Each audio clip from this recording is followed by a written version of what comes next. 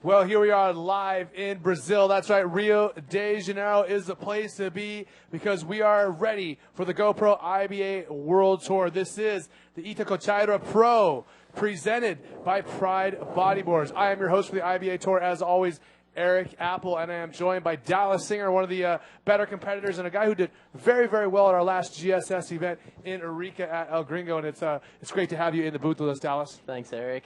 Now, here at Itacoatiara, it's a different kind of beach, completely different than the wave that we saw at the last GSS event. That is El Gringo, which is a rock reef bottom with just one peak. It goes both ways, barrels, very, very hard. But this is totally different over here in Brazil, isn't it? Oh, yeah. Total stark difference. You got warm water. That's a big difference.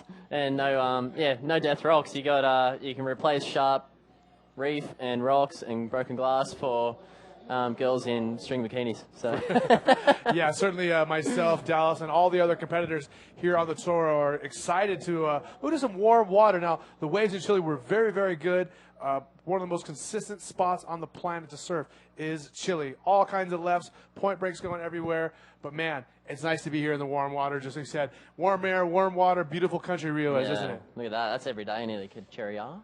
Itacoatiara. I'm struggling with pronunciation here, but, yeah, it's beautiful. This is the normal beach scene every day we've seen since we've been here, and it's just it's perfect. The waves are good, and everyone's keen to compete.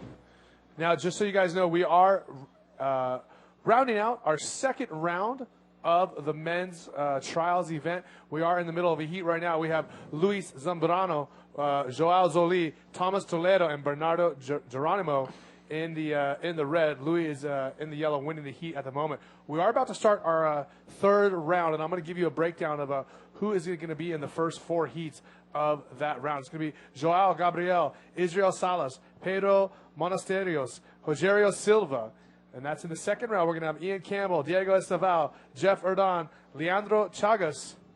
In the third heat of that round, Diego Vieira, Israel Eduardo, Bruno Arauro, and in the blue, Miguel Herrera. And the fourth heat of that round, we are going to see Ben Slamain, Adnan, Junior Souza, Irai Rodriguez, and Jorge Pullman. And we're gonna have a lot of Latin names. Going to be. We're probably gonna butcher. I do my best, and I do okay on some of those names. But yeah, you did well. It's gonna be tough on them for sure. I'm impressed already. I'm looking forward to seeing some of these local. Like a lot of those riders are local guys. So yeah, it's kind of interesting to see how they approach this wave, and how the local guys can really take it apart. So.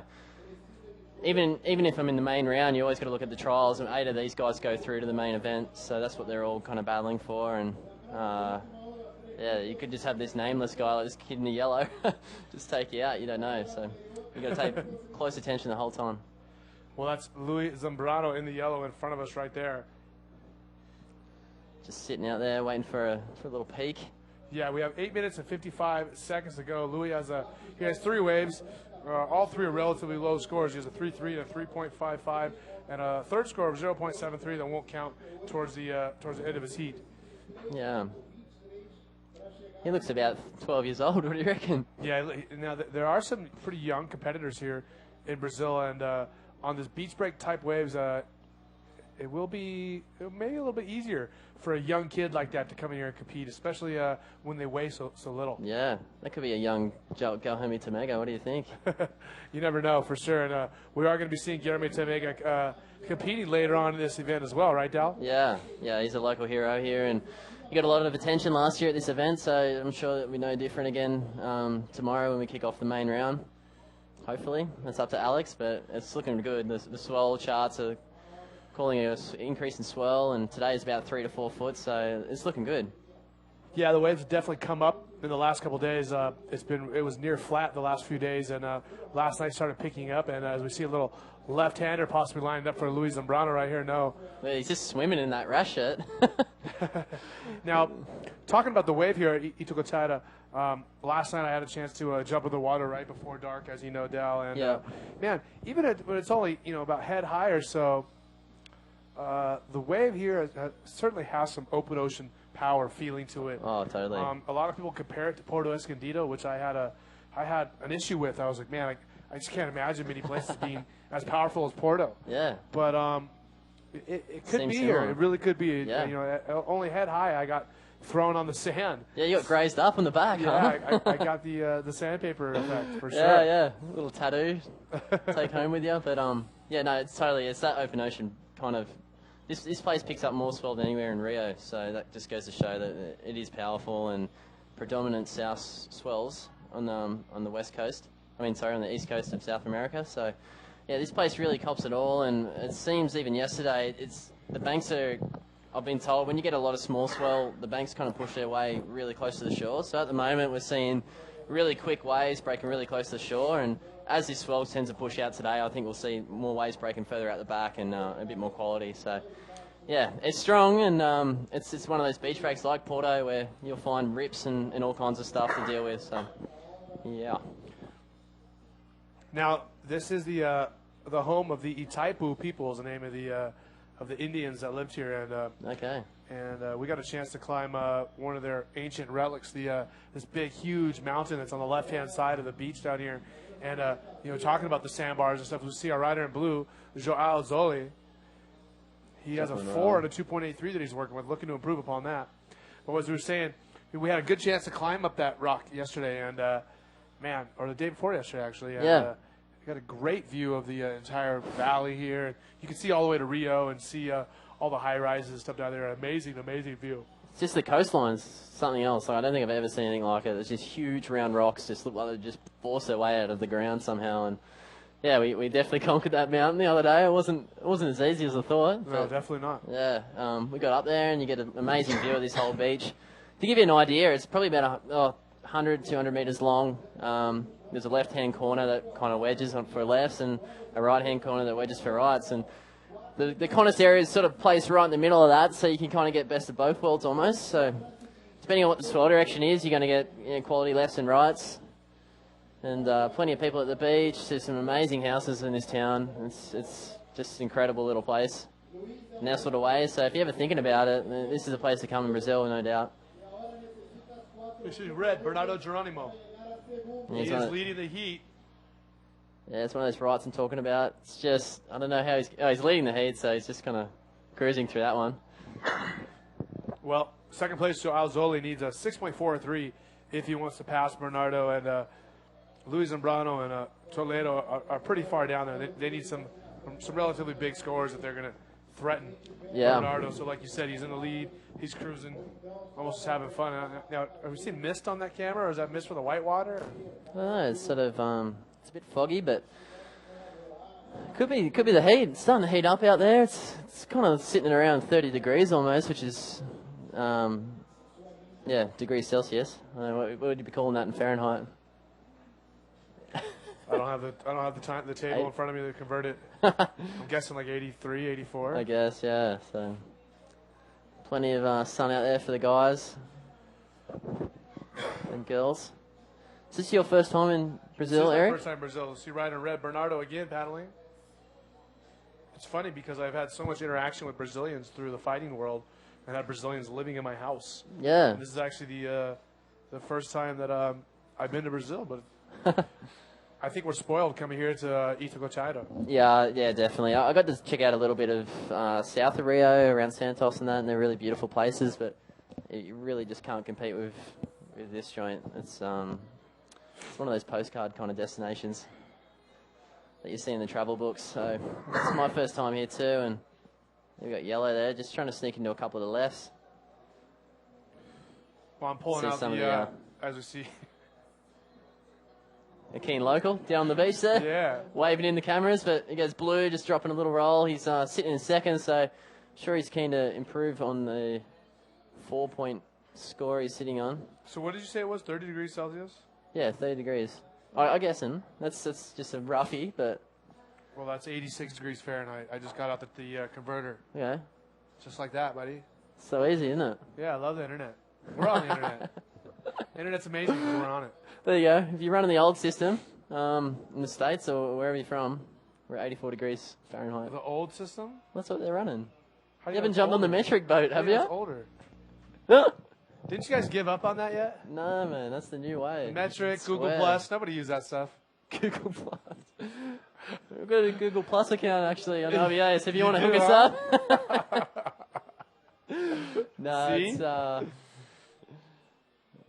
I don't know. I'm still working America out at the moment. Isn't that funny how they've been trying to convert America over to the metric system for 50 years? They just won't Well, do they it. just didn't do it, huh? What? What was the problem? Just nobody wants to do it. I don't This know. made too much sense, huh?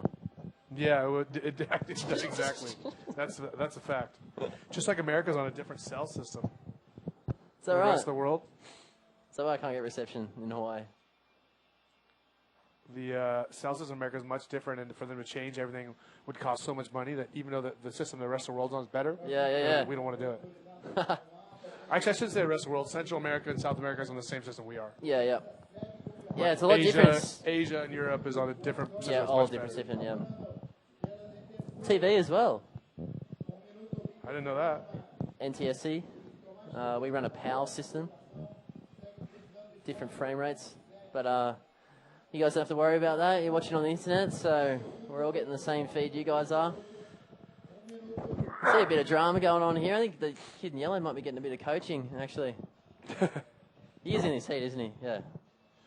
1 minute to go. 1 minute to go. Bernardo Geronimo is in the lead. Joao Zoli in the blue.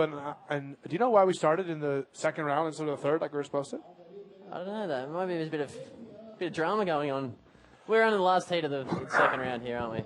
That's right. Yeah. So, I don't know. Just getting us into the round 3, that's when it starts getting exciting. White looks he's desperate for a wave. I've seen him throwing a few threw elbows into the foam earlier.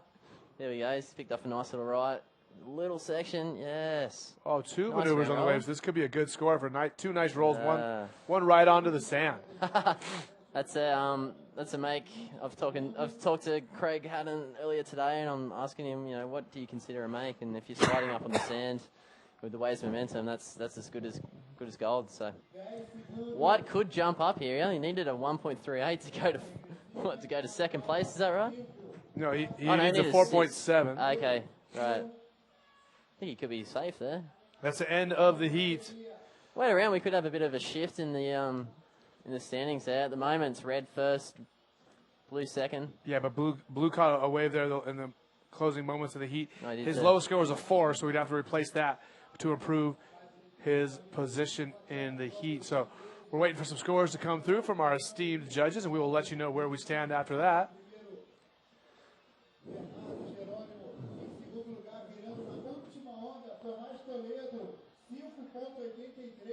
Oh, So there it was right there, a 5.83 it's excitement. for Thomas Toledo. I Check can him out hear on the our, beach. He's loving all his mates coming up, giving him a good old hug. He did well. Dying moments of the heat. You see that happen in these contests all the time. So even at the top, blue, wow. blue actually coming third, showing him a bit of love. Even that's good sportsmanship there by Joao Zilo, another Brazilian in this heat. So All right, so there we are. In first, Bernardo Geronimo. In first in the red, and in the white, Thomas Toledo advancing on to round number 3. Right now, we're going to send you a little advert from our sponsors to help make the GoPro IBA World Tour possible. Dallas singer Eric Apple. We're going to be back in a minute. yeah.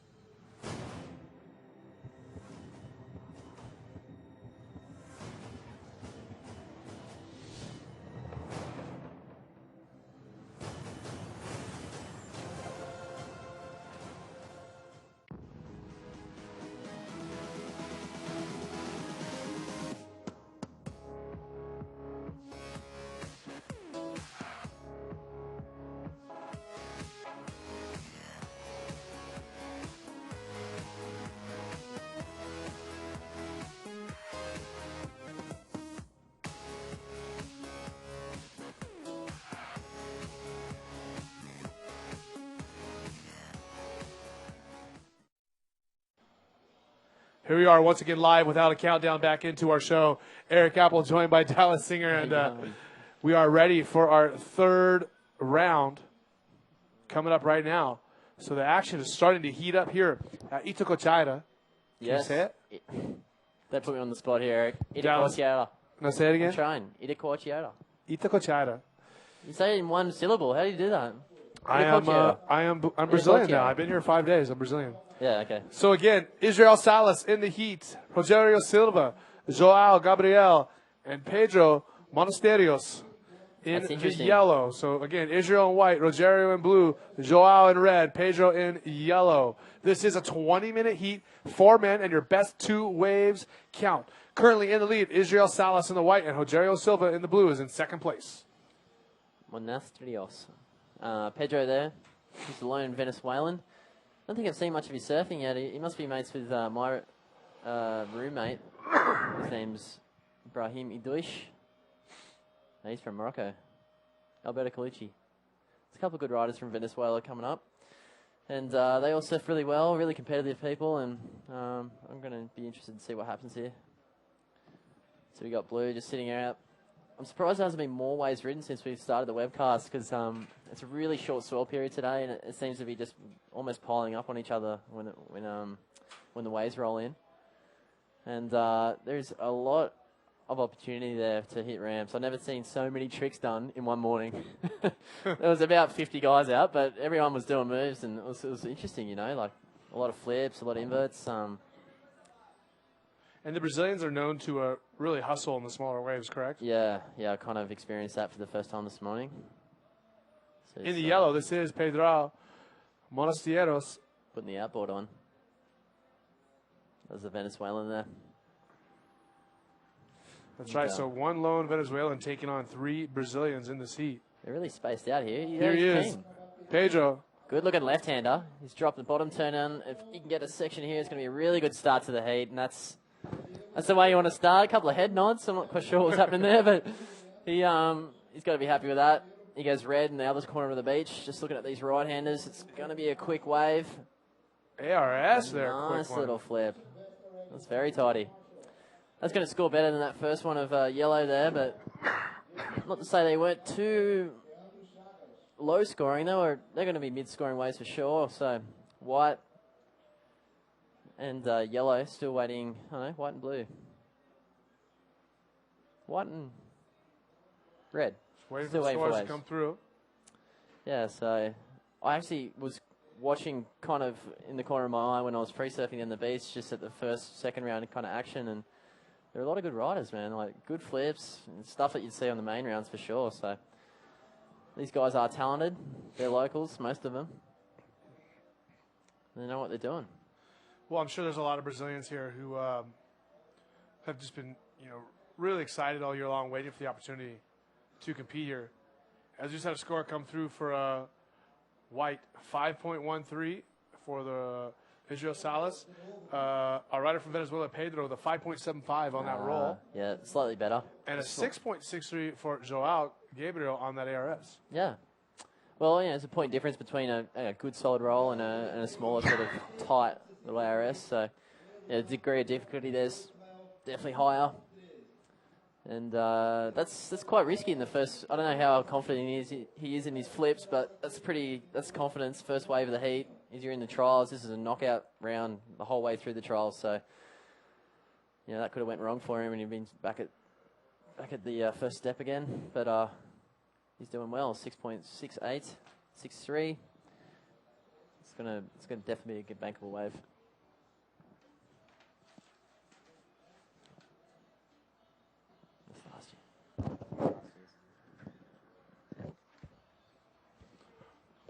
So, just working out a little, what would you call it? Little booth here. Eric's going to be getting very comfortable in here in the next few days. It looks like we're going to be running back to back. So,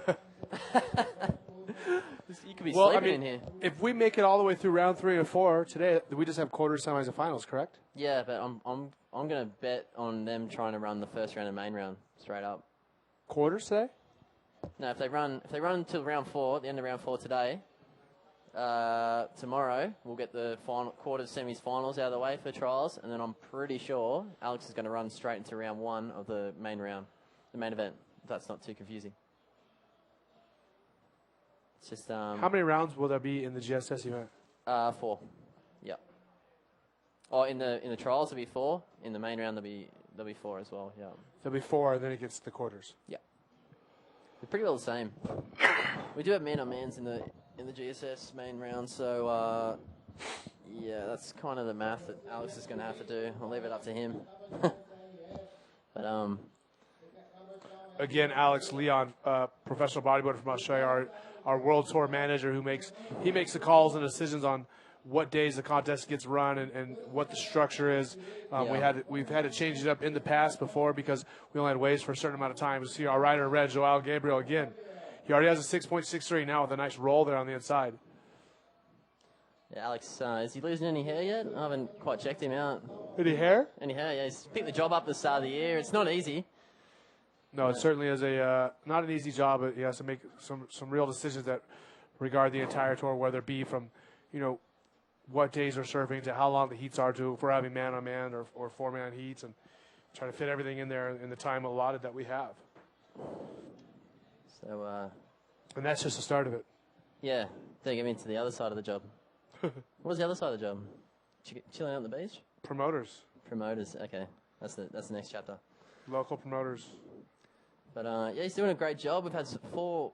So far, we've had 3 amazing events. The South Coast event was, it was a huge highlight for the IBA, and taking our tour to a wave like we did was, that was groundbreaking in my opinion. And we've seen some really incredible stuff out of some awesome riders.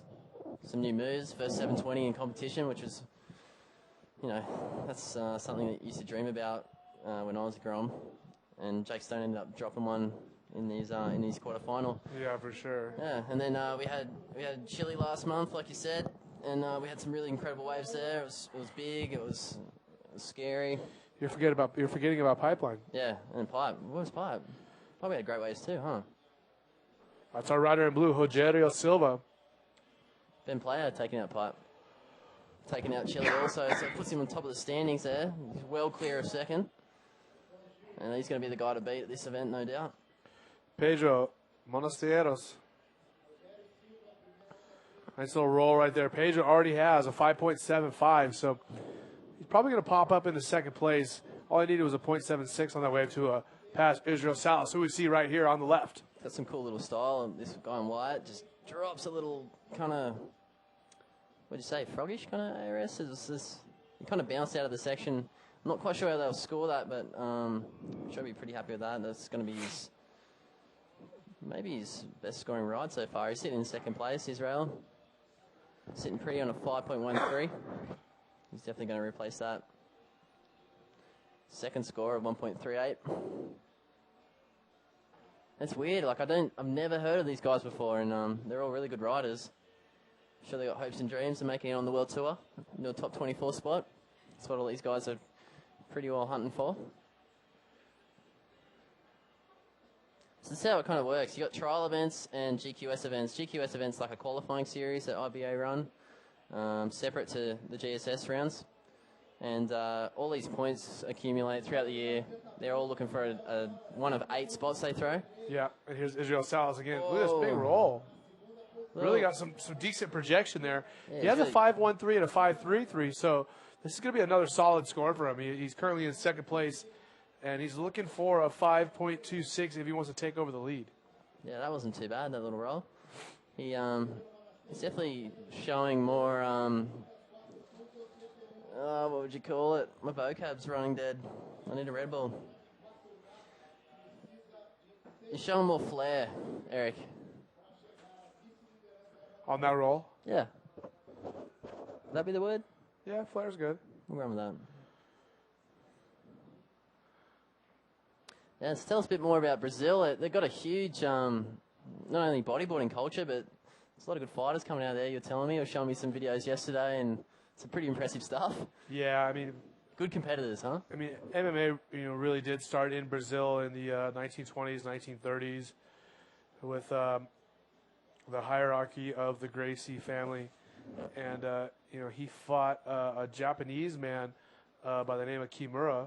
That was his nickname. I think his name was Count Kimono or Count Kimura. Yeah. And he fought here in Rio against him, and it was a very, very, very big show, very big event, and it was a mixed rule event. So it wasn't just boxing, it wasn't just wrestling, it wasn't just submissions. It was everything: punches, kicks, wrestling, and submissions. Yeah. And the Gracie he lost. Oh. He got his arm broken to what's called in Japan a katakatame. And his nickname was the Kimura, or that was the man's name who did it. So in Brazil now, in respect of that Japanese competitor, the name of that maneuver is a Kimura. Oh, right. Named after him. Okay. Although in Japan it's called the katakatame. Okay. There you go. That's cool. Well, it's awesome competitors coming out of Brazil. It's yeah, not only the Brazilian fighting, people it's bodyboarding, it's soccer. The Brazilian people are a very, very spirited and competitive group in any sport, really. I mean, you look at the success that Brazil has had in MMA, in bodyboarding, in soccer, even move as far as Formula One. Ayrton Senna was one of the greatest Formula One drivers of all time, and he was just an absolute hero here in Brazil. Yeah, and they all share that same sort of competitive trait. They're all really fit guys too. Like on across the board, you go to the beach and everyone's pretty well. Looking after themselves really well. And Joao Gabriel, our heat leader in the red. ARS through the lip. Not a bad Pops little out move there at all. We seen an ARS from him earlier in the heat. I think it was his first wave. He's got a 6.63 for that, and we're going to see what he's got a bit of coaching by his friend there. He's giving him a pat on the back. Yeah, he's going to score really well for that. Rider in yellow, Pedro Monasterios. He is the lone Venezuelan in the heat. ARS through the lip as well. He has a 5.75 and a 3.88 he's trying to improve on. It's a funny wave, this. I found yesterday, Eric, that when you do a flip or anything like that off a bad section, there's so much power pushing behind the wave. If you hold on long enough, it's going to push you back into the face of the, into a makeable position. So that kind of happened to Joao. What was his name? Pedro. He sort of hit a really kind of crumbly section, managed to get a bit of pop out of it, but any other way, you'd think he probably would have bounced off the back. And no, he ended up making that, and he's going to get a nice little score for it. Also, Dallas, just so everyone knows at home, this webcast is being broadcast in 2 different qualities, as we see in blue right there. Rogerio Silva trying to pop through the lip there, not able to do it. But again, this webcast has been broadcast in 2 different qualities. We're being broadcast at 240 as well as 480. So you guys can control that. You can upgrade it to 480 if you like right now. Or if you want it to be faster, you can do it down to 240. Either one, they're both available for you guys at home. The GoPro IBA Tour, getting tech. Yeah, real tech. I talked to the web guys yesterday actually, and they said if you're watching on a mobile device like your iPhone or Android or whatever, you're usually better off running 240. You'll get the upload speed will be a lot faster, and the picture's quite clear. I'm going to see if I can bring us up. Yeah, get it up. As you see, Isabella Souza, women's world champion. Yeah, local hero here in Brazil. She's impressed all the men, really. I'm glad she's not competing against us. Again, Pedro, look at this through the lip right there. Yeah, I don't know if that's going to be enough for Pedro. Yeah, he got a 3.95 his last wave. Look at this. Yeah. On the second one. Joao. It's going to be a name we're going to have to look out for. Joao is going to increase his lead with that wave right there. I'm waiting for his friend to come for the pat in the back. It's a pretty cool little vibe on this beach. You pretty much skim off in the sand on most moves, so if you've got friends on the beach, it always helps to have a bit of, there you go. Encouragement. Yeah, encouragement. Look at this. He's just telling where to go out, in case he forgot where he was surfing earlier in this heat. Yep. That's where you're supposed to be. Yeah, over there, buddy. He's winning convincingly. So we could be seeing him in round 4 later on this afternoon. And I'm gonna see if I can bring up our live show right now. So yeah, it's great, great internet feed here, guys. If you do have any problems with the internet webcast, let us know, and we'll do our best to get a good feed to wherever you are in the world. 480p, so it's a great little format to run on your laptop or your TVs and stuff like that at home. I'm sure you're going to want to tune in tomorrow and the next day. We see the big dogs get in the water. His blue's been pretty quiet this heat. He tried to flip just earlier and didn't really pull it off. He doesn't really know if he wants to go right or left. Coming really straight, that one. This wave's quite lucky because there is those two large rocks on either side of the beach. You get these cross kind of waves and it creates peaks. If it wasn't for that, we'd have a really straight beach with no sort of, difference in shape and in size. So, yeah, Blues actually found something towards the end. There he is right a there. Little section, just going to roll out of that, skim up in the sand.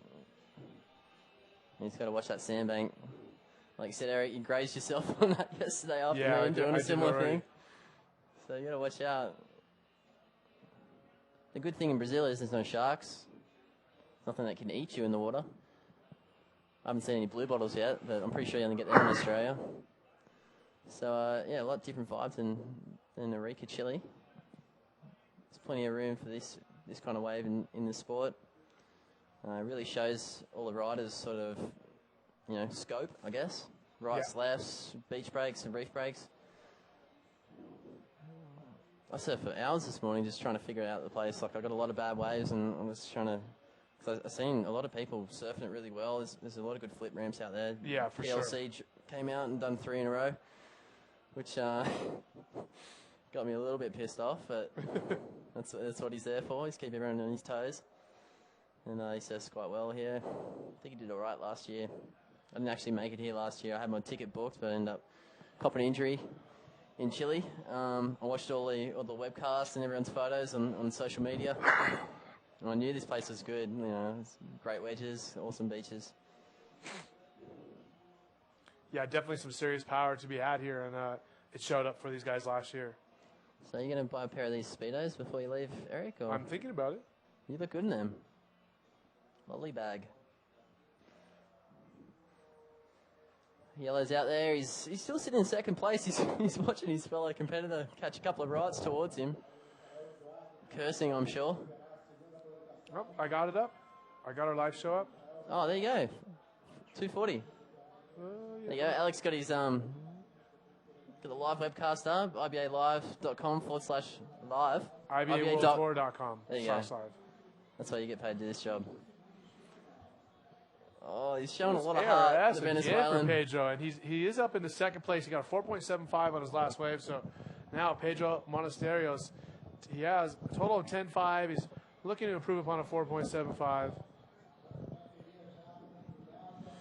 Wow. And this is rider in blue, Rogerio Silva. Just opting out of that one. He's really going to push Pedro into the final stages of this heat. He doesn't need a whole lot. I think he's pretty much needing a flip. It's 6.62 he's after. He goes white. 40 seconds to go again. Wave. Oh, no, it just hasn't given him enough.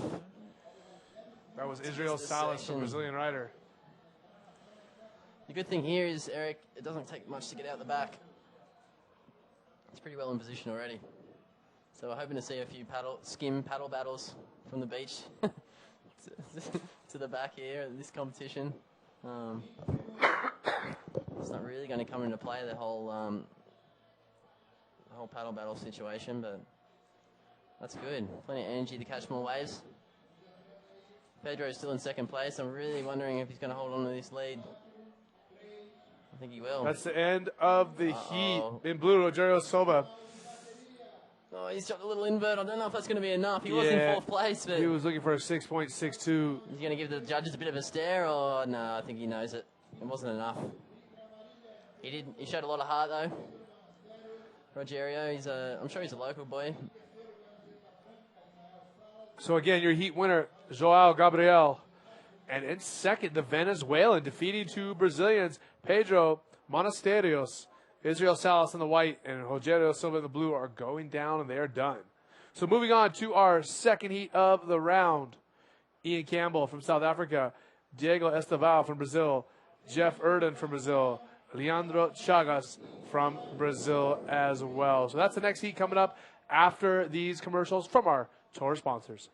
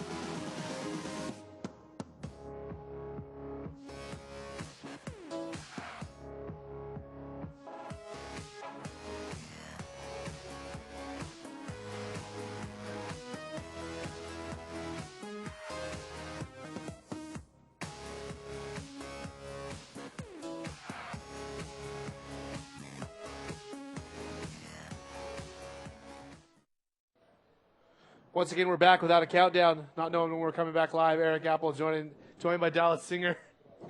And we are in our second heat of the round. Ian Campbell, Diego Esteval, Jeff Herdan, Leandro Chagas. All three Brazilians joined by Ian Campbell, the man from South Africa. And Ian Campbell was first wave, got a 5.75. We're going to see the replay right now. Diego Esteval with 3.38. Let's see what Ian Campbell was able to do. Look at this. Big roll, first wave of the heat. It's the kind of way the South African wants to start this, and he's scored in the high fives. Not a bad way to start the heat at all. Yeah, for sure. So it's 3 Brazilians and a South African, isn't it? That's right. So the last heat we've seen the Venezuelan move on through to round number 4. Can we see Ian Campbell do the same? He's good friends with Jared Houston, one of the top riders in the world, and I'm sure those guys kind of look up to him for inspiration. And I've actually seen Ian surf quite a bit in Hawaii, and a couple of handfuls of these competitions, and they do surf really well. And I'm not quite sure how well they do in the beaches, but I'm sure there's a lot of good breaks around their hometown, and I think they'll pull it off for sure. 17 minutes, 25 seconds remaining, round 3. Heat number 2, that is. So it's heat number 1, isn't it? That was heat number 1. Yeah. So again, we are in the third heat of the second heat of round number 3. First heat. It's hard to tell because it's heat 18. You can blame it on me, but this is the second heat. Oh, okay. All right. Yeah. Sorry. It's okay. Dallas is a rider. He's not meant to be smart. Yeah, that's okay. I don't know if smart comes into it, but I'd like an acai. What about you? I'd love one. Can we get someone from Puro Suco to get us an acai? They are an event sponsor. As we see a rider in blue, Leandro Chagas. ARS right there at the end. See what I mean? He's just pushed it straight back into the wave. I think he can't believe it himself. He's really enjoying himself out there.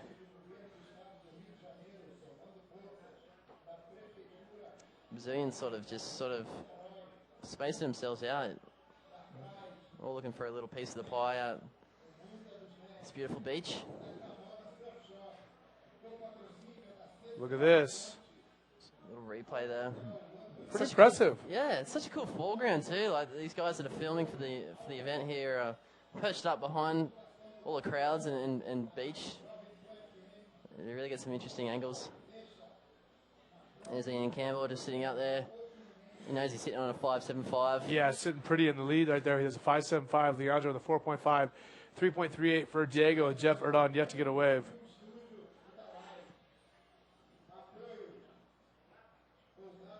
Is he going to take off on a second one here, Ian Campbell? Oh, he's kind of changed colours here, but he goes white, little spin, reverse roll. Was that? What was that? That was an incredible little combo. I don't know what the judge is going to give that, but that was definitely worth a replay. It's always interesting you see a couple of reverse rolls go down sometimes in these events, and they just look so much different. You'll see. I can't believe we just saw that. I'm in shock. How did he think that was the way to go? And he knew it was coming. He did, didn't he? Well, that's a different approach there for the man in white. It's going to be really interesting to see what boys give that. They're not easy to do, but the wedge kind of ran at him, so he might have thought it was an easier move to pop off than a roll. He landed it sweet. I wonder if Ian Campbell actually went that other way if we were watching as well. Could have been a few. Yeah, it looked like we saw him paddling. Yeah. Like a left-hander possibly. White again. We just seen a reverse roll out of him. He's and look at this. Go for the flip, making it seem too easy almost. Not sure what those flippers are. But his earring sparkling from here. Yeah, he's got some sort of color coordination thing going on. 2 different color rails. That's maybe not. Anyway, he's doing really well. He's in white. Diego Esteval. Well, his score up right now is a 3.38 and a 4.25. Ian Campbell got a 4.95 on that wave we didn't see. So Diego giving it 4.25 for a spin on a reverse roll on a smaller wave. That's it's bankable. He's sitting in second place, so definitely worked for him, whatever he was doing. Ian Campbell posting a 4.95 on his second wave. He must have likely have dropped a roll. And he's just playing the game now. He's building on each score, and he's sitting on a 10.7, which at the moment's got him sitting pretty. Okay, so we do have our heat winner down on the beach with women's world champion Isabella Sousa interviewing him. Isabella, take it away. E aí, galera, eu tô aqui com o que ganhou a bateria e ele venceu a bateria, ele tá muito amarradão. Queria saber como é que tá se sentindo. Pô, tô muito feliz, Isabela. A bateria já era bastante difícil, né? A primeira do terceiro round. Bom, o mar reagiu, né? A gente tava esperando a zona aí, o mar tava bem flat ontem. Hoje já tem um meio metro, assim, com ondulação de sul, período bom. E deu pra pegar a zona, deu pra achar duas zonas boas ali pra passar. E é isso, continuar aqui no foco pra próxima bateria, pra dar tudo certo. O João Gabriel, que é aqui local do Rio de Janeiro, surfa bastante aqui em Itacoatiara. Ele tava com uma bateria bem difícil com o Israel Salas, que detonou no Chile. Como é que tava a expectativa para o começo da bateria? Tá, eu busquei me concentrar bastante ontem à noite pra chegar aqui bem tranquilo, sabendo que ele, pô, é um atleta de alto nível também, surfou bem pra caramba lá no Chile, representou lá no Chile, e por isso tá bem concentrado desde ontem nessa bateria e continuando foco pra próxima. Isso aí. Então quer mandar um recado aí pra galera que tá te assistindo? Só um recado pra minha família, pro meu irmão, pra minha mãe. Continuando a energia aí, galera. Vamos nessa. Valeu. Back to you, Eric. Thank you very much. Isabella down on the beach with our heat winner, Joao Gabriel. So again, we are in the second heat of this round of the trials. Ian Campbell leading the heat. He has a 5.75 and a 4.95. Diego Esteval with a 4.2 and a 4.75. We see, there he is again in white, another good wave. And he's really, really getting a lot of waves. That's his fifth wave of the heat, while guys like Leandro and Jeff Erden only have one wave each. So let's see if we can get a look at that replay. Diego setting up, leaning forward from speed, and look at this. Big ARS right there, back onto the open face. Not able to get any other maneuvers, but man, a big score coming through for Diego Esteval with a 7.13. So now he has a total of 11.88, leading the heat with a commanding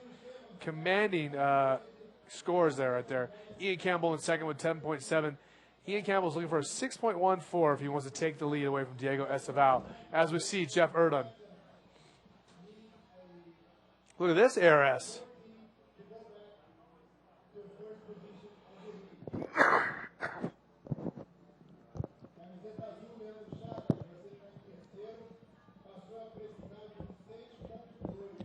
Our rider in red, Ian Campbell, paddling. Not going to be the right way for him. He only has 3 waves, and we see it blew up going, though. A big invert there for Leandro, who only has a 4.5. So a second wave for him is going to definitely help out his cause and get him in a better position to move forward. This is our rider in red, Ian Campbell, on his 4th wave, paddling, setting up. Look at this big section in front of him. What's he going to do? Driving through that barrel, rolls out of it. Wow. Ian Campbell actually getting the barrel and coming out of it on a day like today is certainly very difficult, and I'm impressed. I missed that. Can you run me through what happened there? We're going to take a look at the replay right now, but Ian Campbell on the left set up beautifully, found a barrel ride, and rolled through the lip, out of the lip, and into the whitewater. That's impressive. That's a good effort. That's going to be a big score for him. That's a 7.08 on that wave. And before that, we saw a 7.13 from Diego Esteval. So some high scores going back and forth between the Brazilian and the South African. As we take a look at the replay, check it out. There we go. This is a wave before from Leandro. Leandro dropping a nice It's got little only a invert. 5.2, but a decent score nonetheless, getting him into a striking position. Very cool there. You've got some live action. Diego. Some rider in white. We've seen some interesting stuff from him so far. Nice little roll there. I don't know if that will post in his top 2. He's currently in second place. Man, he's getting so many waves. That's a 6th wave. This is a rider in yellow who only has 2 waves. That's his 3rd right there, Jeff Erden. Some of his friends there clapping him on. Give him a lot of motivation. That's what the boys need. He knows what he has to do. He's sitting in 4th place. It's incredible how competitive they are. Yeah, I mean, just going Yeah, nonstop. and head down.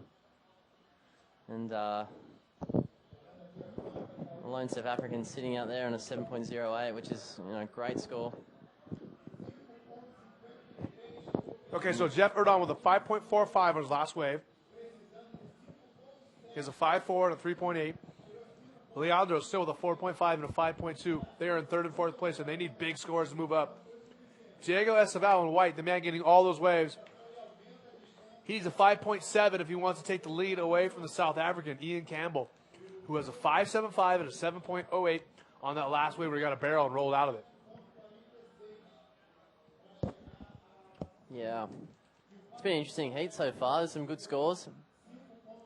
A couple of 7-point rides, kind of creeping up towards that, you know, excellent range, which is 7.5 and up. And Ian Campbell just surfing a really tight heat.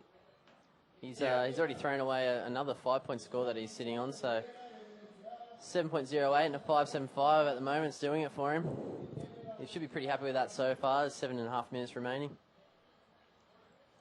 Can't be easy. It's always, you feel it's intimidating when you're against three local boys. Yeah, for sure.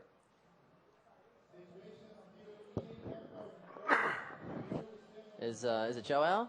Who's red in the last heat? Yeah, Joel surfed a really great heat.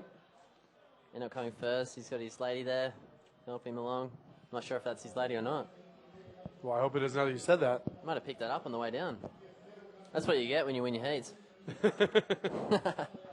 Joel, we'll see him later on today in round 4.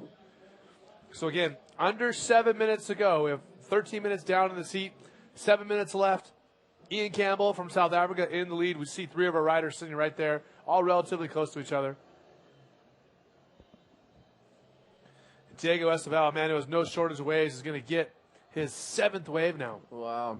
Desperation there from the man in white. Didn't really have the quality there he's after. He goes blue, Leandro. some double hand paddling. That was incredible. He's got a good line. Look at Good this little big section. air. Wow, nice invert. Getting the job done there. That could even push him in the first place. Now, Posted a 7.13 for that last invert. now his lowest score is a 4.5, so he might be improving that lowest score, and he could be moving up. He does need a 7.46, though. I'm not going to quite get that big of a score, but once again, Ian Campbell in red driving. Yep, showing a lot of pace. He's got some good style, Ian. He's tucking into that little Another pit. barrel. Oh, that was nice. Can he finish it off with a little bow? Yeah, that's a great ride. I'm not sure if that's going to replace his 5.75 though. Yeah, it could well be. I'm not quite sure how they're judging these events. It's good to really get a gauge on how the judges are kind of interpreting every rider's skill and what they can show. Is the next heat getting ready? Diego. But that's the second barrel we've seen from Ian Campbell, and Amazing, nobody's really hey? riding the barrels out here. Yeah, it's amazing because that thing's running across the sand. It is so shallow in there. Look at that. Yeah, he pops out. There's still plenty of water actually left there. He just pops out the tail. I'm impressed. And his last score was a 5.63. Yep. I mean, so he has 4 scores that would count for anybody else. 7.08, a 5.6, a 4.9, and a 5.7. A couple good scores there. Yeah. It's been a high-scoring affair this heat. Jeff Erdon sitting in 4th place. Even he's got a 5.45. So yeah, everyone's getting some really great scores here. It's a good battle. That's what we want to see in the early rounds. These guys are really going to show that they want it. I'm sure they've waited a long time for this event to come back to this little town of Itacoatiara. Itacoatiara. I'll make sure Dallas is able to say it by the end of the event. My Portuguese is shot. I know too much Spanish. That's my problem. I know too much. Is it possible? You know too much Spanish? Yeah. Too much everything. Again, rider in red paddling. That's Ian Campbell not electing to take off on that wave.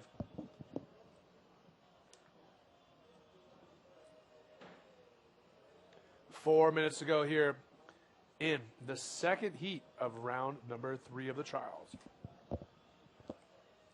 Leandro needing to improve on his 5.2 there. Not sure if he knows Diego, but they seem to be paddling around each other quite furiously. Not really saying much to each other there. They're pretty well neck and neck at this stage. I mean, is Diego sitting on him as far as, trying to keep him from catching waves? Or? I don't know. It doesn't really work out that way because they don't have a priority system in these early rounds until they reach the semi-finals, I believe. So that would definitely be the case if it was in the main round. If you're in a leading position and you've got priority, you can do it out here too. You just got to paddle around the beach. If you do it enough, you're actually going to get an interference call on you, but that's in the extreme cases. There's our rider in white, Diego Esteval. Remember, he is in second place, rider from Brazil. Oh, he's left it wide open for blue. Chucking a flip. I thought he might have overcooked it, but he's landed sweet. He knows it's enough. Dying stages of the heat. How much time we got left? He 2 needs minutes a 6.49. He got it, for sure. Babes are loving it. Needs a replay. I thought he might have overcooked this, Eric. Dang. He did almost over-rotate it, but man. Look at that. That's stoked there. Double Okay, claim. so it's 6.75 for the rider in blue. Now he is in the lead. Ian Campbell is in second. And Diego Esteval needs a 5.7. Diego Esteval already has 9 waves in his heat.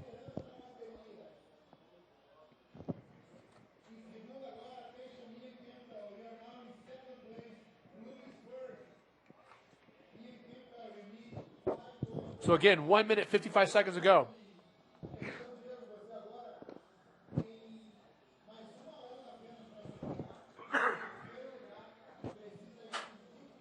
Time is winding down, 1:45. Leandro Chagas, again, in the lead. He just got a hold of that lead after he was able to complete that flip. And it did look like he over-rotated, but rode out of it either way. Comes away with the highest wave of his heat, highest scoring wave of his heat, 6.75. But we do have sets coming in out the back. And Diego Esteval needs a 5.7 if he wants to pass Ian Campbell and take second place and move on. Anything can happen in 1 minute, 15 seconds. Diego knows what has to be done. And he's definitely caught his fair share of waves, that's for sure. Well, he already has a 7.1, so we know he can get that high of a score. Yeah. He is capable of moving up into second place. Yeah. It's going to be interesting. The South African actually getting put in a precarious little position now, sitting in second place. He can be overtaken. Check those scores out. There's 3 guys sitting on 12 points plus. So he goes white. That's not going to be enough to get a 5.7. 30 seconds left. Can he make it back out there? He doesn't seem that confident. Oh, he's got to try. 30 seconds is a long time here. Considering he can make it out in the back in about 5 seconds. So there's another local specimen just making her way down the beach. And he's not even trying. Diego Esteval not even going to paddle back out. I'm sort of surprised to see him not even try. Jeff Erdon trying to catch away in the last seconds. And he's not going to be able to do it either. This wave's not going to count. As you see Ian Campbell on a wave, this one might count. Nice bank reverse there. Yeah, just having a bit of fun. I think he knew he had it in the bag by that stage. The buzzer went. He might more or less just block the rider in white from progressing in, and I'm sure he's pretty happy about that. Moving into round 4. Okay, so if unofficially, your heat winner, Leandro Chagas from Brazil, Ian Campbell, the South African in second. And they defeated 2 other Brazilians, Diego Esteval and Jeff Erdon. So again, Leandro and Ian moving on to the next round. Dallas Singer joined by myself, Eric Apple. We're going to be back in a few minutes after this commercial.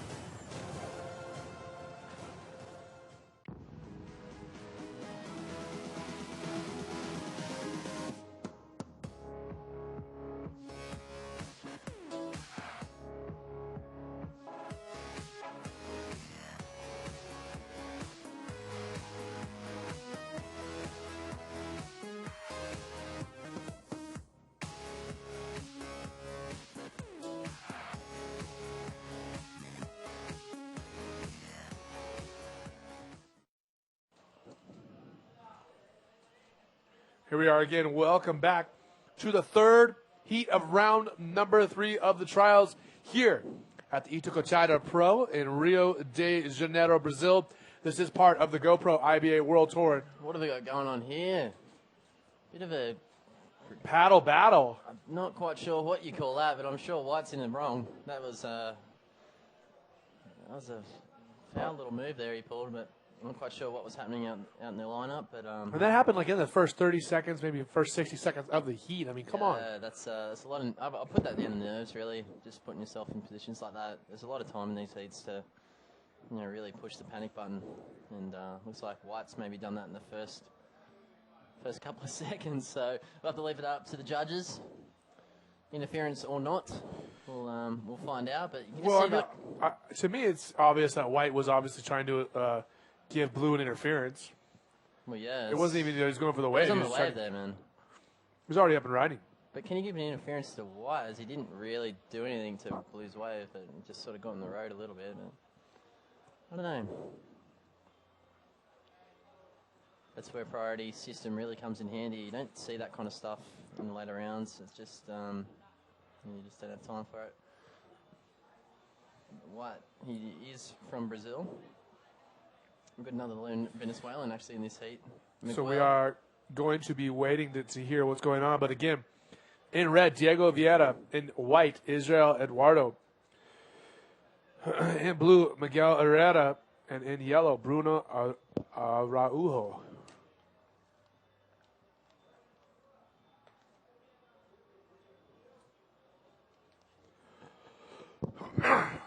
And they did give White a score on that wave, a .075, and blue, Miguel got a 3.38. How does that work? It was the same wave.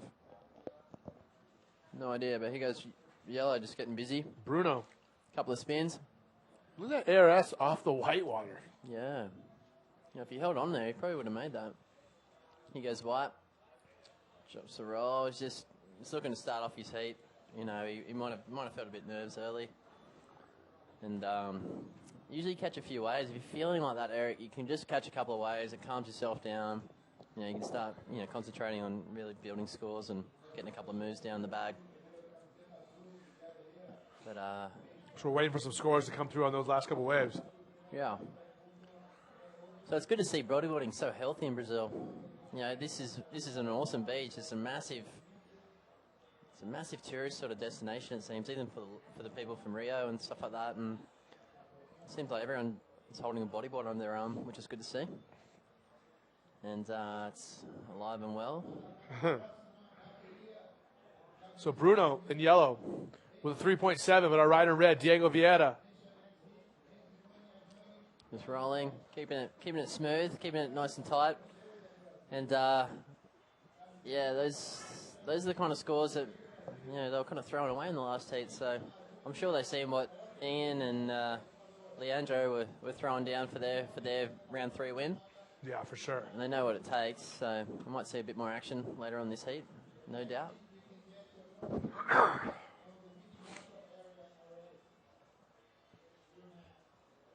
So again, Bruno with a 3.7 off that whitewater maneuver he was able to pull off. And we're still waiting for a score for Diego Vieira in red. 3 Brazilians against a Venezuelan, Miguel Herrera. And this is the Venezuelan. Nice ARS there coming through the pocket. He's going to increase his lead on this one for sure.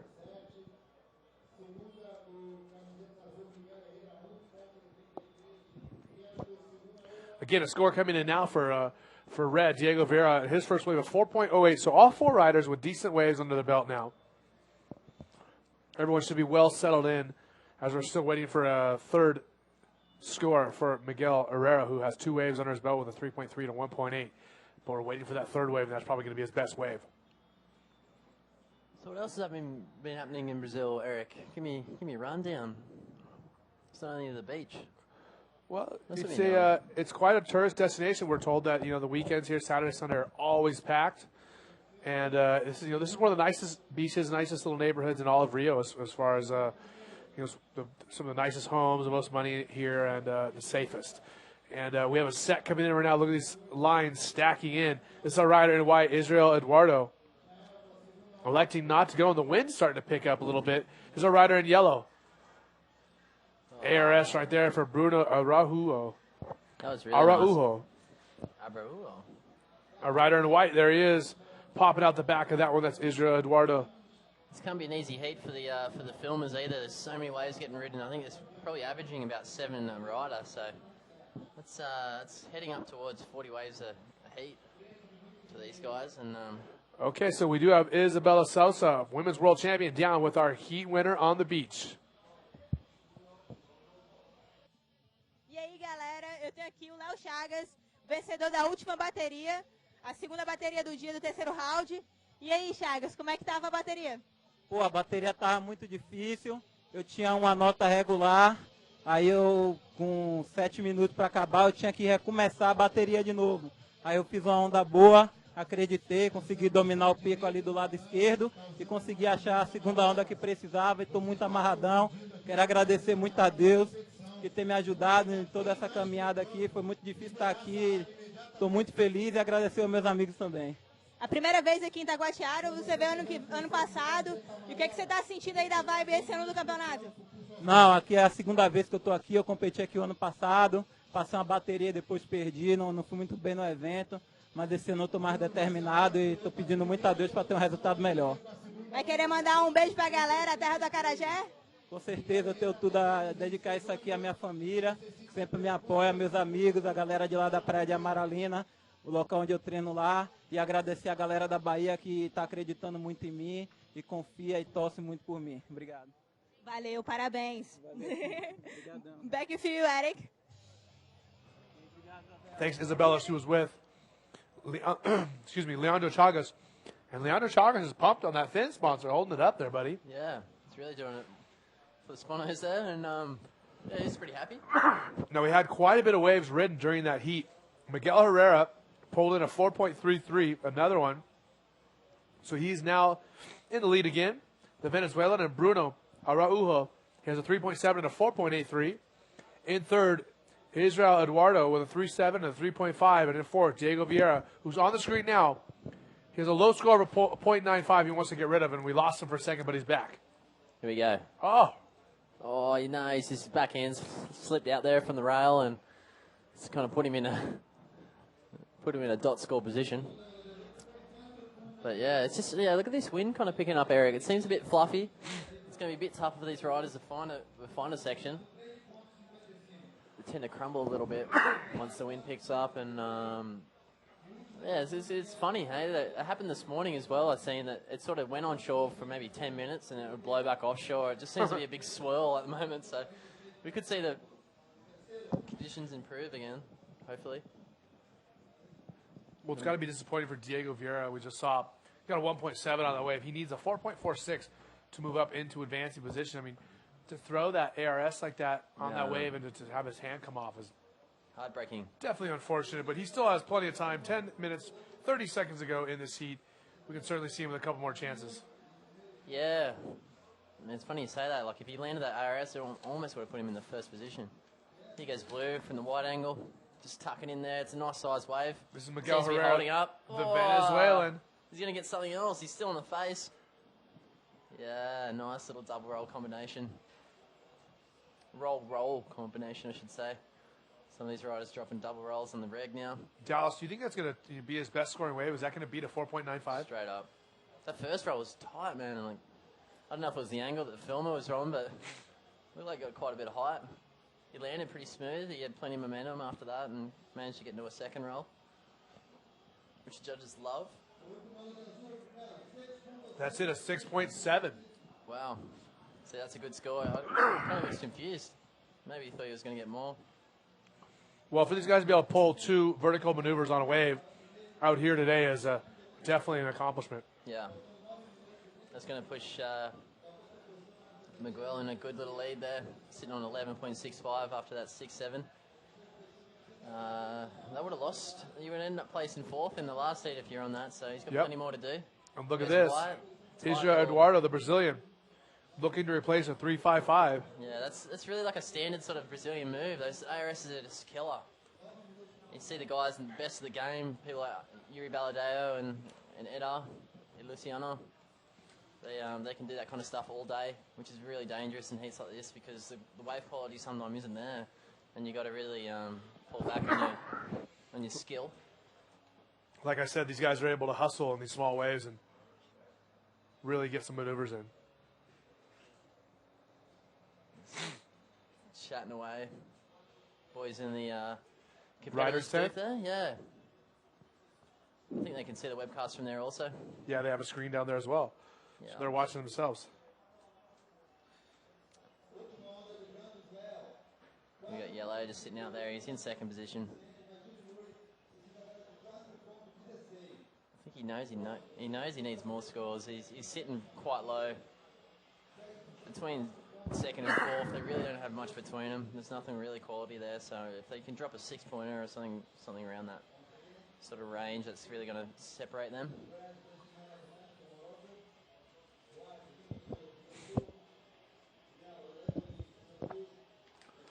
So again, the Venezuelans still in the lead. Miguel Herrera, followed by Bruno Araujo.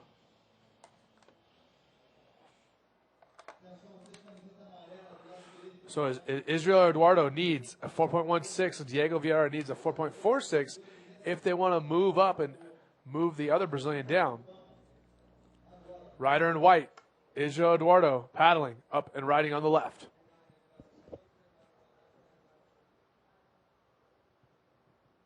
Nothing doing there for Israel Eduardo. I couldn't really see. The shot was not the one we wanted.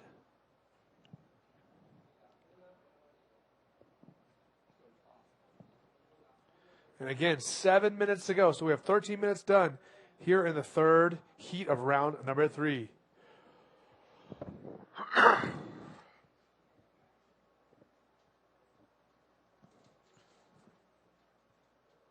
A little bit of lull in the action. We see the riders just waiting for some waves.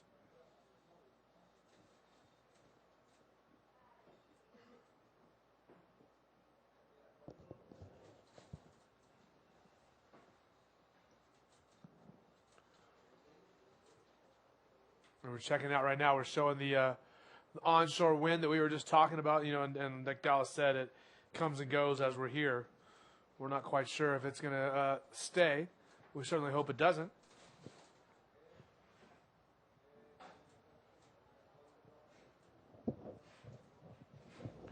Look at that. These guys really pushing it like right up on the sand. Diego Vieira right there. And this is Yellow stalling, waiting for the barrel. And look at driving. Yeah, knew what he wanted to do. Wow, that's incredible.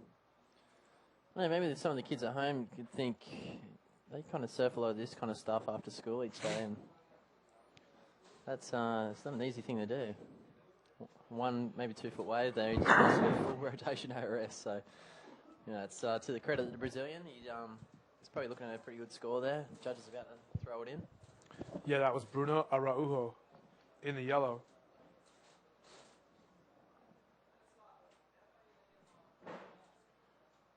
Waiting for some scores to come through again.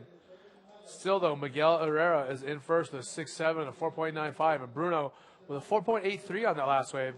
It's going to keep him in second place. He has 2 4.83s. Israel Vieira with a 4.33 on his last wave. He needs a 5.33 to move up into second place. So Miguel's looking pretty good in first, but second, third, and the fourth are all really, really tight.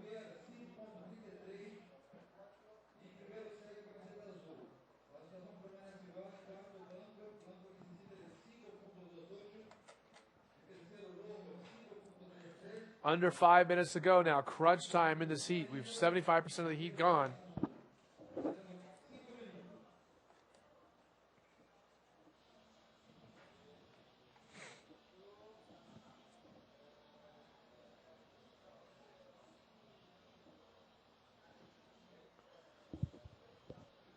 Again, one lone Venezuelan battling the Brazilians here in the third heat of round number 3 of the trials.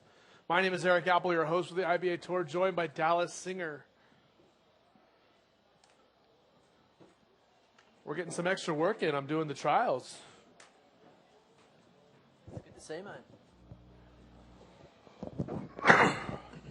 Just checking out the action of these earlier rounds. Sometimes the people at home don't get to see what happens before the event. We ran a trial almost like a qualification for the main round. Probably much a field of around about 100 vying for 6 positions. That'll get them into the main round and into the money and chance to surf against the best. Sometimes I got to deal with conditions like this because they just don't get the priority over the main event. You know, I almost called you Alex again, Eric. You got Yellow on the shore there, just practicing for his next heat. Kind of knows what he needs to do. He's got to put it in the ocean. And Diego sitting out there, he's in 3rd position. 2 mid-scoring waves. Bruno just pretty much just in front of him. Now, you got a chance to surf some other waves in down in Rio before you came up here? Yeah, I did. It's funny because a lot of the beaches are similar. They got wedges on every one of them. So Here we have a rider in red, Diego Vieira. It's tucking in. Look at this little barrel section coming out through the white water. That's incredible. Rolls it on the sand. It's a tight little barrel there. Now, he needed a 5.33. I don't know if that smaller wave is going to give him that score, but No, I reckon still, he's safe. it could be close. Yeah, it could be close for sure. That's you're going to see less and less than that as this wind seems like it's picking up. Yeah, it sure is. And tell me this, Dallas, do you think that we would run another round after this today with this wind? Yeah, I do think so. Alex will keep it going? Yeah. Just because these trial events, they really need to kind of push through the early rounds, so the quality's left there for the best. Look at that. Another pit. Shaking his head out of that one. So Diego, who needed a 5.7, got a 5.83 on that last wave. Wow. So he is now in advancing position behind Miguel Herrera. Now Bruno Araujo in 3rd and Israel Eduardo in 4th.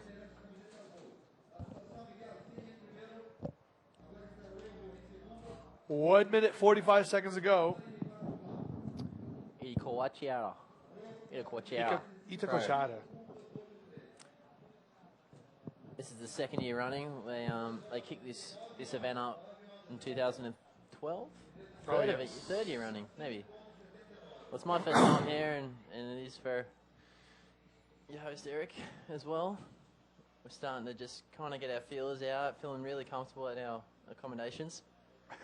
Yeah, Villa Elena's definitely insane to be staying at. We're definitely happy to be staying with Stefan and Elena, our French connection over here in Brazil. Yeah, I think they're an event sponsor actually also. Are they? Yeah, they are. Maybe we can get a sponsor list out here shortly.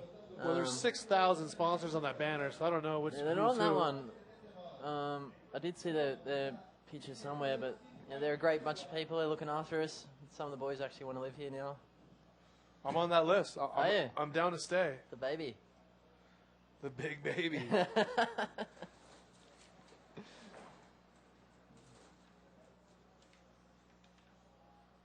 It's just it's one of those idyllic lifestyles that you wish you could just sit in forever. Some people are lucky enough that they actually do live here, and I don't know where these guys are going. It's like they're paddling away.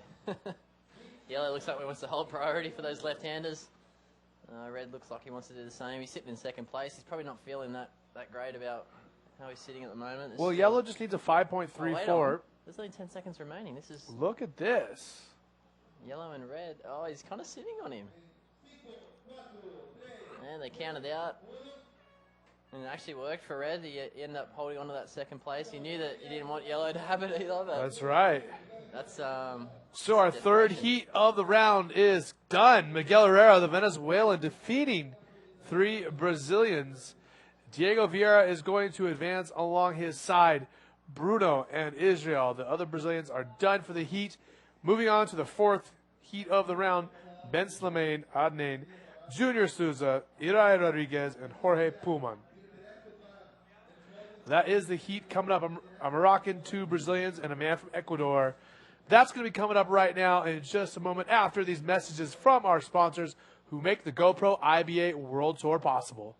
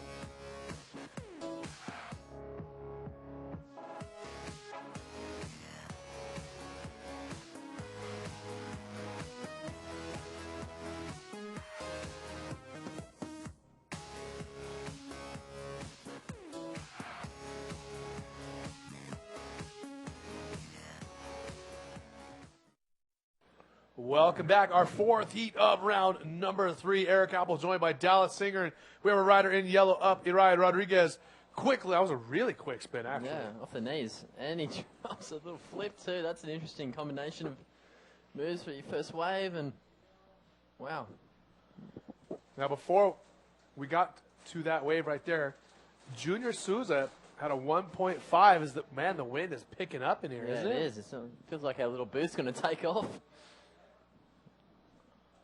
You might see a few people leaving the beach. Our foreground might disappear as this wind picks up. So 1.5 for Junior Souza. We did not see that wave. He is a Brazilian. And Ben Slimane in the red, Uriah Rodriguez in yellow, Jorge Pullman in the blue. And this is Jorge right here, the man from Ecuador. Little boost roll right there in the whitewater. A second one. He's not holding back at all. Red dropping a nice, Ben Slimane. nice roll.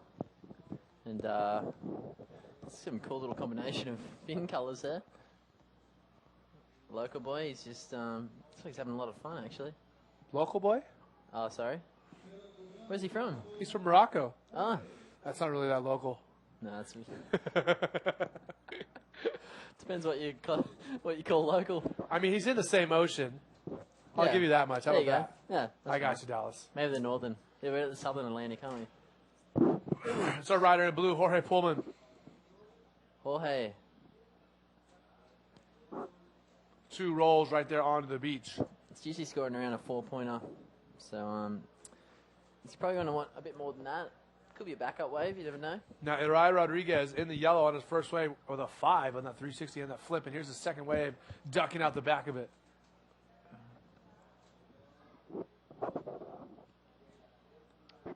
Lots of waves going down. Yeah.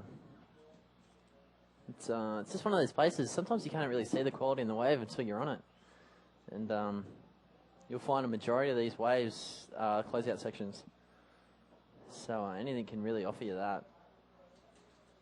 I've seen a couple of big scores go down earlier in this round. That's right. So now we have Jorge Pullman with a 4.28 on that last wave. He's currently in the lead in front of Uriah Rodriguez, Ben Slimane, and Junior. However, Jorge Pullman's the only rider who has more than one wave.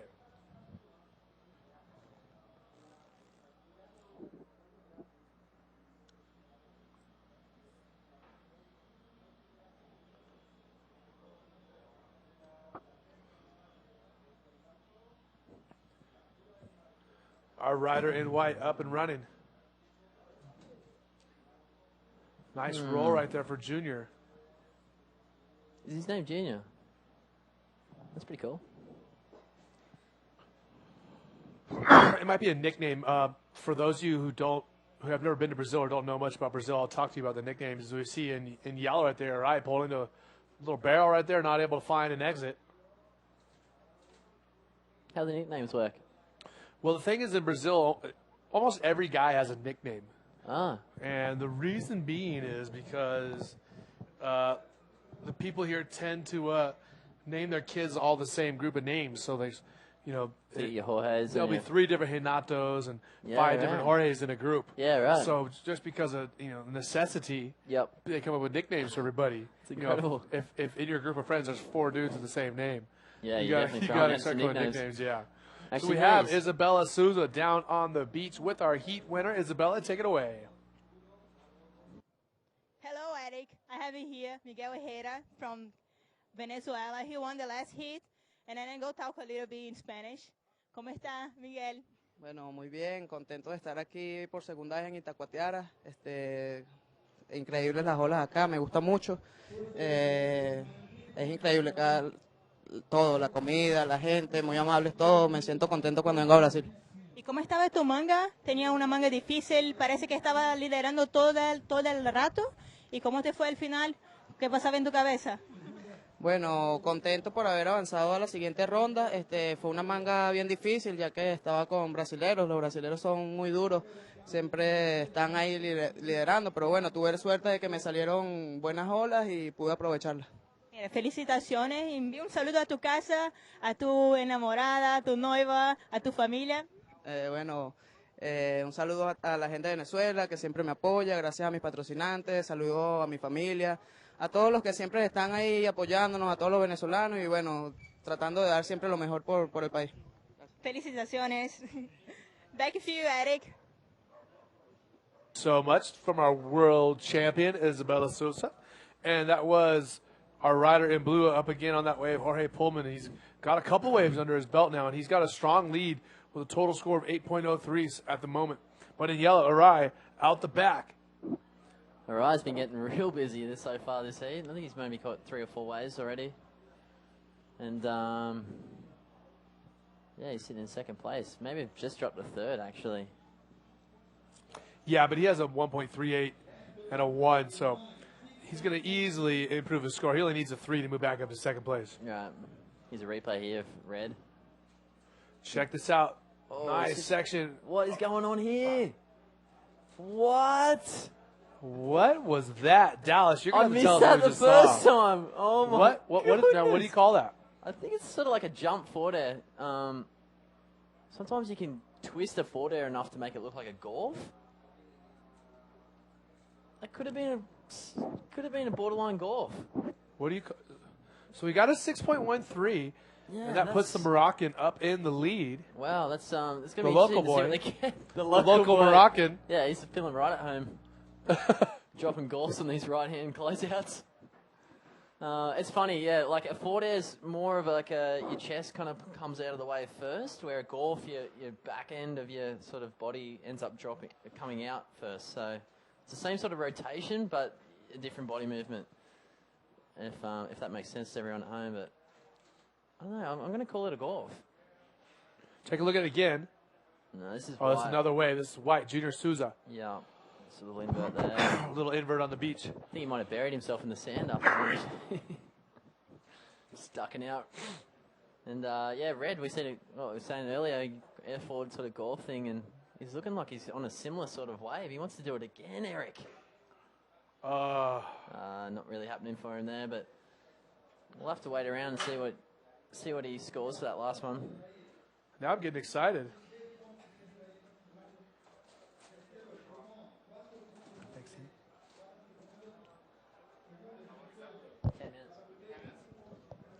He's talking to PLC. He's going to relieve me of my duties. I think I'm getting better at this. What do you reckon? I think you're the man. That's what I want to hear.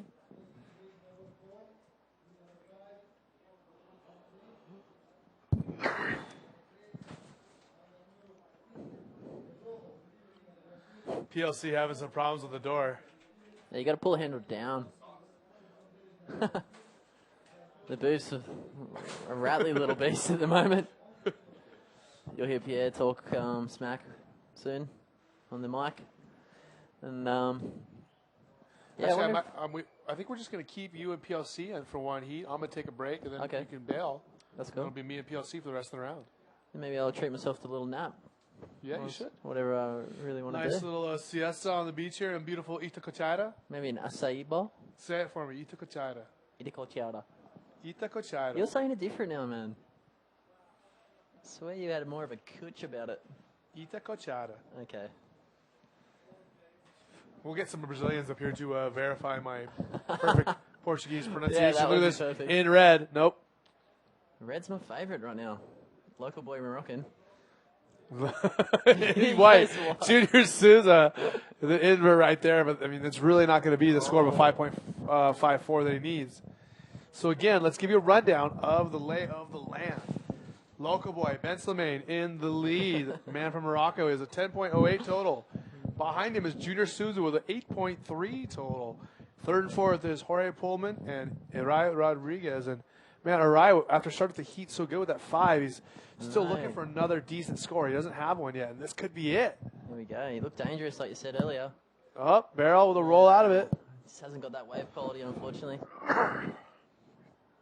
Sitting in fourth place. I'm sure he felt pretty confident because he did start off amazing, like you said. A nice little flip and spin combination, if I can remember right. We had that spin and a flip, that's correct. Yeah, spin flip.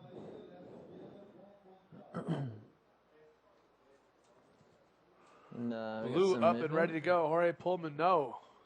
It's hard to get a scope on how big this kind of area is they're surfing, but if you're on the beach, it's more or less a 50-meter sort of span. You can see it further on the left-hand side and get those little lefts that run towards the beach and in the opposite direction towards the rocks.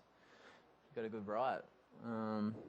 It's really up to each rider's sort of preference whether they want to attack which peak. I think we've seen Red actually catch both directions so far. Yeah, he has.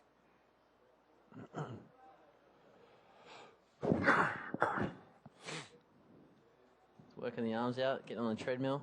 There's a couple of rips pop out every now and again with this this kind of heavy swell pushing right towards the shore. The current needs to kind of come out somewhere, and sometimes it comes out straight in the middle of our competition here.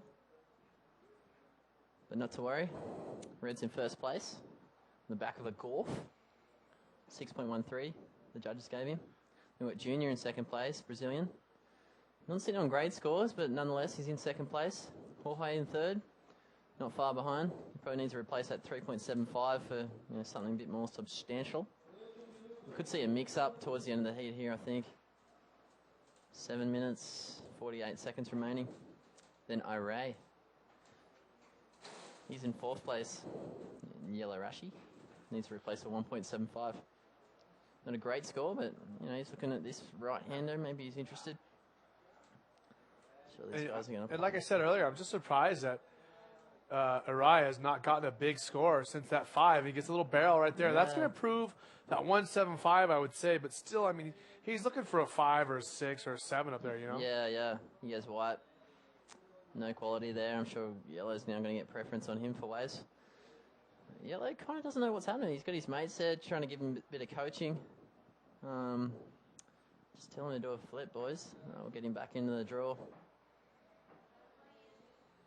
So all these guys looking to get into round number 4 of the trials.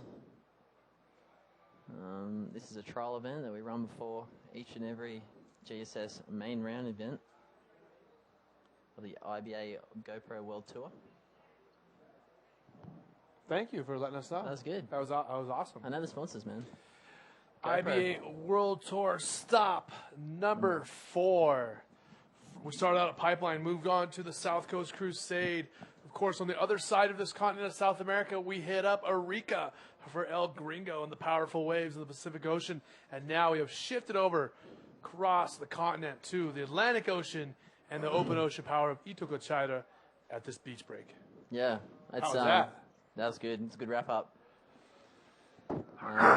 Yeah, this is our first beach break on tour so far. Everything's been on in rock. the red, Benselmain. Local boy. Okay, in yellow, Arai Rodriguez. He's a 5 and a 4. I got a feeling Arai's just going to push his way through this heat. There's something about him. He's been a big part of this heat so far. I've seen a lot of yellow. He only needs a 4.05, and on his last wave he got a 4. So just a tiny bit better score than that, he'll be moving through. Yeah, so first competition we've had this year on sand. And you can really see in each wave it's shifty. And there was our Right rider on in the the shore. white right there. Man, riders going left and right everywhere. Yeah, can you imagine this spot at 8 foot? We're It's going to be sketchy. there's a good man. chance we're going to see it. Yeah, the swell looking like it's picking up the next 2 days, which would be a Monday and Tuesday here in Brazil. And we're looking to get you all the action, I'm sure.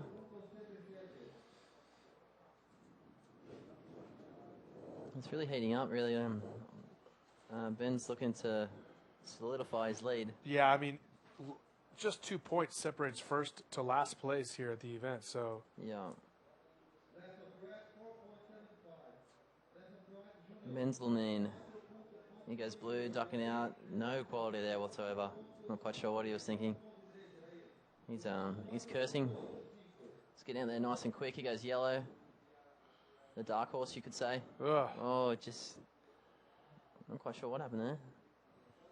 Lips to the head, possibly. Local boy Moroccan still looking keen, even though he's in first place. You love that, don't you?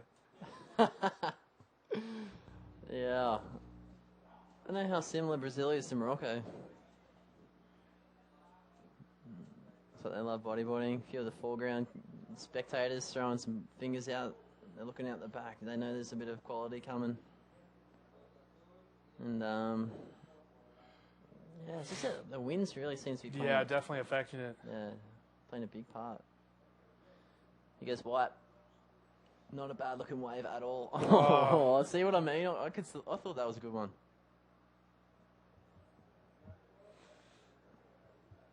Oh, the boys, they don't know what they're going to do. Local boy Moroccan. Yeah, here we go, driving out the back again. The rider's really having a tough time getting waves. I think that actually is Yuri Valadares there in the foreground. Ex-world champion. So again, red is still on the lead. Ben Slimane in second. The man from Ecuador, Jorge Pullman. 2 Brazilians are in third and fourth. But man, I mean, Junior just needs a 5.04 and Arai just needs a 4.62. 3 minutes remaining. Time to get busy, Arai. If you haven't been already. He's caught 8 waves. Unfortunately, the last probably 4 waves we've seen have just been complete sort of slop. Just the wind seems to be dropping the lips down really fast. I think Blue could even be going to sit on her. He's sitting in second place at the moment. Well, we saw it happen earlier in one of the heats where a rider who was in an advancing position went and sat on a rider who wasn't. And it was one of his countrymen. Yeah. Oh, here we go. Rider in the red, Ben Slimane. Wow. Nice little ARS there on that small section. Style, hey. And you know, Ben Slimane, even though he looks like a kid, he's about 48. We were talking about his age the other day. Yeah, I actually met him this morning. He looks we were so talking about young. him last night. I honestly hadn't met him before today. He actually said he was so happy to be in Brazil. He felt very lucky. So, yeah, it was good to see a good vibe coming out of the Moroccan. Ben Slimane. 2 minutes to go. 2 minutes remaining here in this fourth heat of the third round. Yeah. I'm going to try and correct you. Trials heat. I tried once. Let's talk a bit more about Ben Slimane. What does he do? Where does he live? Well, he is Moroccan, like we said. And Morocco up there on the northwest corner of Africa. Yeah. Pretty close to the Canaries, and they have a big influence from Spain, Portugal, as well as France. And, you know, many of the people there do speak French, as does Brahim Idouche. Yeah, Brahim, one of the competitors on the World Tour, part of the top 24. He's been speaking fluent French with Elena and Stefan, who have been housing us at Villa Elena. Yeah. I'm quite sure what they're talking about, but... Well, I imagine if it's with Elena and Stefan, they can't be saying anything bad. They're too nice. Yeah, can't say a bad thing about that place. Again, if any of you guys want to come check out Itacoatiara, make sure you check out Villa Elena as one of your choices to stay at. The best bed and breakfast I ever been to. Not a word of a lie there. The best food ever as well. Like getting looked after like a baby. That's kind of where you want to be. I mean, look at this guy. It's hard not to love me like a kid. Yeah. Red Ben Slimane again. ARS there on the sand. Ben Slimane. Jeez, man. Look, there's there Brahim there. Yeah, his countryman. He was out partying last night, so he's not feeling too crash hot. Nonetheless, he's helping his boy out, telling him he's doing really well because he is. He's got a short sleeve full suit on. I'm surprised. Yeah, that's kind of weird. Okay, so again, 10 seconds ago, a couple seconds, finishing up this heat. Ben Slimane Adnan from Morocco is going to be your heat winner. Jorge Pullman in second from Ecuador. And unofficially going home, Junior Souza and Irai Rodriguez. Irai never able to get another good scoring wave besides that big 5. So that's going to be it for him. So again, Ben Slimane, Jorge moving on, beating the Brazilians. That's Dallas Singer. I'm Eric Apple. We're going to send you to a commercial. When we come back, PLC former world champion and the winner from our last WQS event in Chile will be in the booth next to Dallas. I'll be back after one more heat. We'll see you in a minute.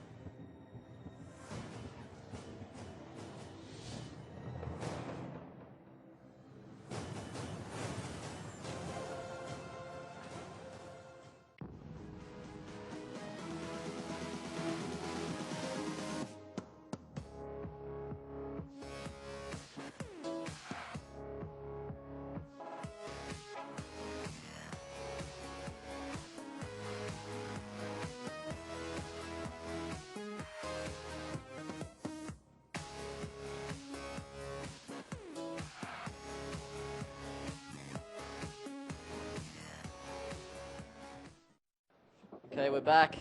My name's Dallas Singer. I'm taking over from Eric Apple.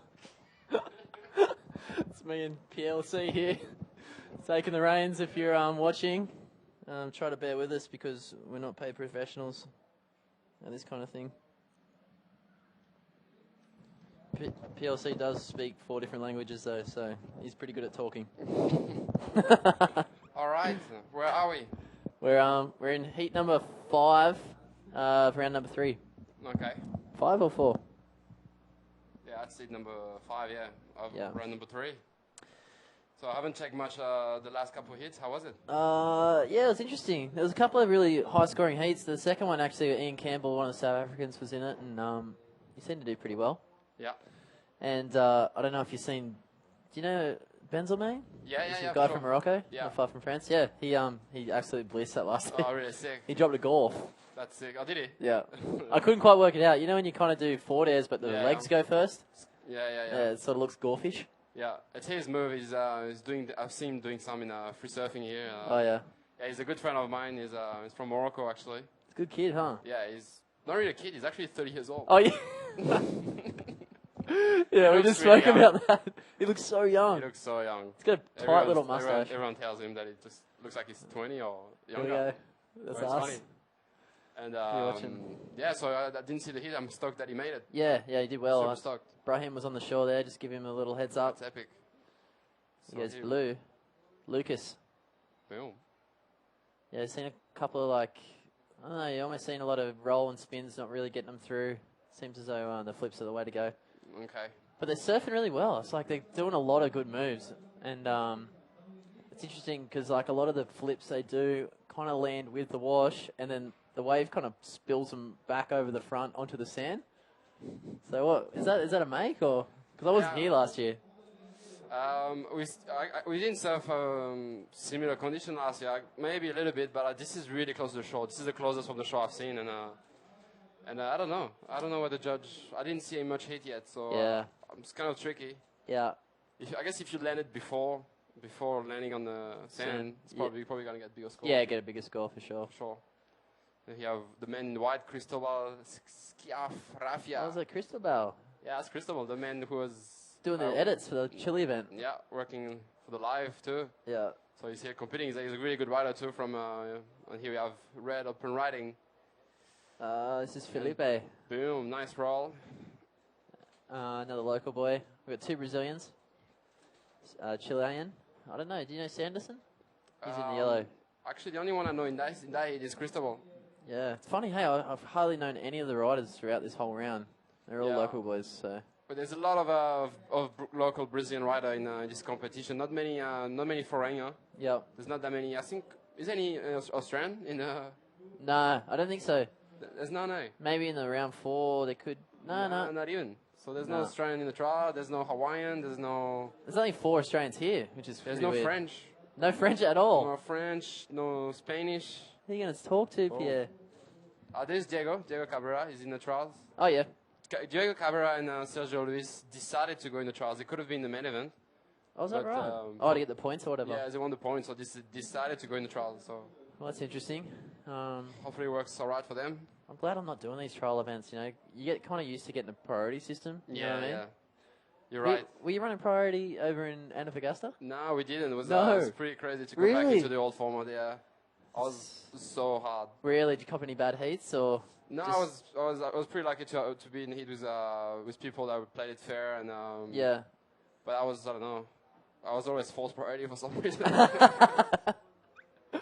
I guess if you just think I'm in fourth priority, it works out well. You just kind They of worked it out. scrap away. They did it for man and man. They used the priority, but the 4-man heat without priorities. Yeah, that's wild. It's old now. Yeah, it is. It feels like the old days. I remember a couple of heats just. That's Felipe. It The is man too. from Brazil. Yeah, this wind's really picking up, huh? Yeah, the wind picked up. Just a couple of spins in a roll, maybe just celebrate. This is what I mean. Like, you know, you just landed there and he kind of swept up on the sand, which is it's a borderline make. Yeah. How'd you go this morning? Did you get a couple? Yeah, it was kind of a couple of fun ones, eh? Yeah. finally some waves. We've been having flat days for like 4 days. I know. Stoked to get waves. I wasn't sure we were going to see it break for one stage. Yeah, I know. I didn't really mind. I don't mind this place anyway. Yeah, it's true. Yeah, but there was some good ones. Hey, Yeah. it kind of reminded me of Off the Wall like 5 years ago. Yeah. You know, everyone used to go out there and just try and shred, and it was sort of sketchy and right-handers. That's true. I don't know. Yeah, I know what you mean. Yeah, no, it's a couple good ones for sure. Yeah. I heard you were in Brazil a couple days earlier before Yeah. the comp to Yeah, try to get some for waves. surf. Yeah, how did you go? Yeah, good and bad, I guess. We got to see a lot of good setups, but then Yeah, the swell sick. wasn't really there for us. Okay. There's some mental waves here, like It's really good beautiful looking country too. wedges. Yeah, Beautiful awesome, country, isn't it? awesome country. Went up to Sugarloaf the other day and got to see the sights. You can pretty much see this beach actually from the top of that mountain. This is like it's Sugarloaf, sort of like a natural landmark where you can go up in a cable car. I think it's about 300 meters tall. You're in the clouds. That's pretty wild. That sounds pretty amazing. Okay. I'm just, I got a little voice in my ear. We're going to a beach interview, so we'll talk more later. Is that Adnan? Yeah. Sick. Here we go.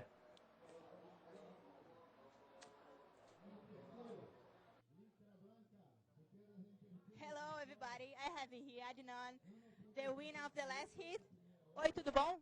Tudo bom. Você, Isabela? Eu vou bem. Salam. Salam alaikum. And then, how was your hit? Yeah, it was a tough heat, you know, the condition changed like from the last heat. The wind is a little bit stronger and the level is so high, you know, it's a Grand Slam, so all the competitors like want to make it. So it was difficult, but thanks God, thanks Allah, I did well. I get luck.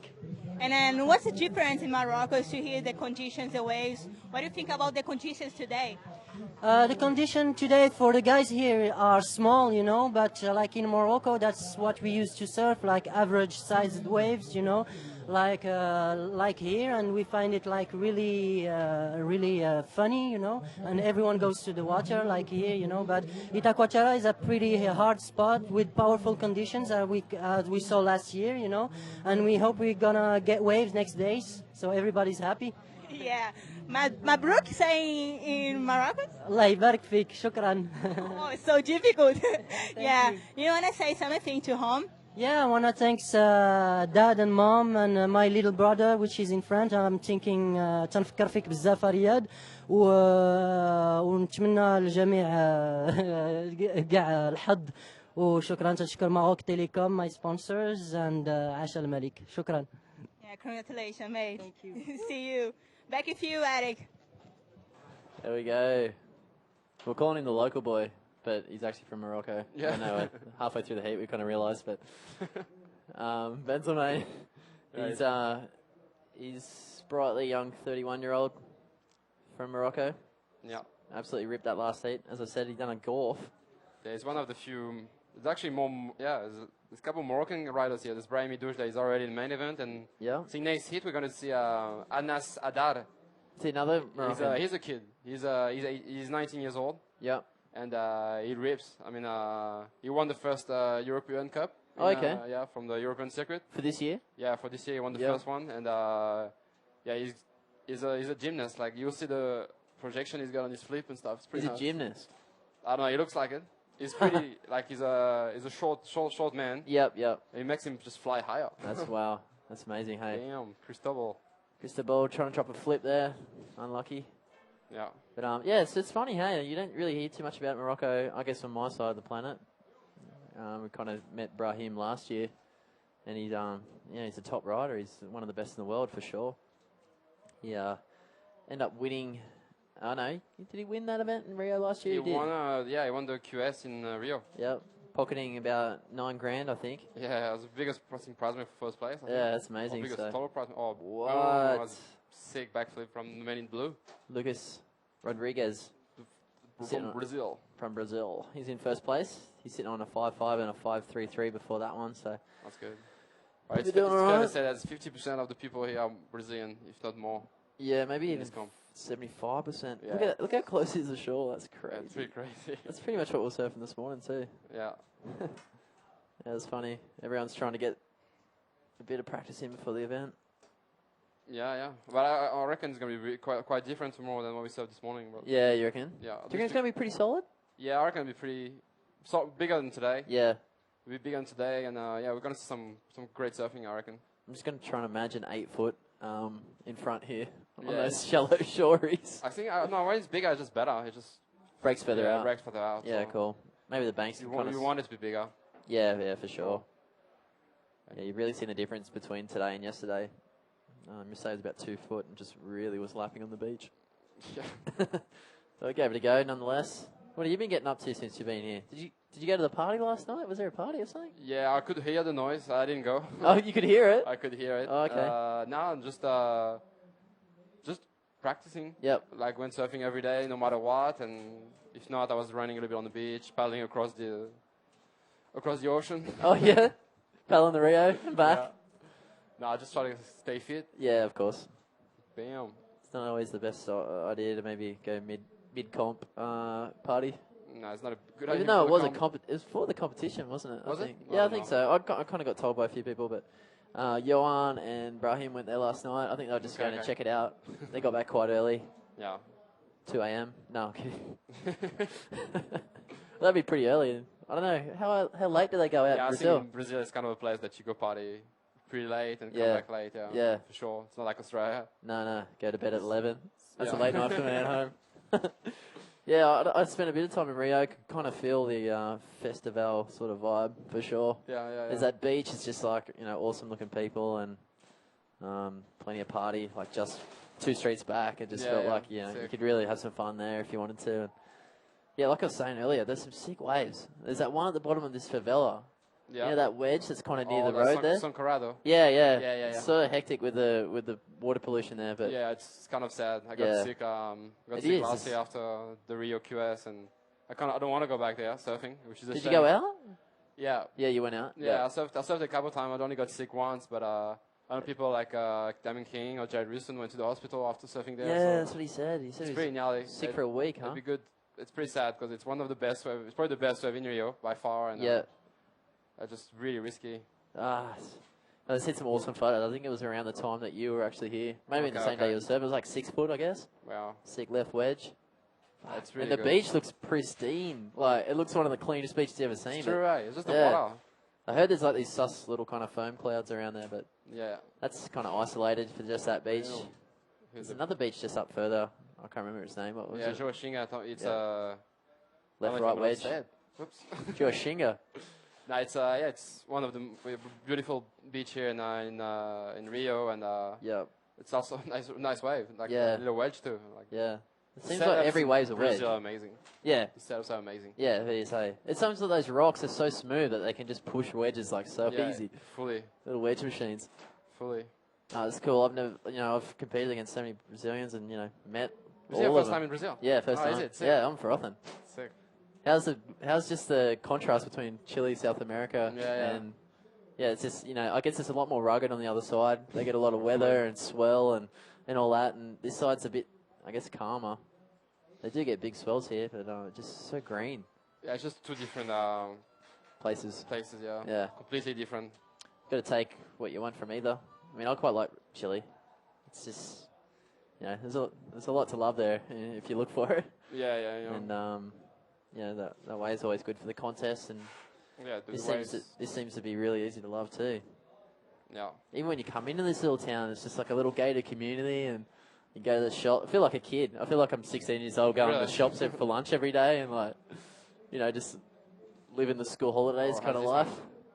Cristobal, the man from Chile. I think he needs a pretty solid score. Not really. He needs a 4.7.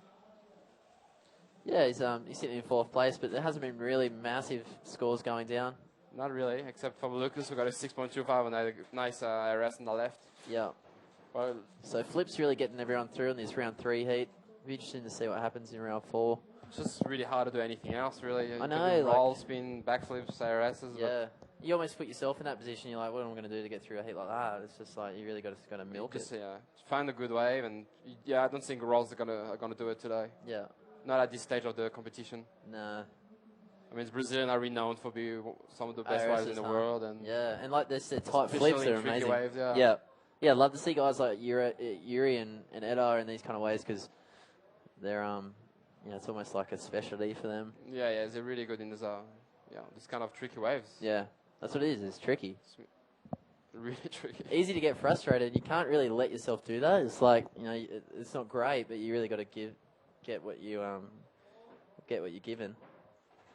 You guys Red is currently in second place, looking to replace a 3.63. I don't think he's so going to get close it. to the shore right now. How's the explosion? Is the tide going out? It's getting low, hey? No, It's getting higher. Yeah, it's getting higher. I think it's high at 4, so Okay. plenty of time for people to get hurt. Yeah, we could see some grazers coming up in the next round. Oh, Maybe a bit of skin lost. So here's the situation. Cristóbal Schiarafia is in 4th place, only looking for 4.7. 3rd place is Sanderson Trevisan from Brazil, who needs a 3.64 to get second. In 2nd place, Felipe Lima, and in 1st place is Lucas Rodriguez. And I was just going to talk to you about the next heat. Yeah. It looks like a pretty sick one. What are we doing? I think we're here. Whoa! We've just had a panel drop out of the roof. If someone can help us out in here. Yeah, the wind's picking up. I don't know what to say about that. I'm sure. We'll just leave that there for the boys to sort out. Wow. It's be a possible hurricane. that singer will pull out of the event. It's dangerous in the booth here. Wow. Who's in your heat? I don't know. I think I got Magno. Here you go, Magno. What are you doing? This is the panel that just dropped on my head. That was pretty hectic. Yep. We leave it here. Yeah, that's alright. I don't know. I'll We leave. can't see the sponsors anymore.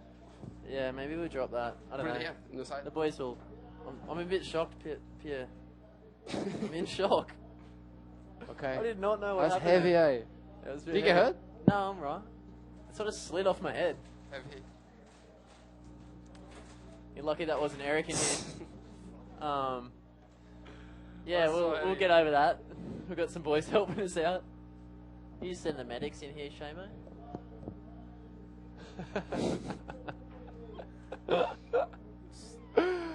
It's okay. We got Lucas in 1st place, Sanderson in 2nd, Felipe in 3rd, and Cristobal in 4th. What were we saying before all that happened? I'm in shock still. Oh, yeah, fine. It was pretty crazy. I just saw the roof falling on you. It's like Oh things man! like that happen. If this was Eric sitting here, I don't know what would happen. Might have snapped it in half. Might have snapped the whole room in half. I don't know.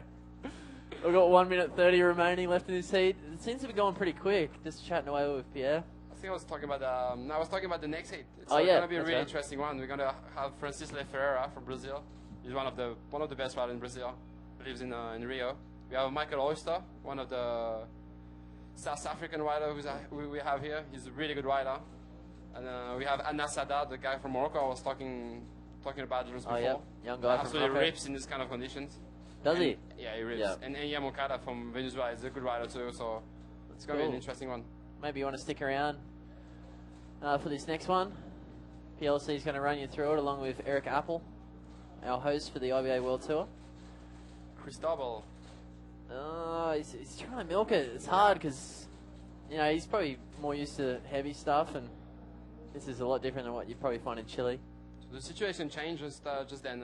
Sanderson Trevisan got a 4.53 on that big round on the right, so he jumped into 2nd. Wow, it's a tight affair Yeah. between 2nd and 3rd at the moment. There's only one point separating them, so Yeah. Felipe's got his work cut out with how many minutes remaining? 20 seconds remaining. Could have been it. Sanderson's put himself in a 2nd. Yeah, well Gonna done. be stoked. Felipe Lima only needs a 4.54, but the ocean kind of went flat. Yeah, that's unfortunate.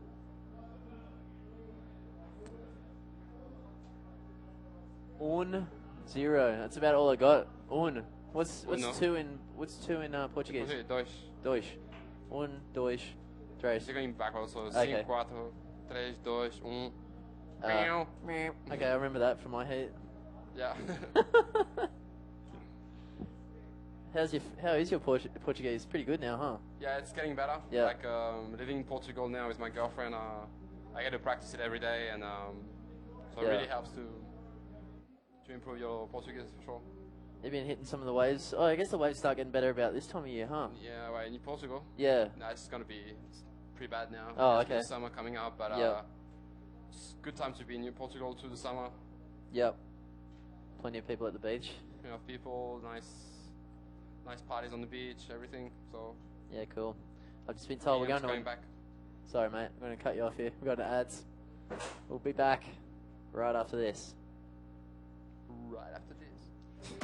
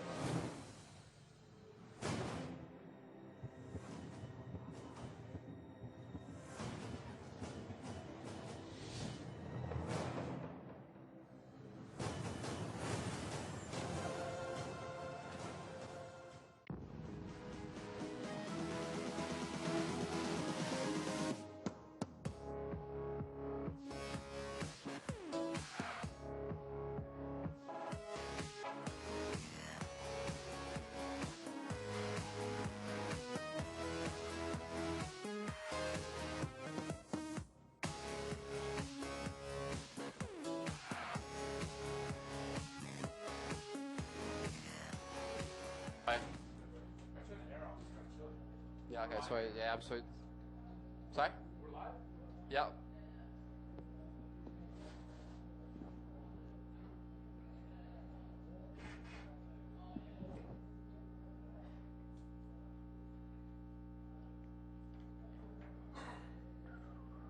So back in the booth, Eric Gabel.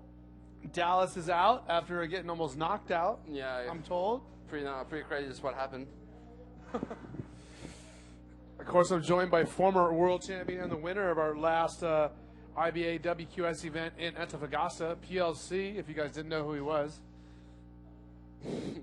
Supermodel extraordinaire. I'm never going to let you live that one down. No, you'll not, eh? Oh, here we go. Anasada from Morocco. He's one of the best guy, I reckon, in this kind of condition. And just throws a roll here. I was going to tell you, a kid I grew up with, his name is Rod Brewster. Yeah. He's a kid, a professional surfer, and he had no modeling experience whatsoever. And I don't know how this happened, but he got cast as like the face of Guess. Oh, really? Which is like a big campaign, right? That was the biggest company in the world. I mean, they only have like one male model, one female model they use for like the whole year. That's crazy. And he got that out of the blue one year. Sometimes it just happening. He didn't do anything else before that. He just all of a sudden got that campaign. People do like millions of casting to get this, and just get it like that all out of the blue. I imagine it was good on him. I imagine it was a high-paying gig too, right? Oh, You get something like that, it's big. big. Guess we pay a lot of money for sure. I went and got an acai from Puerto Suco during my little break here. Yeah, well, pretty lucky. I wish I had one. You can smell mine. Thanks, man. Here we are, Michael Oyster from South Africa. Yeah, we were talking about with Dallas about it. There's not that many foreigners here. Like, there's no Australian in the trials. There is no Hawaiian. There is no American. There's no Americans ever. No. Sometimes. What Americans? Well, Jason Pizza. oh, sometimes, yeah. Sometimes was part of the trials, Evan. Here we go. So yeah, that's a hard hit we have here, Eric Apple. So again, let's keep the lay of the land. We have 15 minutes and 48 seconds to go. In yellow, this is Anas Adar. Nice roll there through the top of that lip. But again, Michael Osler, the South African, in the lead with 7.25. And Enyer Mancada, the man from Venezuela, with a 5.25 in second place. He only has one wave. And Francerle Ferreira, the 3.76 in third. And Anas, we just saw he was in fourth, now bumping up to third with a 1.7 on his last wave. So just to let you know where we are with everybody. So only one Brazilian, a Moroccan, Venezuelan, and a South African in this heat. So quite an international field we're having. Yeah, pretty good. Because the last one we had three Brazilian. So in red, Francerle Ferreira. Big roll right there.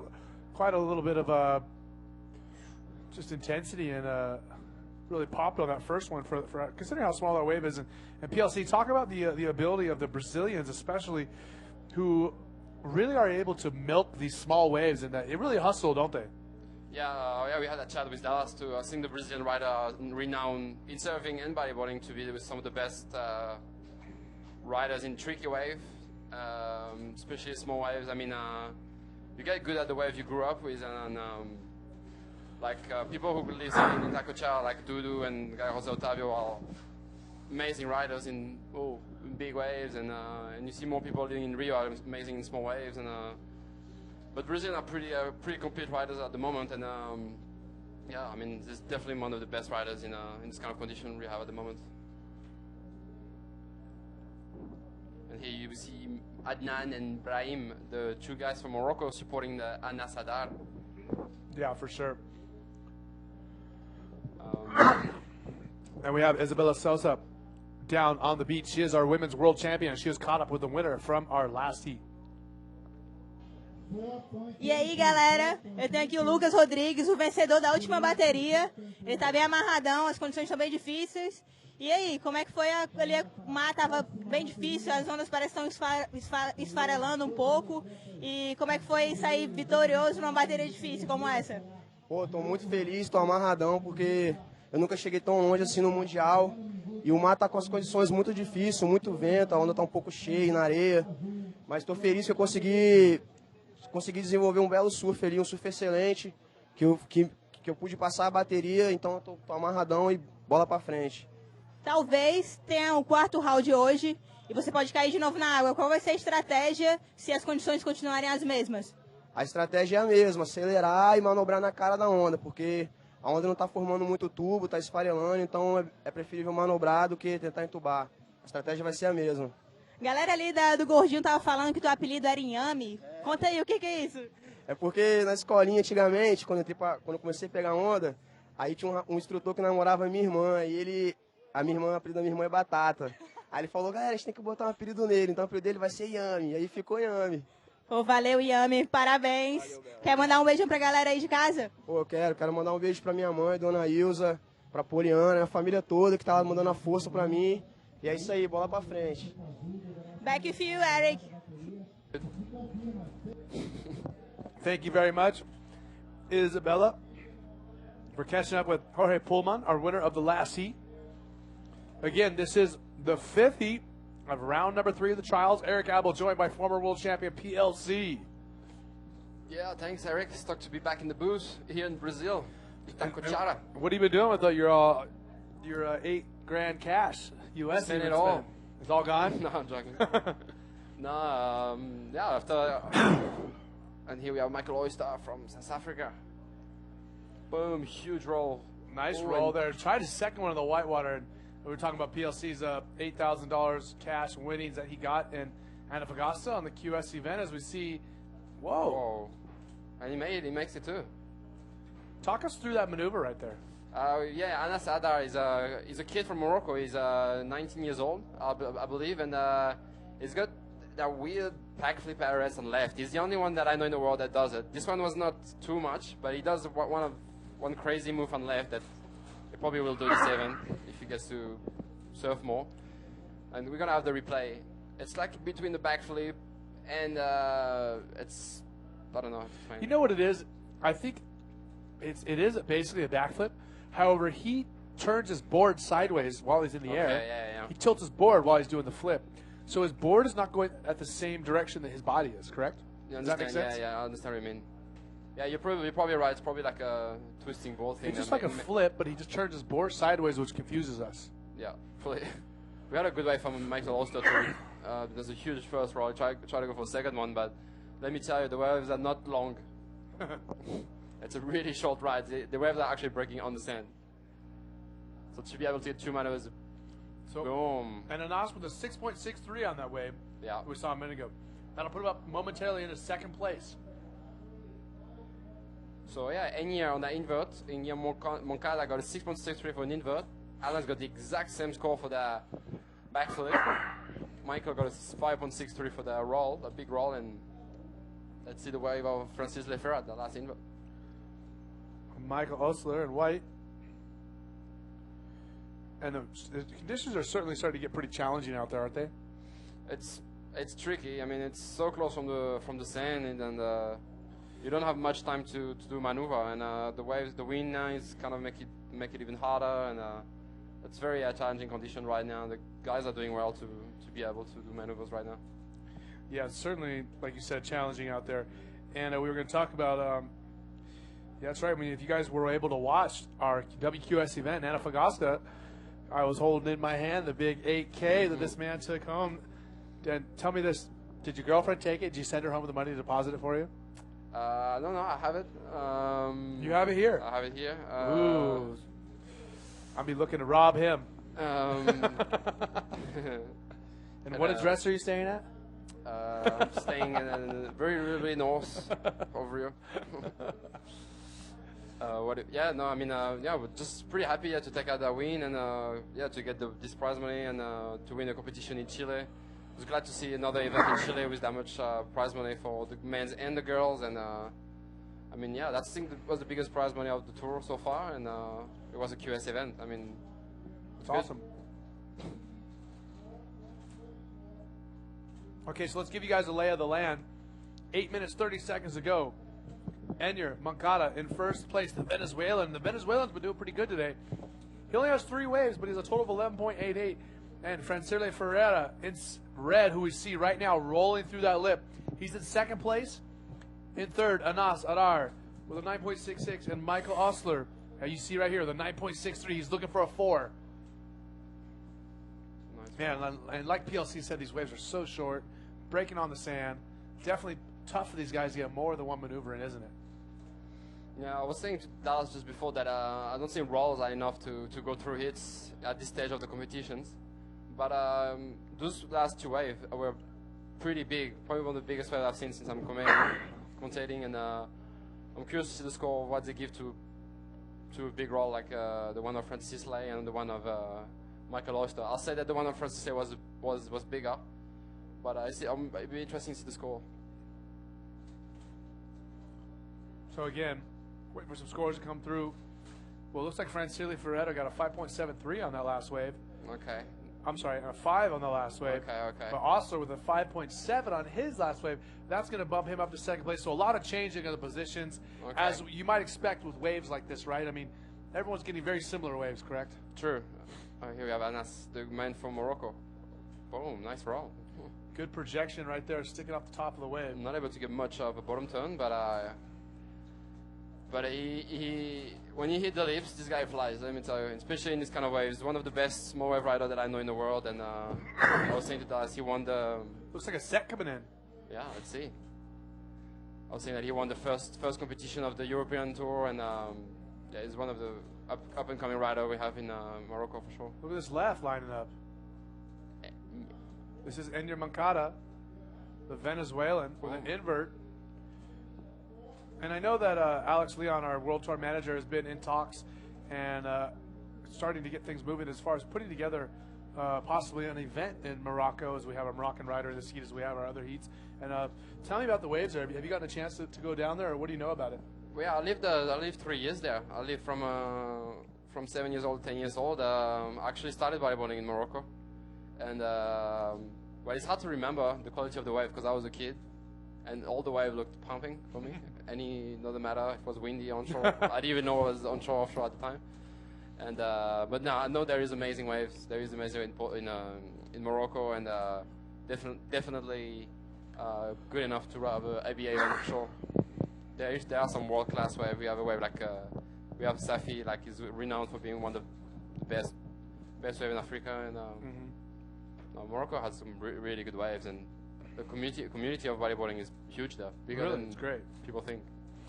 And tell me about the rider that you've been mentoring as of late, Alexander Rinder, who came in with a big second place finish at the event, the Women's World Tour event in Antofagasta. How's the Panzer?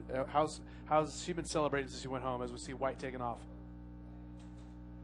What is Michael also going to do? Nothing. So what's been going on with the Panther? Yeah, well, Alexander Arinda from Canary Island. Oh, we have yellow. So yellow. Anas Arar. Oh, Boom. again that flip maneuver. Yeah. That's going to be a high score away for him. His lowest score is a 3.88, so most likely he's going to replace he needed that. 4 points. Yeah, he's going to bump right up real quick here with only 4 minutes and 45 seconds to go. So what's going on with Alex? You know, how has she been taking in now her big second place finish, and how happy is she? She was super happy. She was so happy to be able to make a final in one of the big competitions for the girls. I mean, it doesn't get bigger than what it was, and she started bad with an interference in her first heat, and that was so hard for me, like being there coaching her and seeing this happen. And but she ended up going all the way to the final. She did more hit than any girls, and she was so tired. I mean, she's only 15 years old, and she did so good to get all the way to the final. And I'm really happy and proud of what she did. Her family was very proud. Her brother, her family, everyone was so happy to see her achieving one of her dreams to make a final. That's awesome. So again, a score coming through for Anas Arar on the last left where he had that backflip and a roll. A 5.83, that puts him in first place. 12.46 total score. Enyer in second. Michael Oslo, the South African, in third. And Francele Ferreira in fourth. And again, there's that backflip maneuver that we saw. Yeah, I think you're right. He's twisting his board when he does the backflip, so he makes that weird impression from where we are, like looking from the shore. But anyway, he got a 5.83, and that puts him into the lead.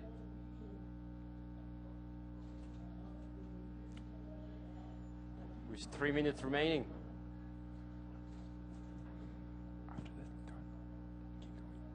Fourth round. So I'm just getting the notification from Alex Leon, our World Tour manager. I think we're going to go through one more round today. We're even going to keep going through round number 4. We're going to get through these trials and get to the quarter, semis, and finals and get the WSS event started. GSS, I'm sorry. Yeah, GSS looks like it's going to be, doesn't look like, I'm pretty confident. It's got to be on tomorrow after they finish with the trials, and we're going to have a winner event, trial winner tomorrow morning, and straight after we're going to have the round 1 of the GSS. The wind's actually offshore right now. The wind just swapped back. Looks like it. That's good. I'm happy for the people that are going to be in round 4, because the wind's perfectly offshore now. Look at that. Boom, big roll from Francis Lefebvre. And what have you been up to, PLC? What since you've been here in Itacoatiara? As we see a barrel ride for Blue Enyer Mancada. I don't know, but that could be the difference for Michael Oyster just then. He kind of dropped a big section on him. Be interesting. This is yellow. We have Anasada on the bomb. Look at this left-hander. A lot of speed coming up. Boom! Big flip right there, and that's going to be. That's got to be one of the bigger maneuvers we've seen in the entire competition so far. I call it a 9. I call it a 9. And I knew this kid was going to do something. Some sets coming in now again. White, Michael Osler, the South African, with 11.46 total. Rolling through that wave. He needs a 6.11 if he wants to move up into second place. Only a minute and 25 seconds to go here in the heat. Anas and Enyer looking good. Osler and Ferreira are scratching for something in the waning seconds of the heat. We're here with the replay of yellow. That was a perfect backflip. Look at this section. Boom. That was a huge backflip. That's gonna be the biggest score of the day so far. They couldn't do much better with the condition today. Right now, especially, that was a big wave, big maneuver, clean landing, and and Nasada from Morocco is going to extend his lead. And he was already in the lead, and to pull that off is amazing. And a 9.13. Yeah. Way to go, PLC. I call it a 9. And again, now that I got another good solid look at his backflip, that's all it is a backflip. He just turns his board perpendicular to his body. Yeah. Confuses us at first. This ball was a little bit more parallel to his body on this one, so we could really see that there was a backflip. But yeah, here we go. 9.13 and a 6.63. Here are the two best. We have Anasada from Morocco. So I think it's the highest scoring heat of the day so far, and this is with only 15 seconds remaining here in this heat. It looks like Anas is in a good position, but we have sets coming in. There's only 8 seconds remaining. Ooh, so that's the last chance of Francis to make the hit. Oh, He's not going to be very happy with that. And Michael also needs a 6.1, and I don't think he caught a wave. No, you got a 4.53 on the last row we've seen on the left. So again, unofficially, your winners, Anas Arar from Morocco and the Venezuelan Enyar Mancada. And third and fourth place, Michael Osler and Francirli Ferreira are done. We are going to move on to heat number 7 here of the third round. Diego Alberto, Adriano Minguta, Pedro Valim, and Tomas Toledo. When we come back from these messages from our sponsors who make the GoPro IBA World Tour possible.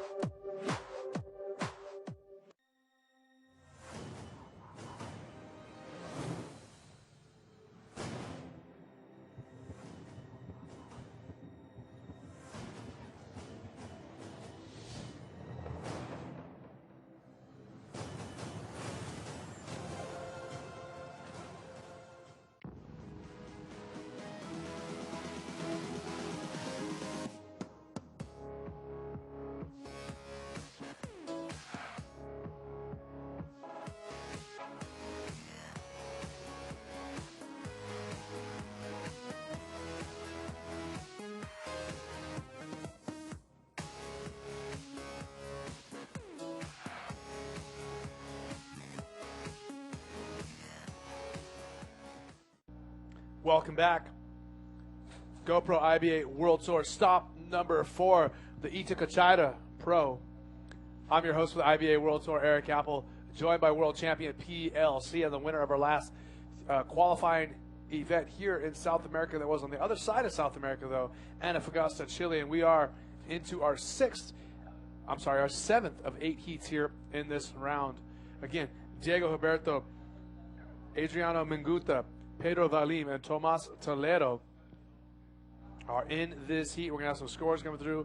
Just 1 or 2 waves ridden thus far. Pedro Valim right there in the yellow with a 3.25. And PLC, tell us what you've been up to in the last couple of days since you've been here in Itacoatiara. Yeah, the waves haven't been really on since I'm here. So I've been surfing every day anyway. Really, really small conditions, like much more than what we have today.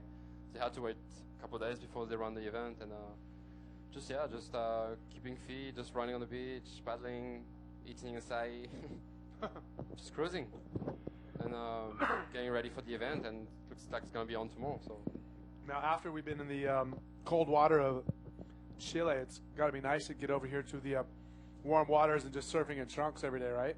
No, it's so different.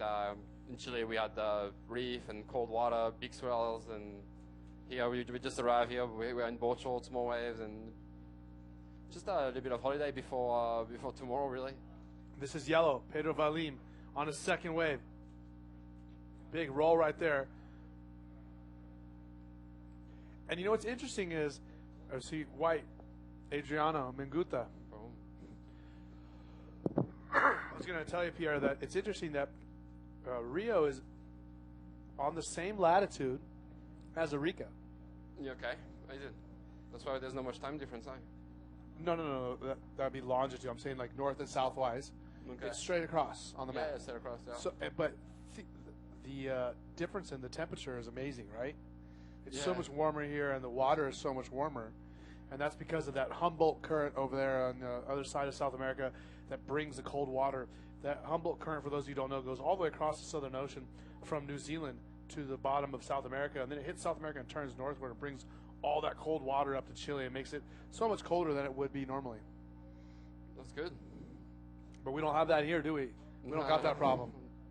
The water here is, I don't know, I'd say 25 degrees?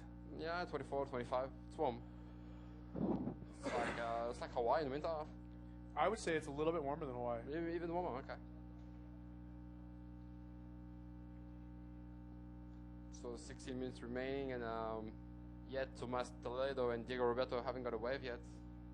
And it's Pedro Varin so far in the lead with a 3.25 and a 3.75. Adriano Minguta got a 5 point on the backflip. So again, 4 minutes through this 20-minute heat.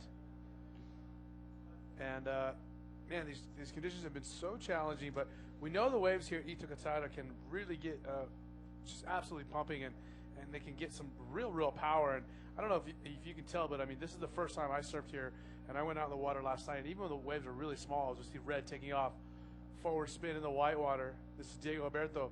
But even in, head-high waves last night, I caught a couple waves just playing around before dark, and you could feel that it is powerful here. You could tell the difference even when the waves are small, correct? It is really powerful. It's one of the most powerful beach break I ever surfed, and even in small conditions like today and last night, you feel that power. You have to be, you just feel the power. I mean, so when it's big, when it's like 10 or 12 foot, it's as powerful as Mexico, if not more powerful. As Puerto Escondido? Yeah, easy, if not more powerful, because it's a shore break. It's just. Now tell me about, are there currents and undertows like there are in Puerto Escondido? Yeah, it's very similar. I really think it's similar. Okay, red up and riding Diego Alberto. He has a 3.13. Rolls through the white water right there. And back to what you were saying, Pierre. You said it feels similar. Are there currents here that are strong like Porto? Yeah, but it's a beach break. I mean, it's very hard to know when it's big what the beach break is gonna do. It usually brings a current wherever you are, and that's why I found it really similar. I surfed big Itacoatiara and I surfed big Puerto, and I really felt like I found it harder here. Really? Okay. Yeah. Well, right now Isabella Sousa is down on the beach with our heat winner from heat number 6. Isabella, take it away. Hello, everyone. I have here Anas Hada, the winner of the last heat. He's pretty stoked to win that heat. Yeah, I'm very stoked to win this heat. It was difficult to catch some good waves. It was a wind so strong. I catch finally the best wave, and I do one of my best backflips. I get 9 something, and I'm very stoked. Talk about this backflip. When you found the wave, and when you pedal to the wave, you saw that you do to do a really backflip like that? Yeah, just take some speed, and that's it. I didn't wait to do something else. Just flipping backflips. Yeah, sick. Congratulations, mate. And then you want to say something to home, some stuff? Yeah, of course I want to talk in Arabic. الدراري شكرا بزاف لكم كتفرجوا فيا. ان شاء الله نديروا un bon résultat في la compétition. وميرسي بزاف السلام عليكم. مبروك. Back to you, Eric. And that's world champion Isabella Sousa down on the beach with Anas Adar. And continuing to talk about comparing Itacoatiara to Puerto Escondido. I mean, I was just telling Pierre that in my experience at Puerto Escondido is some of the heaviest waves I've ever been in, and some of the most difficult conditions as far as safety. I mean, when it's big in Puerto Escondido, for those of you who have never been there, the rip currents and the undertow are as bad as anywhere I've ever seen in the world. And the one dangerous thing about Puerto Escondido is when it's really big is to see white taking off in a little barrel on the left. Adriano Minguta not able to come out of that. But in Puerto Escondido, when the waves are really big, after each wave breaks, there's a current that pulls you not sideways to the beach, it pulls you straight out. Pulls you straight back out the ocean, back to the impact zone. And that's what's really dangerous, as we see yellow, Pedro Valim. But, I mean, so basically, I mean, you can take one wave on the head, and if you were, say, at Pipeline, you'd get blown up and pushed in and over the channel. Mm-hmm. So you'd either be close to the beach or you'd be in the channel towards that Hukai.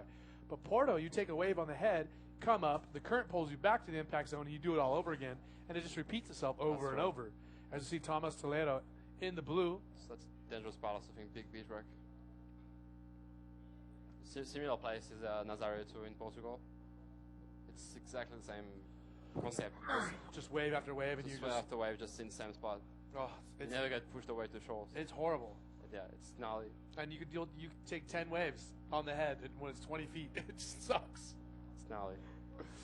I had an experience there where I was in Porto and it was big the whole time. And it was like I almost drowned every day. I thought I was gonna drown. Yeah. And it gets to the point where it's so big that you don't want to take waves. You see nobody going that way. But a set will come and you're paddling and you almost don't want to take the wave because if the wave closes out and you have to duck out the back, then you're caught inside and it's a nightmare. So it's almost like you're like, wow, should I take this wave? Should I not take this wave? Like, I don't know. It's like you're concerned the whole time. Yeah. Oh, yeah, big part of escondido is nuts experience. Yeah, for sure. For sure, yeah. Like you can, we were happy. We were glad we had the jet ski assistance when back in 2011 when it was huge, and that really helped. You see Red up and riding, a roll right there for Diego Alberto, the Brazilian. He's trying to improve upon a 2.25, and it looks like he will with that. And man, the conditions are really getting challenging for these guys. It's hard for them to find waves with very much open face or waves that are going to offer more than just one maneuver. Just getting ready for the next hit. We're going to have Bernardo Geronimo that's getting ready right here, a man from Portugal. And he's putting on a short sleeve full suit. Yeah. It's kind of cold with that wind. I'm sure a lot of Portuguese riders are watching right now. Just want to say hello to them. And here we have our only representative from Portugal in trials. Also is Rui Pereira that will start in round 4. Why do you think these guys are wearing full suits like this? Is it that cold? Maybe it's just cold. I don't know. I mean the water. I will not be able to wear. Look at that. Wow. Adriano Menguta with a big flip right there, especially for that size of a wave, right? Especially for that size of the wave. This is the crazy part. So he has a 5 and a 2.38. He's going to get rid of that 2.38 right now, and he's going to extend his lead. And that was some huge amplitude right there for a wave of that size. Oh, this wave's... That was a small wave, and look, that was nuts. That was insane from the man in white, Adriano Mingueta from Brazil, another Brazilian in this event. So waiting for a score to come through for him. We'll pass it on to you in just a moment as soon as we're able to get it.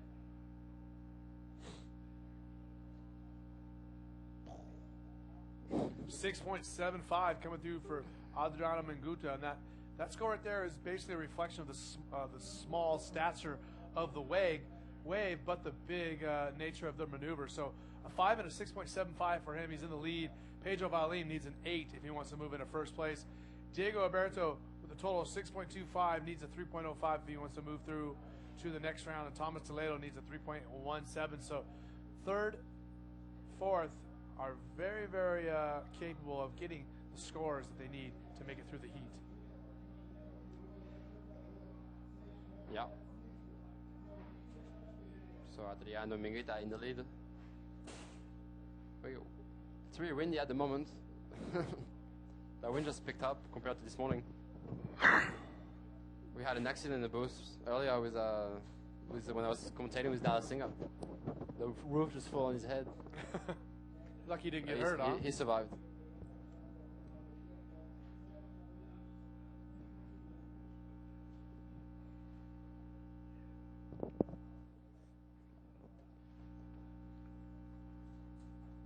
I'm so used to getting hit in the head. Do you think I would have noticed?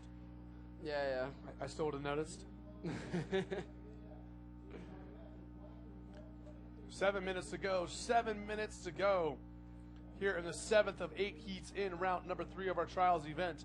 Again, Adriano Menguta in first place with a 5 and a 6.75. And after him, it's a battle for second between Diego Alberto, Pedro Valim, and Thomas Toledo.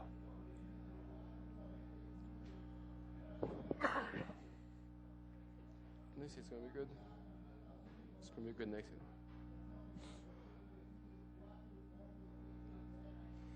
Well, the man in yellow looking for a wave. He's currently in third right and looking for a 4.85.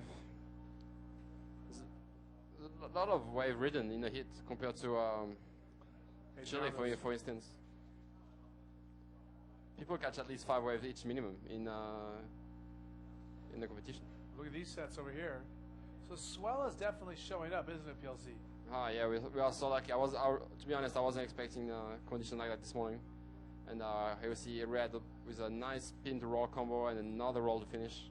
So 3 maneuvers on that wave right there for Red, Diego Alberto, who will close the gap between himself and first place Adriano Menguta. But more importantly, he will spread the gap between him and third and fourth place.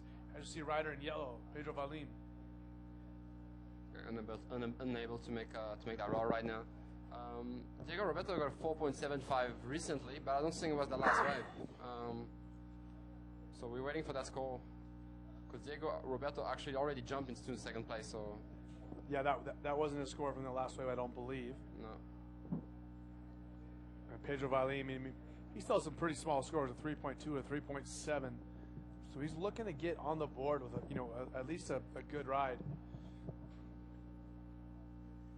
And Diego with a spin and 2 rolls. And here we go. 6.95 for Diego Roberto. So good score for Diego, moving him up to 11.7. He's very, very close actually to Adriano Menguta. But more importantly, he has extended his lead over third and fourth place and increasing his chances of making it to the next round. Now at this point, Pedro Valim needs a 7.95 and Thomas Toledo needs a 7.87 if he wants to move on to the next round. And those are going to be tough scores to get in these conditions, isn't it? Yeah, it is. I mean, you have to be a bit lucky with your wave selection, and it's really hard because it breaks so close to the shore. You don't have much time to do a move, and I was pretty impressed by seeing Diego Roberto doing 3 maneuvers, spin, takeoff, and 2 rolls. It's the first time I see this morning since I'm commentating, and yeah, well done. 6.95, well rewarded. Yeah.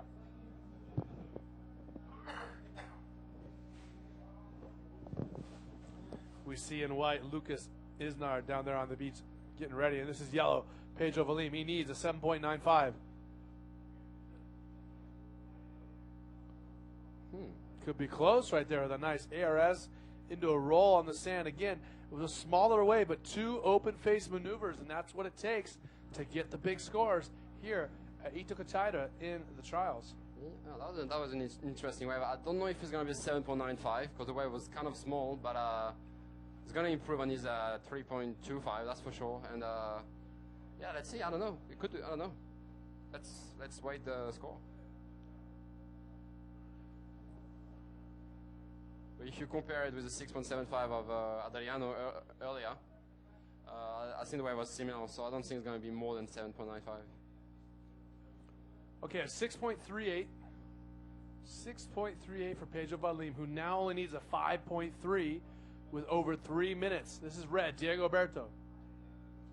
And yeah, goes for the big air roller at the end, and yeah, that was a nice wave. That could be better than his second best score. It was a clean landing, so that's what the judge want to see today, because it's so close to the shore. You have to show that you landed before the wave actually finished right on the sand, so that's good.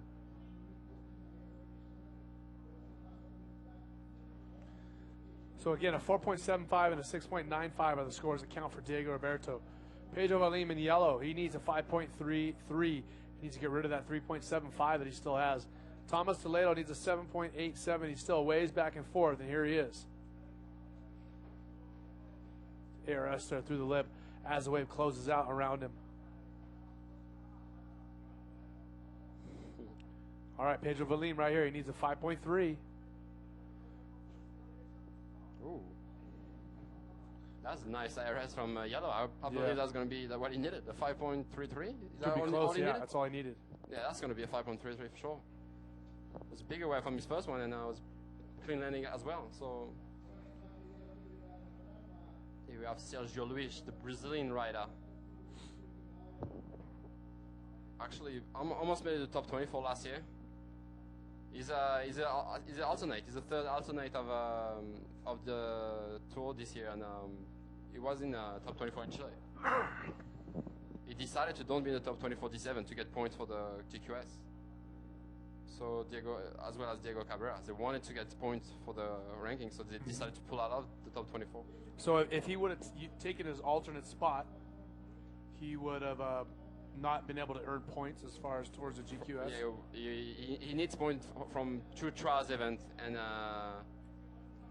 he has to do trials event. And he won there last year. Sergio Luis from Brazil. That's gonna be here next heat, so I guess it's a place he feels very confident. And look at this set coming through right now. Nobody able to get anything. whoa. Missed the beginning of that wave. It looked like that was white. Adriano Menguta, who was in second place, and blue ducking out the back of that one, Thomas Toledo. So Pedro Valim got a 5.5 on that IRS, so he actually jumped into the lead. That's right.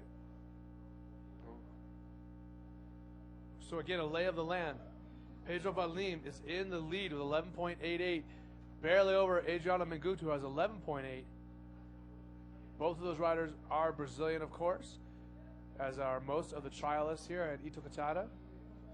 Diego Alberto in third. He's wearing the red jersey. He needs a 4.85, and Thomas Toledo still down there in blue in fourth. He needs a big score, 7.42, and that's going to be the end of the heat for those guys. So Pedro Valim, Adriano Menguta are unofficially moving through to heat number 4, and we are coming on to our last heat of round number 3. Sergio Luis, Lucas Isnard, Bernardo Geronimo, and Lucas Faria. That's right. We're going to be back right now in just a few moments after these words from our sponsors that make the IBA GoPro World Tour possible. PLC, Eric Apple. We'll see you in a minute.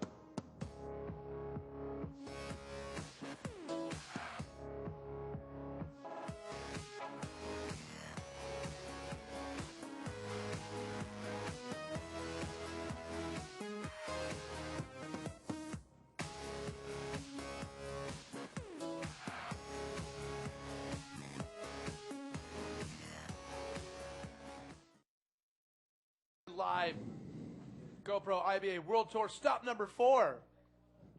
We had Pipeline, we had the South Coast Crusade, then we ventured to the other side of the Pacific Ocean. That was right, that was in Arica, Chile at El Gringo, and now we've crossed the continent, moving east slowly, and we are now in the Atlantic Ocean here in Brazil, the Itacoatiara Pro. I'm your host, Eric Apple, joined by none other than Mr. Ben Player. Hey everyone, how you going? Hello, yes, hello. Hello, Eric, how are you? Matching in our gray. Yeah, it's looking very dapper. Very dapper. Somehow I knew you were going to use that word. Really? Yeah. Well, because it's kind of English, and Australia is English ancestry after all. How's it all going, guys? You enjoying the comp out there? Looks like the waves are pretty good still. A bit of a slight onshore on it, which sucks, but you know, this morning was really fun. I had a little surf out there and some good little ramps. Well, we definitely have some swell. The wind is kind of swirling, going offshore and onshore, back and forth. Yeah, I mean, that does happen out here. We've got these big mountains all around here. Massive, I don't know if they're limestone or granite, but they're these massive mountains, and the wind kind of swirls around all day around those things. And, yeah, it kind of changes things out around a little bit, makes it a little bit harder for the contestants. But, I mean, it's an amazing wave. And here we got blue from this heat, Lucas Faria. Nice little push through the roll. Look how close that breaks to the shore. I mean, it's amazing, this wave, how much of a shore break it is. It's just, you know, right on the shore. And it's got so much power.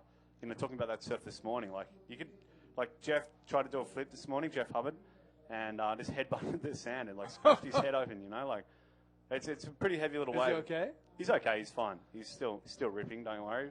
But, yeah, it's a heavy little wave, and you might not be able to see it in the pictures. Like, it just looks like a straight kind of shore break, but what is actually involved as well is you get a wedge from both ends of the beach, because it's a sheer headland that goes straight into the water, and, you know, creates, like, little wedges like this, where we've got Bernardo Geronimo, going for a little boost in that section. That was a nice roll, nice and so loopy. let's give you guys a lay of the land. All 4 riders have caught a wave, and that's the second one for Bernardo, who already was in the lead with a 5.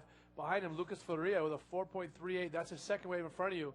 But a 4.38 on his first wave. Sergio Luis with a 4 on his first wave, and Lucas Isnar with a 1.13 on his first wave. So at the moment, Bernardo's in the lead, Lucas in second, but I'm sure the scores are going to come up here in a moment, and the order of things are going to change, as they will multiple times throughout the heats in these kind of conditions. Yeah. Ben, I mean, these guys are all going to be very similar, very close waves, and all the scores in the heats are all relatively close. Yeah, that's right. And then we got Diego Roberto coming in from his last heat. Yeah, so it's interesting. In the side of a heat like that, that was a good tactic that Lucas just played by getting that second little scoring wave. Because, you know, that could be a counter at the end of the heat. It's just good to get a couple under your belt, move pretty quick, and build from that. And, you know, like that's kind of the strategy that I always tend to play in a heat. You want to get those 2 straight up and then build from that. And, you know, I used that multiple times in the last event in Chile, and it worked for me, luckily. And I managed to push through the whole way.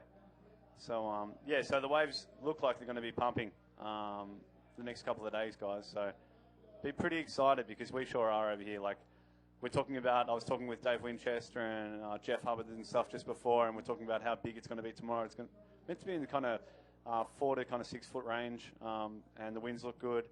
So it should be really exciting. And then we've got another little bump kind of happening towards the end of the week, and people are calling it's going to be really big, like in the 8 to 10 foot kind of range. So At the end of the week? Yeah. So the heaviness of this, like, kind of shore break with that size, it's going to be pretty interesting to see what kind of goes down. So again, let's catch everyone up at home real quick. A 3.98 on the second wave for Bernardo, a 4.08 on the second wave for Lucas. And going back to that, you know, Ben, you've been here before, correct? I have. That's correct. And tell us how the wave changes when it goes from breaking on the shore break to further out. You know, is all of a sudden at a certain size break much further out? Yeah, it's not so. Well, I was told by one of the better locals here called Jose Otavio.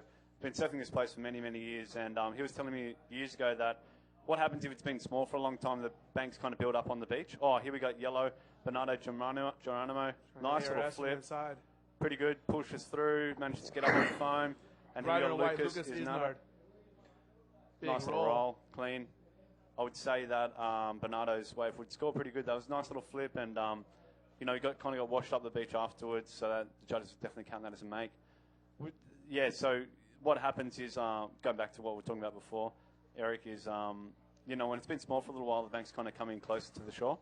But then when we get a bigger swell, it kind of pulls it back out. So hopefully the swell tomorrow that's building today and increasing and peaking tomorrow is going to kind of pull the banks out a little bit and make it less of a shore break and more like a kind of running, wrapping wave. So, you know, it's more predictable when it breaks a little bit further from shore. But as you can kind of see, when it breaks close to shore there, we can get you kind of get a lot of chops and a lot of backwash, and it makes it harder to kind of time. Yeah. So these guys actually, like, believe it or not, are doing extraordinary to get to the sections how they are and get up to those sections and make it work as they are. And here we've got Sergio Luis pushing up through the section.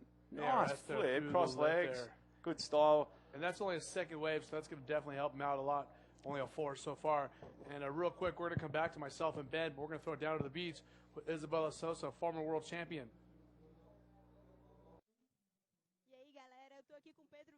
Foi o vencedor da última bateria, amassou geral e é muito novo, tem 16 anos. E aí, como é que tu tá se sentindo competindo com a galera mais velha aqui nesse campeonato, um campeonato mundial aqui em Itacoatiara? Pô, tô muito feliz. É uma experiência, né? Campeonato mundial. Até mesmo para eu evoluir nas competições. E muito difícil, nível muito elevado de todos os atletas. E eu consegui me superar ali, consegui passar essa bateria em primeiro, virei nos últimos minutos. E deu tudo certo. Deus me trouxe essas 2 ondas para eu virar a bateria, que eu estava em terceiro, faltando muito pouco tempo para acabar. E com essas 2 últimas ondas eu virei a bateria toda, de terceiro pulei para primeiro. E deu tudo certo. E como é que foi tua bateria assim no geral? Acabou que tu estava em terceiro e virou para primeiro, fez a melhor somatória do evento. Como é que estava a tua cabeça lá dentro da água quando você virou? Eu estava, no começo de tudo, eu estava muito tenso, muito nervoso, com medo de perder. Tô dentro de casa, tem que agradecer muito a essa praia maravilhosa, né, que propõe boas ondas para o bodyboard. E a bateria ao todo foi muito disputada. O Adriano Minguta veio liderando a bateria desde o início. Aí o Diego Roberto também ficou ali no páreo entre ele e o Adriano, o Diego e o Adriano ali lutando pela primeira colocação. Eu ali tentando alcançar o segundo. E faltando ali uns 5 minutos pro término. Tá cansado? Muito cansado. Subiu uma direita que Deus deu essa direita pra mim, falou, vai que é a sua hora. E consegui chegar perto do segundo. Não tinha virado a bateria ainda, não entrei na fase de classificação. Mas aí depois eu mantive a calma, falei, vai dar tudo certo, respirei fundo. E subiu a direita que coisa. Fiz uma RS ali, caí de frente, que eu virei a bateria toda, fui para primeiro. E, pô, muito sou feliz, amarradaço com essa colocação. E é isso, agora tem o quarto round, que deu tudo certo lá.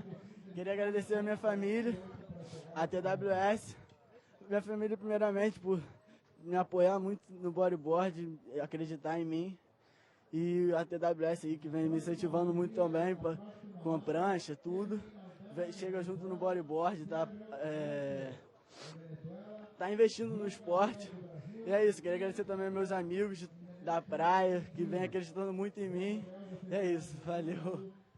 Back with you, Eric.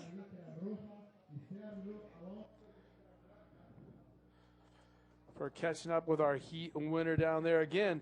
This is the final heat of round number 3 of our trials event. Our rider in red, Sergio Luis, forward spin there in the whitewater, duck it out though.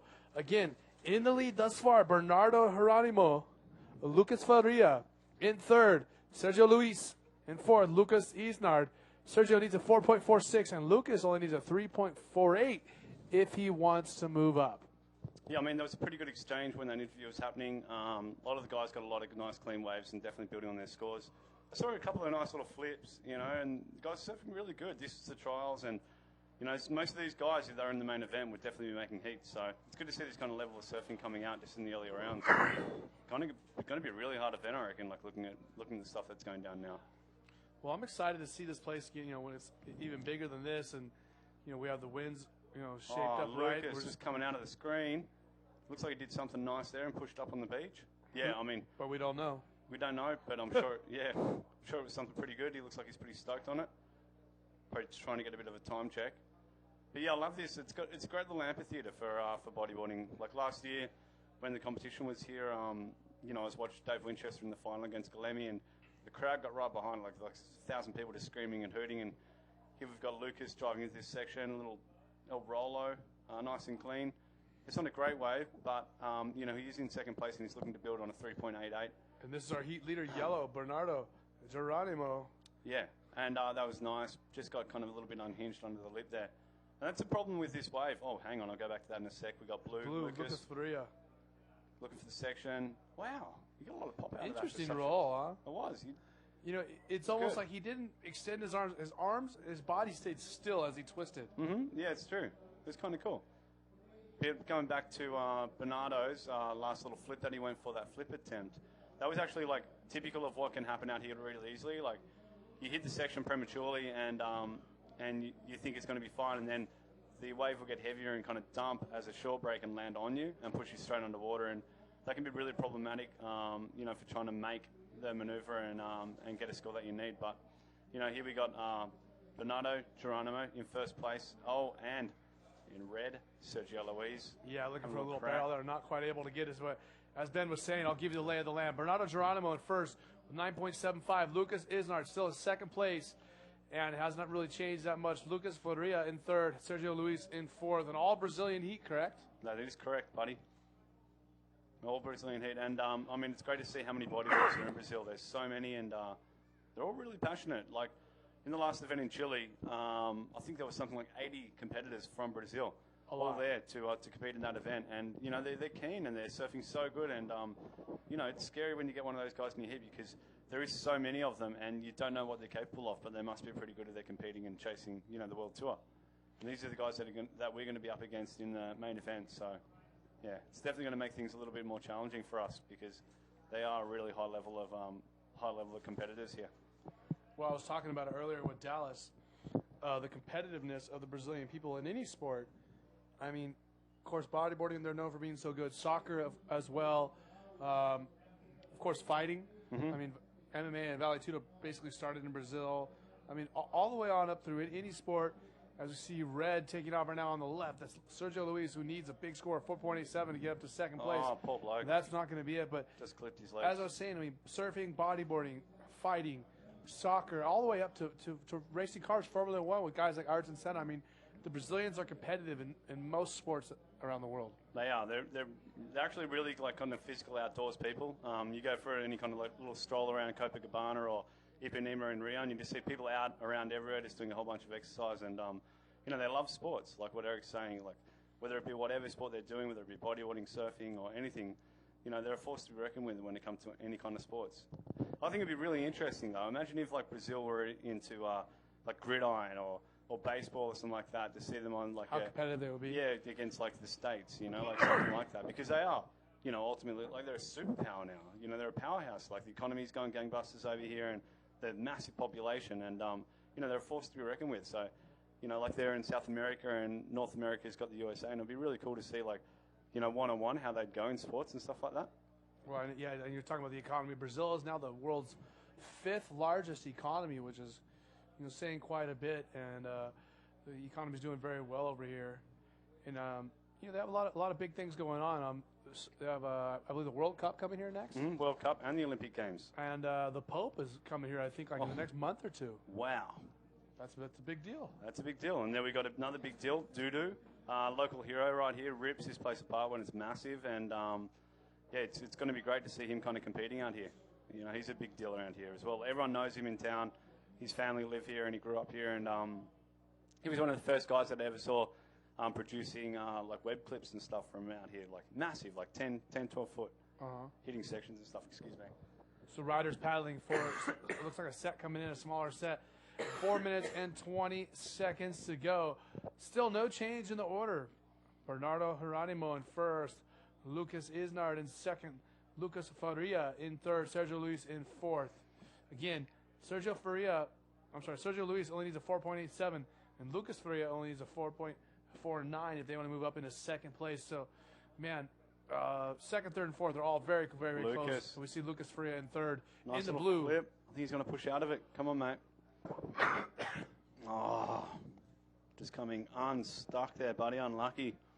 And so, Ben, tell us what's been going on here the last couple of days. The waves haven't been so great. So what have you been doing here on the beach? Not much of that. Like, not much of looking at girls. It's been more of a tourist and kind of doing stuff around. And well, there's a mountain that you can climb here. We did that yesterday.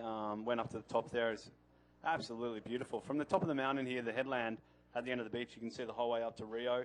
And you can see all the waves here and everything like that. It's a great vantage point of the whole area. Did you and Winnie go together? Yeah, little bum chums. We and see Red, Sergio Luis. Go, Sergio. Dying minutes of the heat. Oh, nice roll. He's going to find one more. Jeez, that was smart surfing, man. He needed a 4.87. And sure. I reckon he would have got that. Smart boy. So you and Winnie went up to the big mountain. Did you guys hold hands up there? Yeah, we did. We held hands. Yep. Nice blue right there. Lucas Faria looking for that invert off the back a little bit, though. It's going to be interesting to see if they count that as a make or not. Nice little invert. Good attempt. Don't think they'll count that as a make. Don't think so. But, yeah, it's a beautiful place up there. It's amazing. No, we did not hold hands, Eric. You know, I'm not gay. I don't have anything against gay people, but I'm not gay myself. Unlike yourself, mate. Unlike yourself. But, no, I don't want to start any rumours. No, yeah, it was good fun. It was really nice. It was beautiful up there. I'm sure everyone's seen all the Instagram photos and stuff of people hanging up there and all that. Oh, yeah, you saw ours up there, huh? I'll have to check yours out and like yours, buddy. Yeah, right, yeah. Yeah, it seems like everyone's got a chance to go up there. As we see yellow paddling, Bernardo Geronimo. Oh, look at this section. That was nice. Bernardo. And when we go back, Sergio Luis from Brazil did get a 5.38. Remember, he needed like a 4.7 or something like that. Yep. So now he's up to second place. Lucas Isnar down back in third. And Lucas Faria still in fourth place. And Lucas Faria, so he has 8 waves, but still not able to get anything more than a 4.38 as far as a high score. So 1 minute 45 seconds ago. But Bernardo just dropped a 7.13 for the last year. That's a big score. Yeah, it's one of the higher scores of the day, and that's going beautiful to, bottom turn. Look at this drive into it, not catching an edge, and just goes clean up to the section. Good, clean boost. Yeah, that was worth every bit of a 7.13 for sure. That was beautiful. Maybe better than that even, huh? Maybe, yeah. And it's just picture perfect as far as the bottom turn, his trimming, and the invert. Yeah, that's right. Hey, Apple, tell me something. You grew up surfing wedges and stuff in Cali, yeah? Yep. What are the waves like in California compared to these waves? Are they a little bit similar or not? Pretty similar, actually, as far as like, you know, sometimes on the short breaky waves like that where it's hard to like get to the shoulder and get speed on the shoulder. It's kind of bumpy because it's so close to the beach. Mm-hmm. That's what it reminds me of here. So that's why I'm excited to see the swell come in and kind of pull some of the sand around and make some sandbars and clean it up. And you know, talking about being up on top of the headland, you can see the sandbars, and they all are very, very close to the beach. And you don't see any sandbars farther out. You see Red taking off Sergio Luis. He's in second. Oh, he handles this. He's doing. Oh, wow. How do you push through that? I don't know. And we had Blue also taking off and looked like he did a flip at the same time. That could almost be the last wave right in the heat. And that could change things. But well, Lucas Faria needs a 5.01, so he could certainly have easily gotten that, and they could have knocked Sergio Luis and Lucas Isner down. So scores coming through. We're going to let you know in just a moment. Going to make things interesting, though. But I dare say Sergio's flip would score pretty well, the flip that he just did on the left just now. So if he did get knocked back, I dare say he would have got back up again. Hey, you know all about that, being a fighter. Get knocked down, get back up again. For sure. Now let's wait for the scores to come through. Okay. Lucas Faria with a 4.13 on his last wave. It's not going to be enough. So Bernardo Geronimo is making it through with a total score of 12.13. Sergio Luis, a total score of 9.38. So Lucas Isnard and Lucas Faria are not going to make it through, unfortunately. Man, some drama there at the end of the heat, right, Ben? Yeah. I mean, heats always come down to that last 5 minutes. The rest of the time does not matter at all. That's the end of the heat right now. The conclusion of the heat. So Bernardo and Sergio advancing, but you're only as good as that last kind of 5 minutes. That's the most important part of it. And sadly for those guys, both Lucases there, getting knocked out. It sucks, but you know that's what happens in competition. Okay, that's it for round number 3. It's done. It's in the books. We're moving on to round number 4. Ben Player joining myself, Eric Apple, here in the booth for the GoPro IBA World Tour, and we will be back in just a moment with the 4th round of the trials here at the Itacoatiara Pro.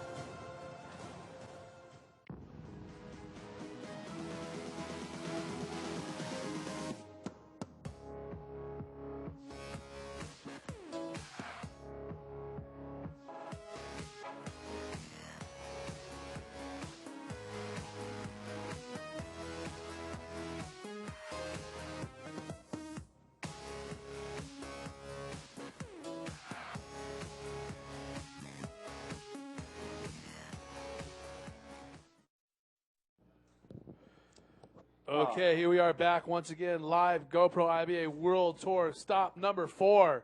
Eric Apple joined by none other than Ben Player, and we are starting round number 4. This is our first heat. Let's give you a little rundown. These are 20-minute heats, 4 men in them. We see a rider paddling right now. This is blue, Ian Campbell from South Africa. First wave of the heat. No, second, sorry, Edwin Aldana from Venezuela, already at a 4.13. So, Edwin Aldana in the red. Sergio Alonso in the white, Joao Gabriel in the yellow, Ian Campbell in the blue. In our second heat coming up, Rui Pereira will be in red. In white, Kalani Latanzi. In yellow, Leandro Chagas. In blue, Pedro Monasterios. Our third heat, Hermano Castro, Diego Cabrera, Miguel Herrera, Jorge Pullman. And in the fourth heat of this round, we will have Herberto Bruno, Gugu Barcelos, Benslemain Adnan, and Diego Vieira. and a magic wave just came through. Beautiful little barrel. Unfortunately, Sergio Alonso just got a little bit too deep on that one and didn't come out. But yeah, the guys are off to a good start in the heat. Some good surfing going on. We got Ian driving into the section. Nice little Rolo. If you can, oh, that's a nice wave. Yeah, good projection and getting some amplitude right there. Yeah, amping that up. I was about to swear this then. Oops. Yeah, that was a nice roll. That was smart surfing. If you can get 2 rolls in there, you're doing well. Edwin Aldana in the red. Oh! Using the backwash right there. Jeez, it's all going down in this heat, isn't it? Ben, you get excited. I love it. Yeah, it is. It's good. It's good to see. I love it. I love, like checking out a couple of trials heats, coming down and commentating and, getting excited and seeing the level of competition that's going on. It makes me want to kind of pull my finger out a little bit more and go a little bit harder when I get a chance to surf. Now, I know that you get excited watching this, but tell me, honestly, are you sort of excited or sort of happy that you don't have to compete in these kinds of conditions and you get to wait for the Grand Slam event? I don't know. I'm not sure how it's going to be because they're saying we're going to surf 2 rounds tomorrow afternoon for the Grand Slam, the main event. And the wind could be up, so it could be exactly the same pretty much tomorrow afternoon, maybe a touch bigger. So, the biggest opponent of any kind of rider is having too high expectations for conditions and then seeing it and being let down and unmotivated to surf in that. So you want to have pretty low expectations and then, you're amped to surf whatever you can get. So that's kind of the way I try to go into events. And to be honest with you, that used to be where I used to fall short at the pipeline competition a lot of the times. I used to kind of go into that event going, I want it to be 6 to 10 foot offshore perfect, and then it's never, that good because it's a rarity to get waves that good. And I used to just be bummed out and go into it with a kind of whole negative attitude. So, you need to switch that around and just be excited to surf it, have fun, and you'll end up doing quite well as a result of that. And, you know what I mean? Does that answer your question? Sure. Yeah. But, it's good. It's really good to see this and good to see the guys pushing it so much. And I've seen a lot of Ian Campbell, who's in this heat from South Africa. He's a really good bodyboarder. And Sergio Alonso also, who's did he win the qualifying? I think he might have won the qualifying tour last year. And has been on, nipping at the heels of all the top guys for a long, long time and surfs really good from Venezuela. And we've got João Gabriel and Edward Aldana as well in this heat. And talk about how many Venezuelans we have competing here in South America. Quite a few. There's quite a lot, yeah. The Venezuelans, there's a real hotspot for bodyboarding. There's a lot of guys from there. And I think, there's a few older generation riders, but Sergio definitely gave a lot of inspiration to the people there when he, started entering the events a couple of years back and started doing really, really well. And, it takes that sometimes to have someone from the local kind of hood do well, and then people go, oh, wow, I could do that. And, I've also seen that from South Africa as well, with Jared Houston's successes with the World Tour and seeing guys like Ian come along, and he's all inspired, and Spexy and Mark McCarthy and all those guys, it has a follow-on and flow-on effect. And, that happened in Australia too when guys like Michael Eppelston won the world title. It definitely inspires those local people, and it makes it feel like it's within their reach, it's a great thing about it. I'm sure the success of Eppo and Ben Holland kind of started another generation. Right? Exactly, yeah. And, we're seeing it right now in Chile as well with Alan Munoz, his successes with the World Tour, and now bodyboarding's just going gangbusters in Chile. Mm-hmm. And it's great. It's great how it kind of spreads like that. It's like a little network. It kind of pops up and then just starts booming in these different places because of that. It's really cool. For sure. Yeah. As we see, that's a set coming in right there out the back. And like you said, the conditions have turned to offshore. Yeah, it's looking quite in nice. Blue, this is Ian Campbell, who already has 2 waves. Look at this big size left, big roll right there. Smart surfing, buddy. That was really smart. Nice little claims there coming out of it. And that was a nice roll as well for red, which was Edwin Aldana. Okay, so let's give you guys a lay of the land right now. So João Gabriel, the Brazilian, with a score of 9.33 on 2 waves. Edwin Aldana in red, the Venezuelan with 8.53. Ian Campbell in blue with a 6.5, but he's going to increase that with that last roll right there. He's going to get rid of his score of a 1. And Sergio Alonso in the white with only a 2 thus far has been scored. Yeah. It's still early days. We're only 12 minutes into it, but we're only 8 minutes into it, and the 12 minutes to go. So there's still a lot can happen, but yeah, it's smart surfing what Ian just did, getting a second score. Now he's got the extra 12.5 minutes left to try and build on that, and that score just dropped through for us, and he got a 6.38 for that nice big clean roll. So that's pushed him up into first place and pushed João down into second place. Zhao now needing a 6.93 to move up into first. And Edwin has moved into third place, needing a 4.69 to move up into second. And Sergio now needs a 7.33 to move up into second place. But like I said, it's still early days. The wind looks like it's getting a little bit better. The conditions getting a little bit better. So it's be interesting to see what these guys can pull out of the bag. Yeah, interesting to see the the wind change directions. We see White. Look at this. Wow, that was massive, wasn't it? Sergio Alonso with his flip. Pushes out of it as well. He's another one of those riders who turns his board perpendicular to his body when he flips. For him, I guess it helps him complete the rotation. But his board is on a different axis than he is, so it makes the flip look odd. As you see red right now, Edwin Aldana. Yeah, I guess, that was a nice roll too. Probably not as clean as Ian, so I don't think that'll get the same kind of score as Ian Campbell's nice roll on that left before. But yeah, Sergio's flip, I mean, that was a big flip. There's a lot of wow factor in that. You got a lot more pop than what you anticipated, and judges love to see that. First time I ever seen Sergio surf was in Venezuela at a competition there. It was a World Tour event, and that would have been about 6 years ago, I'd say. And yeah, I was struggling to do 360s on this wave that we had for the event, and he was doing flips, not just flips, but like 3 flips a wave. And you know, his technique was learnt from surfing waves like that. So it's interesting to see like everyone's different techniques, like sculpted by the waves that they surf. Yeah, you know what I mean? Pretty amazing. Yeah, it's amazing. You see the same thing for the Brazilians. I mean, these guys really hustle in the small waves. They're able to do multiple ARSs and flips in these small waves. Yeah, like Edol Luciano is a big guy. He's probably weighs about 80 kilograms. I weigh 75. Now, he can surf a 1 foot wave like 10 times better than what I can. He can do ARSs on a wave that's probably up to my shin, and I struggle to do a roll. So, you know, it kind of flips that whole thing that it's about weight. It's not. It's just Here's about blue, technique. Ian Campbell.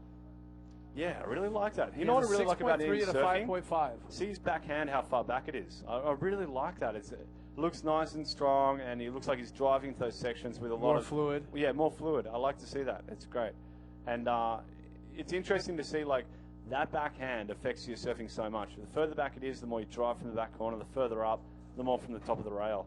See, like this, he's driving more from higher up on his board. Yep. Oh, that was a nice big old roller. Good roll right there for Joao Gabriel. He really got pitched out from the lip. Yeah, he's another good bodyboarder. He surfs really good. Joao, he's from Brazil, surfs in Chile a lot, and he's pretty good in the bigger stuff as well. So yeah, so it's interesting to see like what we're talking about. Like, it's not actually about like the riders like kind of changing their technique. The waves that they surf definitely sculpt the way that they surf, and you know, so you get a lot of different guys from all around the world who are better at different things because of the waves they surf on a regular basis. But for sure, to be the best guy, you kind of have to surf a variety of waves.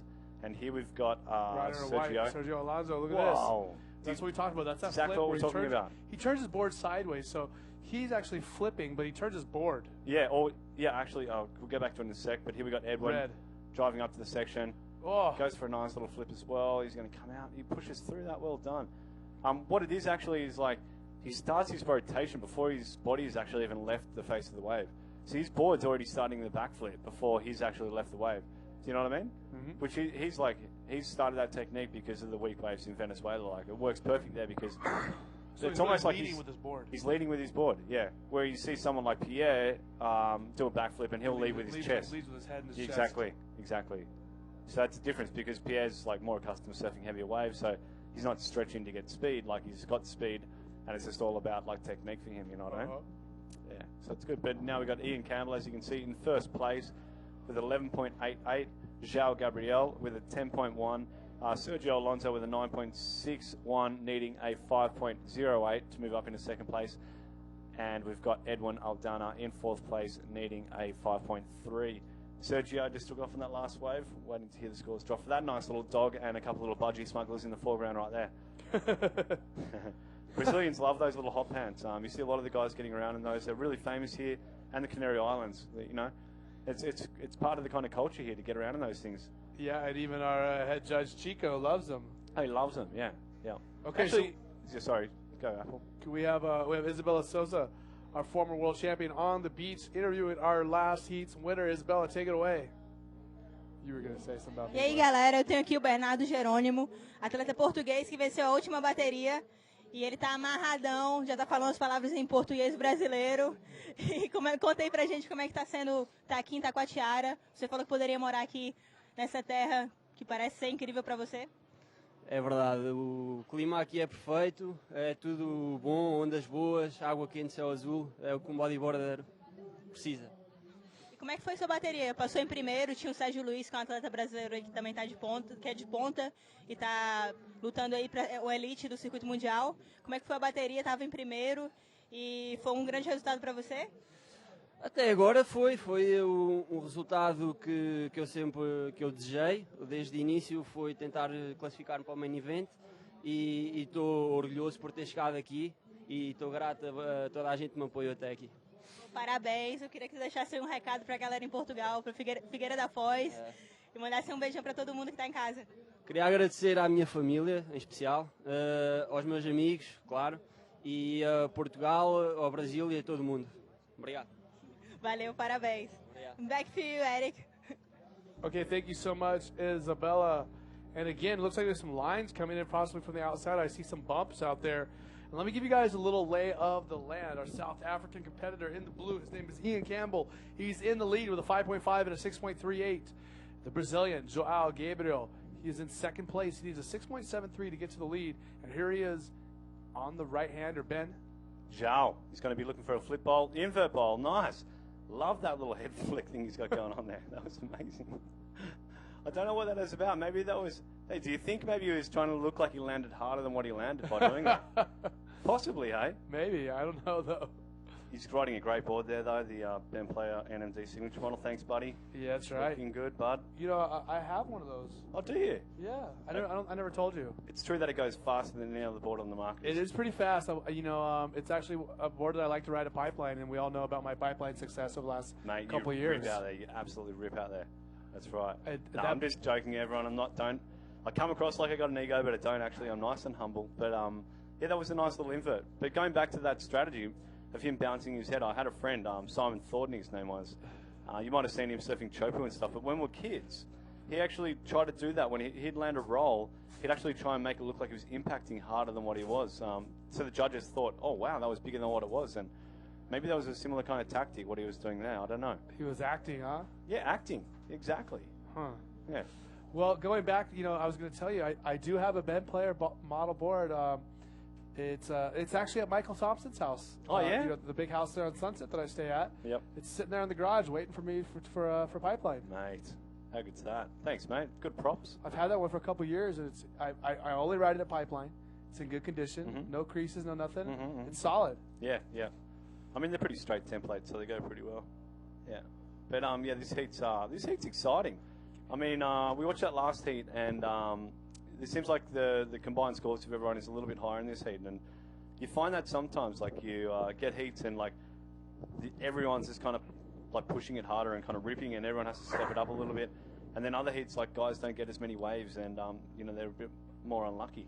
And this heat's definitely like seems like the guys have been on getting pretty lucky with some big scores, and we still got Ian Campbell in the lead and Joao Gabriel in second place, posting a 4.93 for that last little air, and Sergio Alonso in third place, just getting a last little wave that didn't come on, but he got a 0.65 for that. Wasn't much, and needs a 5.08 to move up into second place. And Edwin Aldana, also from Venezuela. 5.3. Again, like we talked about, so many Venezuelan riders, and I think a lot of them are getting some good support from the government as well, right, Ben?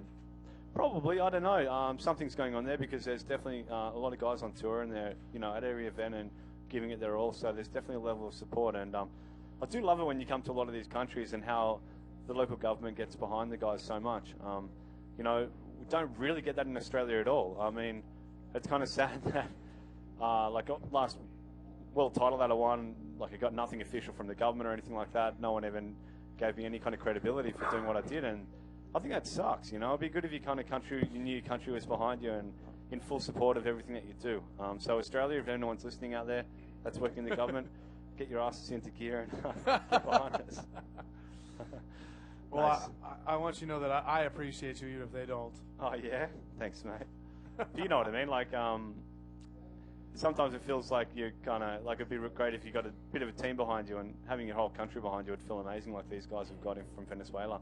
For sure, and this is our rider in red, Edwin Aldana. Nice little spin. Unfortunately, getting sucked over the falls. Yeah, obviously that's called getting sucked over the falls because you go over with the lip. And here we got Sergio driving up to the section. He's got a nice bottom turn, keeps a lot of speed, pushes up through it. That wave was a little bit foamy and didn't offer him too much, so he opted to pull out. But So now the time is starting to really become an issue. 2 minutes and 15 seconds ago, Ian Campbell still in the lead. We see him right there next to the man in second place, Joao Gabriel. He's on this right-hander bend. Is he going to find some open face? He does. He's going to pull out, opting to pull out. Probably thinking strategically here. He's thinking, I want to get back out there and kind of sit on Sergio and stop him from getting another score, because right now Sergio only needs a 5.08, which isn't much of a score. Just probably another one of those flips that he's done. He's got a 5.03 and a 4.58 for both of his flips he's done. So it's just, that's all he really needs. And could this wave give it to him? Oof. Big rollo. Look at that thick roll right there. Maybe. Maybe. 5.08, it's definitely possible. It could be close. It could be close. And here we got Edwin Aldina also driving up to the section. He needs a 5.3. Look Oh, at that. going for it. On the dry sand. Coming unstuck. Be interesting to see what they give Sergio for that last wave. It was a nice roll. You know what? Like, seeing Sergio surf that last wave, he's got, really reminds me of the first time I ever saw Guilherme Tomega surfing at Pipeline. Like, similar kind of bottom turns and similar kind of rolls, don't you think? I didn't see it on that way, but maybe we see a replay. I can see. I'm talking like Guilherme when he's 18 years old. Oh, okay, yeah. Like early 90s kind of stuff, like really, really long time ago. I get it. When Guilherme was used to be a really skinny guy and used to have a similar kind of surfing You must style. really be a visionary to see guys riding the Itacoatiara rights and thinking of Guilherme on the left of Pipeline. Yeah, for sure. I've actually thought it about Sergio before, and scores just dropped, guys, for Sergio's last wave, and he did get the score. He got a 5.95, so pushes him up to second place, and now Zhao is in third place, needing a 5.84 to get back up into second place. So there you go, Sergio moving up, and that's right, with 30 seconds, actually less than that, 25 seconds to go. So just to let you know, Joao Gabriel, he needs a 5.8. Edwin Aldana needs a 6.1 here in the closing seconds of this round. It's going to be tough to get those scores. 15 seconds to go. Can yellow or red find something in the last few moments? I doubt it. 10 seconds left. Oh, come on, boys. It all comes down to the wire right now. Oh, I don't think he's going to be able to get it. Oh, unlucky, mate. You had a good heat, Zhao. Just punch it, like that. Yeah, Joao Gabriel's not too happy. And he had some good waves. He was surfing good. Really good. Okay, so right now we're going to throw it off to a commercial. These are the people that helped make the GoPro IBA World Tour possible. And we want to let you know that, again, Ian Campbell, Sergio Alonso moving on through to the next round. Third and fourth, Joao Gabriel and Edwin Aldana. So we're going to throw it off to a commercial. When we come back, we'll be moving on to our next heat. Okay, I guess we're not going to be going to an advert right now. I'm getting yelled at. Oh, wow. So our next Hang on. So what's going on right here? Because they're saying that actually Zhao did make it, which they don't have the updated results here. So don't take notice of that, guys. That was just some kind of mistake that Ren made. And here in the next hit, we got Rui Pereira, Kalani Latanzi, Leonardo Chagas, and Pedro Monasteros. You just slaughtered those names. Let me try that. Rui Pereira, Kalani Latanzi, Leandro Chagas, and Pedro Monasterios. Oh, thank you, buddy. Hey? Bit of habla español experience coming into that play right there. Yeah, I've seen Rui surf quite a lot. I've seen Kalani surf quite a lot. So I know those guys are very capable competitors. So it should be pretty interesting to see what kind of goes on here. And here we got White, Kalani, having a bit of a sniff at this little left. Look at this thing coming along. Driving. And you know what's funny is I just met Kalani too deep. here 2 days ago, Yep. and his cousin is a fighter from here in Brazil. Right. And I know him very well. He's actually stayed at my house many times. Wow. Small world, Pretty hey? coincidental, huh? It does. Two It different is, yeah. sports. Yep. And I know his cousin from halfway around the world. Well, it goes back to that whole sporting thing you were just talking about before, Eric. And here And we got red, this is Rui Pereira, man Pulpos. from Portugal, punching through that lip with a roll. Oh, he just come unstuck on that one. Oh, sorry, Rui. That's still early days, mate. Get back out there and get another one. But going back to what you said before, Eric, about Brazilian being a really strong sporting nation. They get right behind it, and it goes to show with you knowing his cousin that he's a good fighter, and he's also Kalani's in this event. Yeah. And a very capable competitor in himself. There's Sergio walking up in the foreground, probably pretty stoked on what he's done. And we got Rui on the right-hand side there, paddling back out. Rui, we call him pulpos, octopus. So again, opening waves that heat, Pedro Monsterios with a 3.75. He's another rider from Venezuela. Kalani Latanzi on his first wave, wasn't a very good wave, 1.38. And Kalani's dad actually is Brazilian, but lives in Hawaii, and that's where he gets his name, Kalani. Fair enough. Makes complete sense. I was confused at first too. And here we got a little bit of a wave coming through. Red having a bit of a paddle. Rui opting to pull out. And we got yellow. Oh, nice. Look at this punch through that section. Leonardo. Yeah, and he really got pitched out with it, and that's going to be a nice score for Leandro Chagas. Cheeky little smile. Hey? Cheeky. Oh. Kalani. Clean roll there for Kalani. And these are tough conditions. It's funny because, everyone's doing relatively well, but being someone who's been in the water on and off all my life, I paddled last night, and the waves, even the ones that have a little bit of shape, it's hard to ride when it's that close to the beach because it's kind of bouncy and there's that weird, strange warbles and stuff like that. It is difficult. Yeah, it's very difficult. It's really tough, and it's really tough to time the sections as well because there's a lot of variables going in. Uneven bottom, so the sandbank is really uneven underneath the waves, and then you also got like the waves kind of coming on top of each other on the shore. So you got the backwash coming off the waves there as well, and then you got the rip chop and the onshore. So there's a lot of variables in it, and the timing of it makes it really hard. And here we got Rui Pulpos having Portugal, a bit of a paddle. right. It looks like a nice wave to me. Goes up to the section. That was a bigger rollo. Smart surfing. Well done, Pulpos. So Kalani Latanzi got a score while we were watching that wave. His score is a 4.88. Rui's going to get another good score. He has a 3.8 already. Pedro Monsterios has a 3.75. So again, we're going to see some more scores bouncing through. What was that on me? A big bug? Eric just had a nice little caterpillar on his back. Have a look behind you there, mate. Oh, awesome. Yeah, I'll just get rid of it there for you. They're not poisonous. Oh, that'll sting you. This one will? For sure. I heard you just can't step on them. Sorry about that, guys. We just had a technical problem. I don't know if that was technical. No, it wasn't really. Sorry, and so that was just Pedro just taking off just then. Sorry we didn't get a chance to see because there was a caterpillar that's climbing on Eric's back. Nature loves me. Well, it is like a plentiful area around here. There's nature all around us. And, that's right. As you would know very well from last year, you had a little attack. Tell us about it, Ben. That's right, buddy. Last year we did the mountain climb, and there was a couple of little marmoset monkeys up the top, and everyone was feeding this little marmoset some banana. So I thought it'd be quite fun to feed one, and I was given like the smallest little bit of banana, and so that's kind of my excuse for getting bitten by the banana. And it bitten by the monkey. It didn't actually bite the banana at all. It just hacked straight into my finger and almost bit the whole way through it. And had to go to hospital for the next month and get rabies injections. And didn't get rabies because they all have rabies. And how many times did you have to get shots? No, I didn't get shots in the guts, just in the area. I was pretty lucky actually because getting bitten on your fingers is one of the only areas that they inject straight into the point of contact with the creature. If you don't get it on the fingers, they do have to inject it straight into your guts, I think. And, so when we come back, we're going to hear more about Ben's rabies treatments. Right now, we have Isabella Sousa down on the beach. Are we sure this time? We're going to send it down to her. She has got an interview with our heat winner. Hello, Eric. I have been here, the winner of the last year. Ian, how are you, mate? How are you? Yeah, all good, thanks. How was your heat? You had fun or was difficult the conditions today? Yeah, it's difficult. The onshore makes it a little bit tough, but it's the same like home, so it's a little bit easier for me. And why you have the fast paddle in the world? You're the first guy that paddle more fast in the world. How you do this?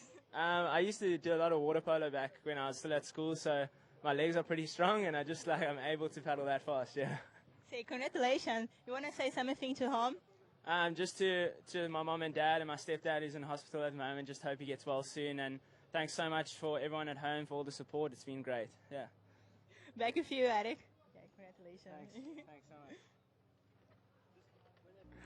Okay, we are back live. Thank you, Isabella. So, again, we were just talking to Ben about last year, venturing out here at Itacoatiara, and he got bit by the monkeys, and was concerned that they could have rabies because now some of them do have rabies here. Quite a lot. Hang on. Oh, we have Pulpos having a bit of a paddle. Yes, quite a lot of the monkeys, the local monkey marmoset population have rabies here. Something like 80% of them. So, yeah, Really? 80% of the monkeys have rabies? Yep, a lot of them. But they live with it. It's not like a problem that attacks like dogs or humans where it kills them. I think they live with it here. So it's not a problem unless they bite people, like myself. And, it's stupid. I shouldn't have fed the monkey such a small bit of banana. Or wish I wasn't given such a small bit of banana so I got bitten by the monkey. Seemed like I was set up, actually. And here we got Pulpos having a bit of a paddle. Oh, look at paddle battle. Red, paddle Rui battle. Pereira, the Portuguese rider, rolling through the lip. He was in the lead with 3.8 to 5.63. I wonder if he's going to get an interference.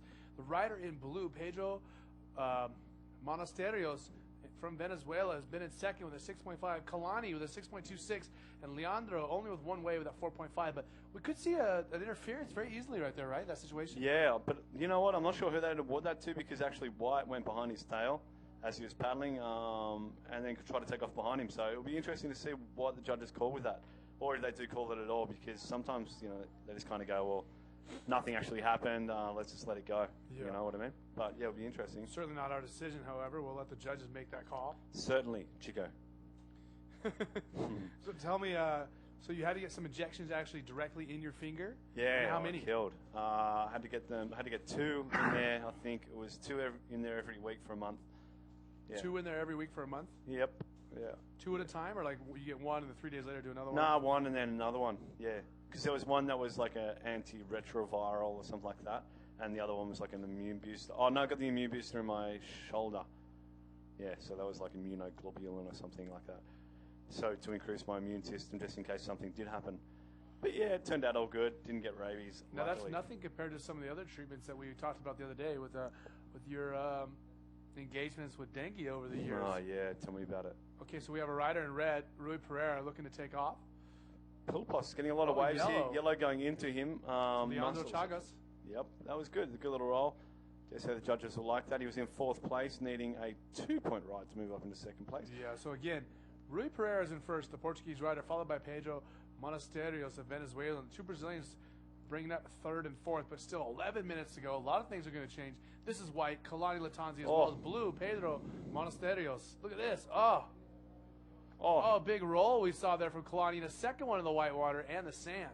Yeah, it seems to me like Kalani's trying to push into that corner right where Rui is, and the guys are seem like they're kind of going up against each other and trying to get the waves from each other. So it sounds quite exciting. Don't know if there was some kind of a feud before this heat, but it looks like they're really trying hard to beat each other in this one. So it's interesting to see. Exciting. Well, Kalani needed a 4.83, and I'm guessing he's going to get that. But look at these sets coming in, Ben. Yeah, it's definitely building. The swell's meant to be getting a lot bigger for tomorrow. Should be pretty interesting. It's a heavy beach rake. It's got a lot of power behind it, and then drops off really quick here. So it's holds its power. It's not like somewhere like Sydney beaches, for example, where it's a really gradual decline. Here it's like maintains and holds its power. And yeah, you're right about Kalani. Kalani did get that score for that last one. Moved up into 1st place, pushing Rui down into 2nd place. And Leonardo now needing a 4.72 to move up into 2nd place. And Pedro Monasterios needing a 6.13 to move up into 2nd. How do I pronounce that second name? Pedro. It's not Pedro. Monasterios. Pedro Monasterios from Venezuela. Remember his last wave? It looked like a good wave with some shape, but he ducked out the back of it. But we do see some lines coming in once again, so relatively getting consistent now, Ben. And after the set, we'll touch upon your engagements with dengue that we talked about. Now, you've had the misfortune of acquiring this twice. Yeah, that's correct. Do many people get it twice?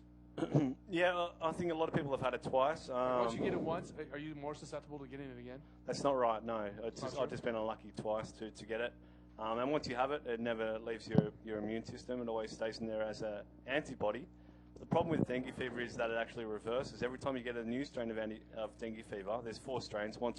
Every time you get a new strain, the antibodies that are in your blood reverse and start attacking you at the same time. We'll go more to it in a second. Right now we've got Kalani taking off, driving down the section. This nice little section. Be a good wave. Boof! Big El Rolo. Boof!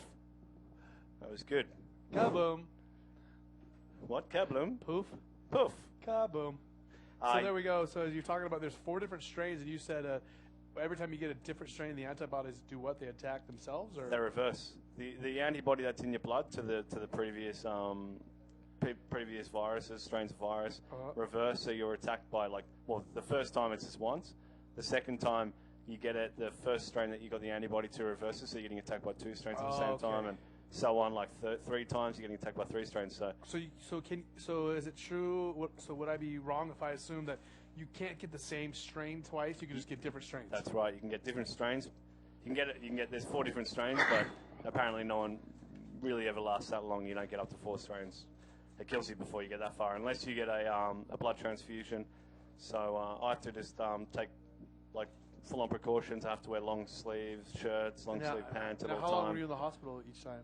The last time I was there I was in there for a week, but it probably took me about a year to fully recover. Really? Yeah, it took me a long time. And what are the symptoms? Symptoms are an extreme, to begin with, an extreme virus, like full-on temperature. My temperature got up to 42 degrees Celsius. Yeah, you're talking about the high fever. High fever.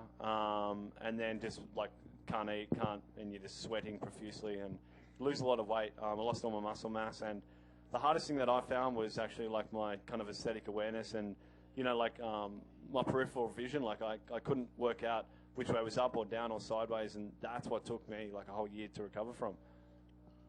I'd be doing a backflip and feel completely lost.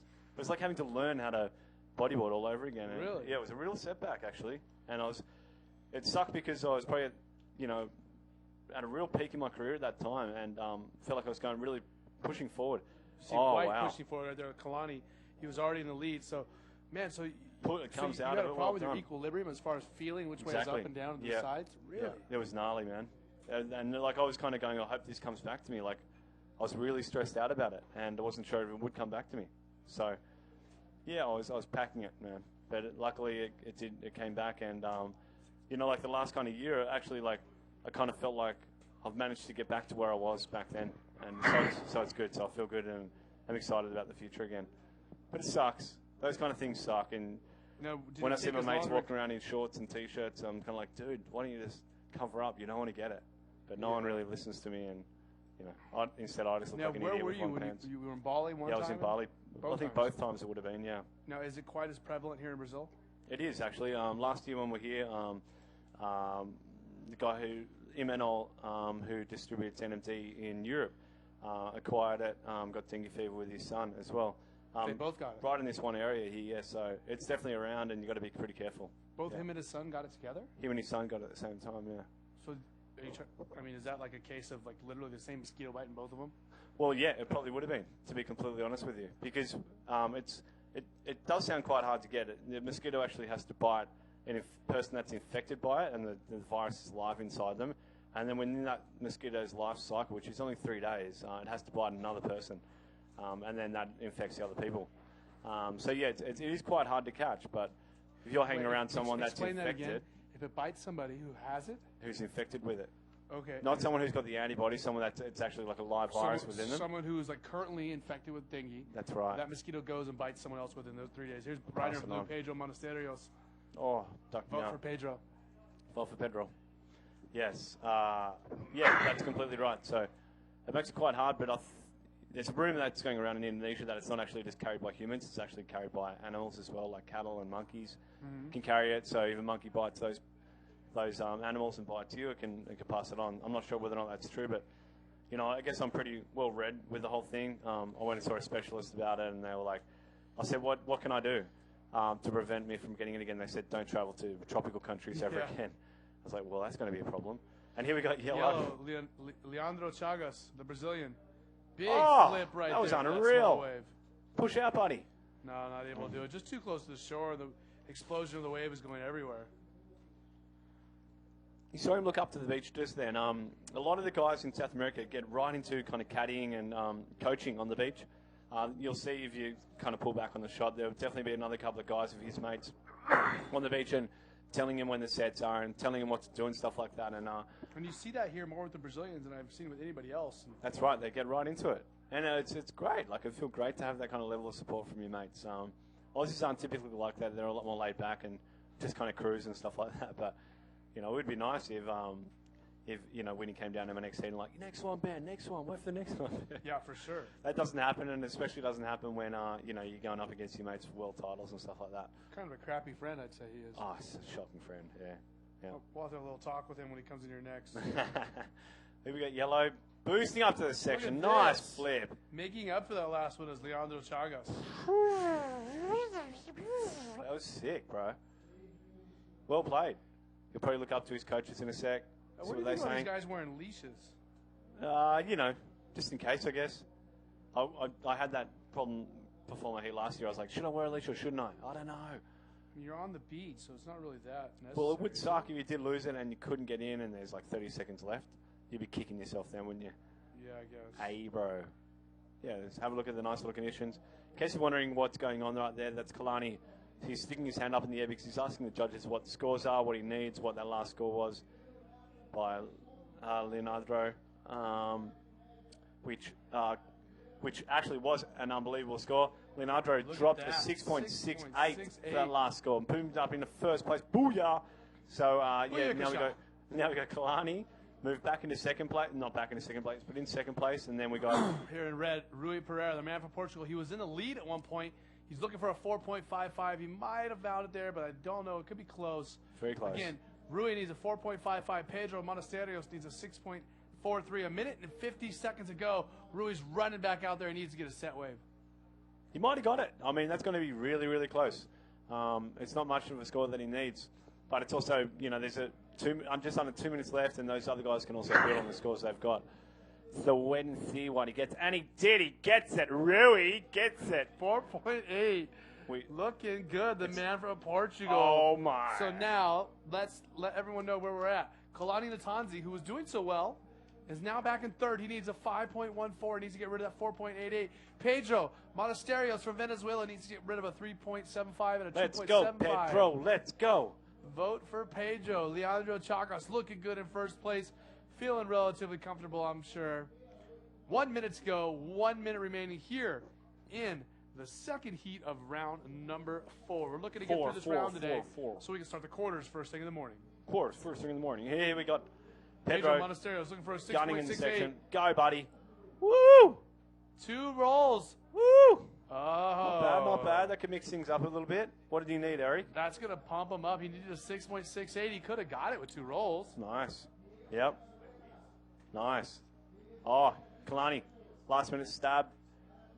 He's got 35 seconds left. He needs to pull the hell out of there and get back out there real quick. Getting tight. He won't get it for that, I don't think, mate. Get back out there, Kalani. Come on, buddy. It's getting tighter than an airplane bathroom. With 2 people in it. Have you ever been in a bathroom with 2 people? Never. It's kind of been a little bit of a fantasy of mine. I may have once. Oh, really? You dirty man. Up and riding. Looking to get up and riding is Rui Pereira in red, but only 5 seconds to go, and that's going to be it, I would say. Unofficially winning to see Leandro Chagas, who came through solo with that 6.68 at the end. Rui Pereira from Portugal with a 10.43, and man, Kalani Latanzi and Pedro Monasterios are not going to make it through. We're going to send you to a commercial. When we come back, we're going to have Romano Castro, Diego Cabrera, Miguel Herrera, and Jorge Pullman. You're going to have Dave Winchester alongside Ben Player in the booth. All right. We'll be back in just a minute. Me and Winkle. This is heavy, man.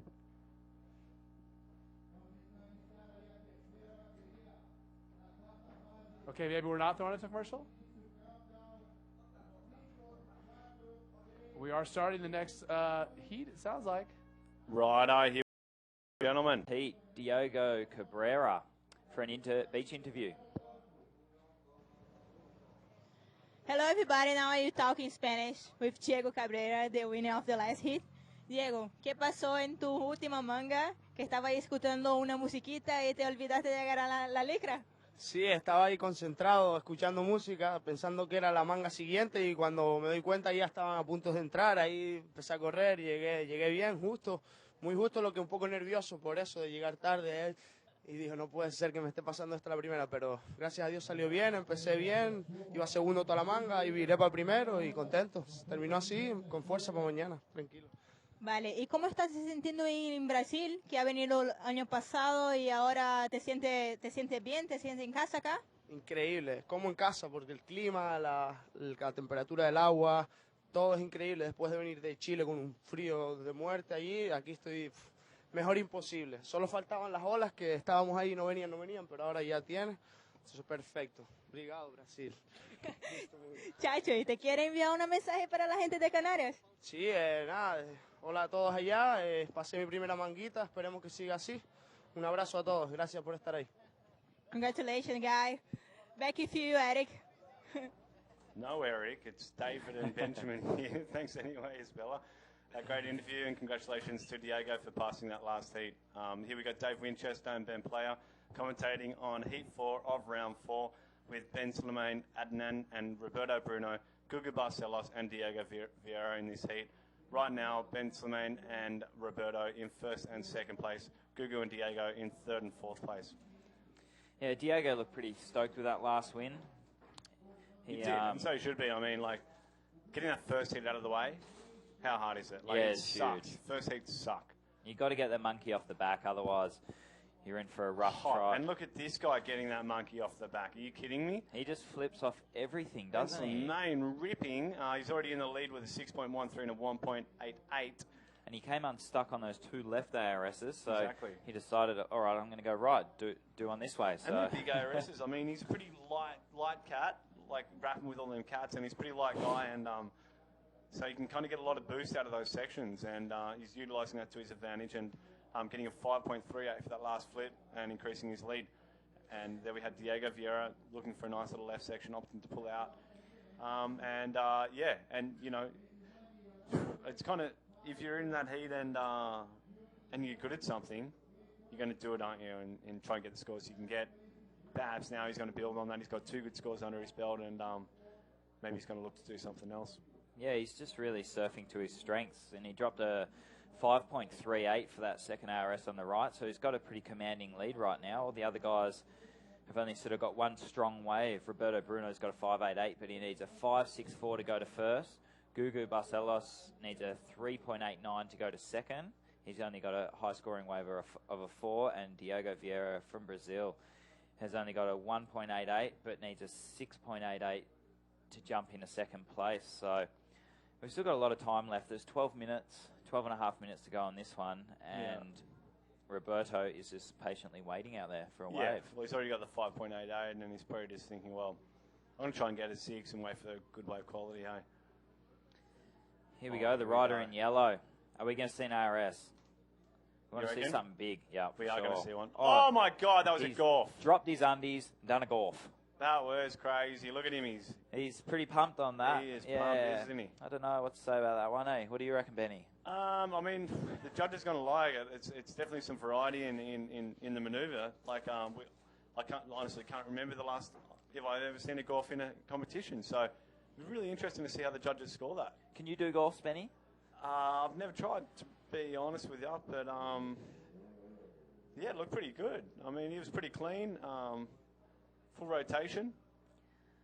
What do you think, David? Yeah, he's sort of off the side of his board. I didn't really think much of it personally, but the judges given him a 4.63. It was a clean little golf, but yeah, obviously they thought technically an ARS is harder to do than that move, and they weren't really feeling it. Well, yeah, I mean, that was really interesting. I reckon it was really good on the judges' part to look at that and go, well, yeah, it's a new move, but is it technically that hard, and like how good is it, and you know, like they're thinking about a whole new things. But that's interesting because I've never seen one, so that's putting a precedent on golfs for the future, you know. So that's interesting, yeah. Here we go. Blue skin. Diego. Oh, blue skin. Nice clean roll, and he needs a 6.88 to go into second. So look, he's looking for a bit of help in there. As we see yellow, he is busy, isn't he? Nice clean ARS again. He just got a little stuck there on the landing, so couldn't really get out of it. Okay. But guys, I'm just about to wrap it up. I need to go and have a slash in the bathroom, so I'll talk to you all later. But I'm just going to hand it over to Apple. Yeah, no, actually, Dave's leaving. So, no, I'm leaving. Sorry, guys. And so I'll see you all later. And thanks for listening to my crap, and I'll speak to you soon. Again, Eric Halpin back here, your IBA World Tour host, here for the GoPro IBA World Tour stop number 4. This is the Itacoatiara Pro We went to Pipeline. We went on to the South Coast Crusade. Our third event was on the other side of South America. We were in Arica, Chile at El Gringo. And now we have ventured across the continent, across the Amazon and the Pantanal. And here we are in the Atlantic Ocean at Itacoatiara. And it's good to be joined by Dave Winchester. Winnie, what's up, buddy? Yeah, we've seen some pretty wild and crazy moves in this heat. So we saw Roberto Bruno then. I just missed that. And it looked like it was close to shore. Look how foamy that wave is. A heavy roll.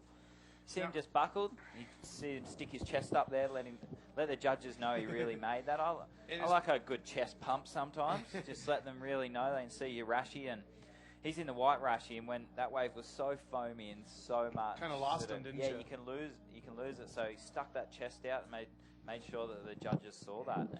And Winnie, we talked about it with the other guys, and I'm sure you feel the same way.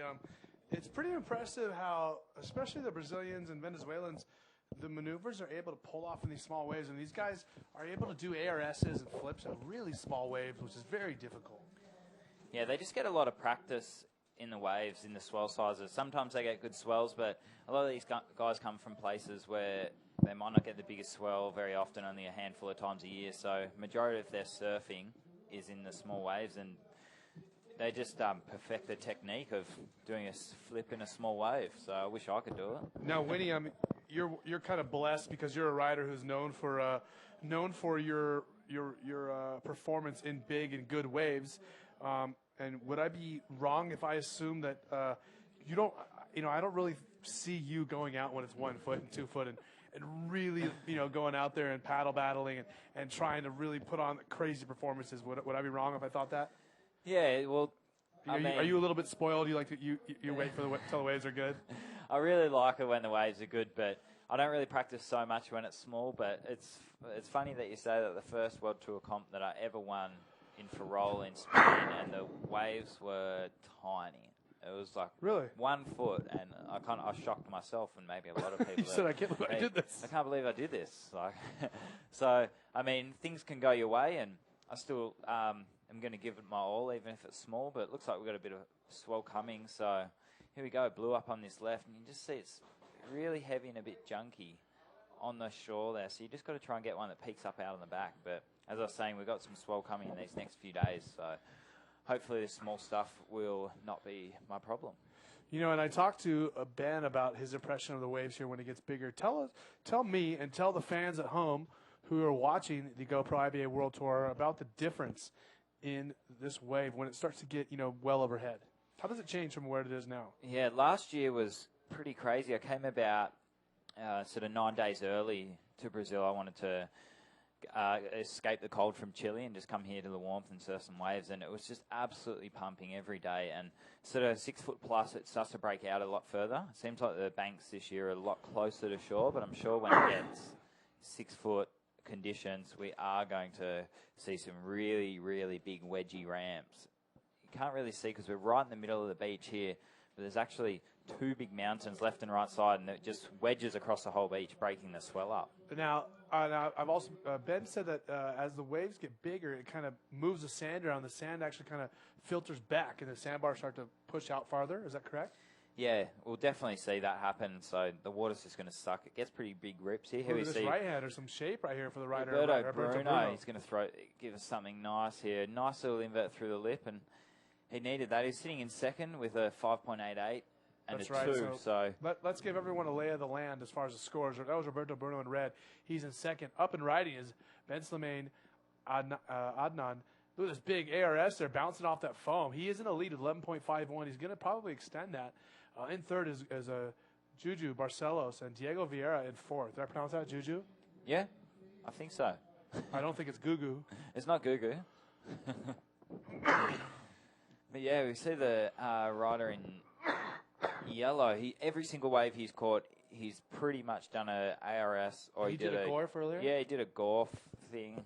But he's he just goes for it every single wave, and look at this. Big clean. That was really heavy landing. Oh, he did super well to make that. Turn that around, yeah. He's going to be pretty excited. Oh, it's a bit bigger wave there. Maybe the swell's pushing in.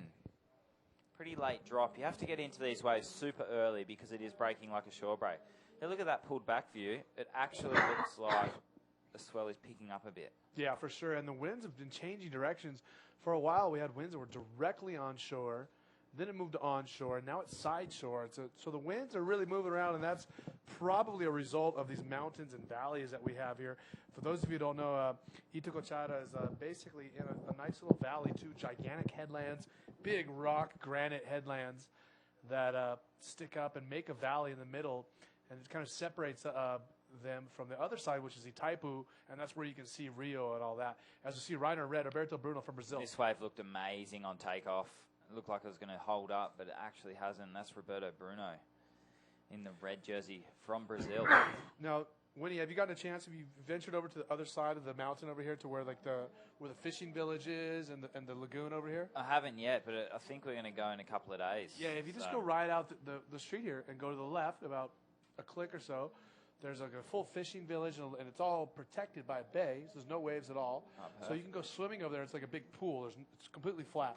Oh, I love it. And there's a lagoon there for the kids and stuff. There's a complete fishing village. And there's a church over there. And it's actually, I read about it, it's the second oldest church in Brazil. No it's called the Church of the Itaipu, and it's, I believe, 400 years old. Oh, wow, that's a pretty old church. Yeah, and I heard the food's really good over there. It's literally only a few hundred meters away if you go by the way the crow flies, because you can't go over that mountain. Yeah.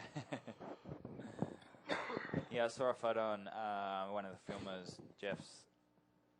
Jeffrey Raw's Instagram, and he showed some really nice fish, and him and Amori went over there, and so they said, yeah, you definitely got to go check it out. So yeah, you can go there. There's like a little fishing, like a little fish market.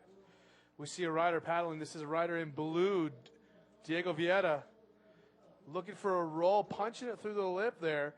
So again, he was in third place. He's looking for a 5.41 to get to second place in advancing position.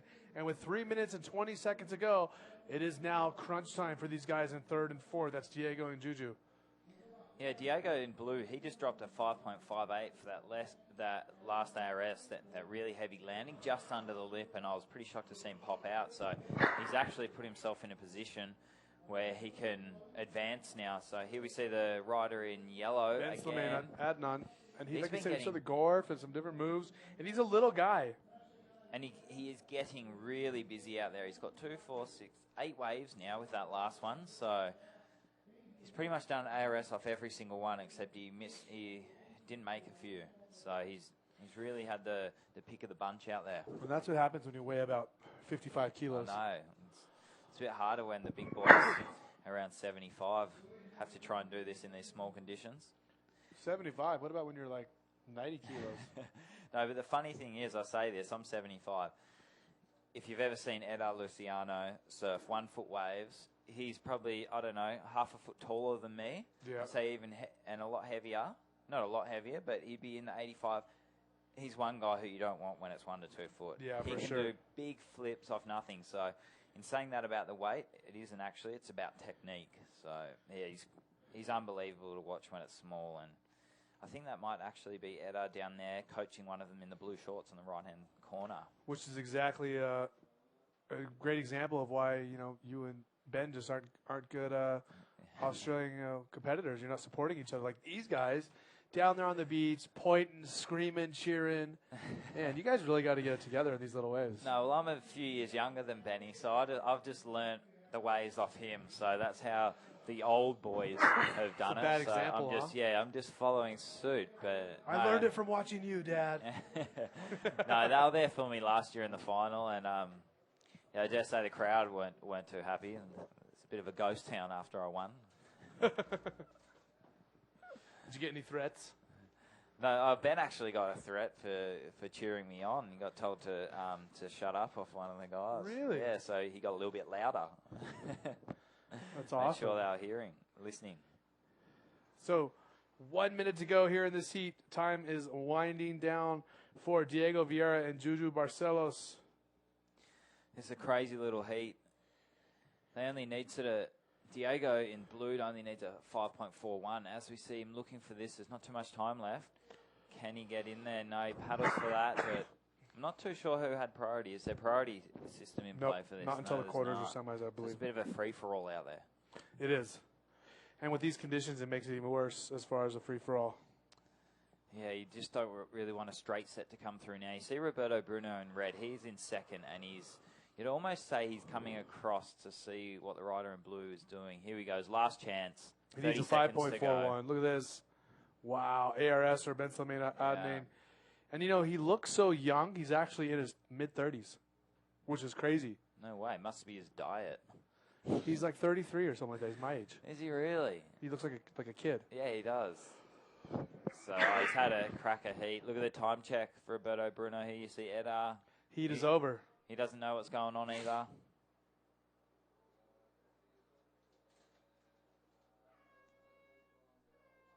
And there we go.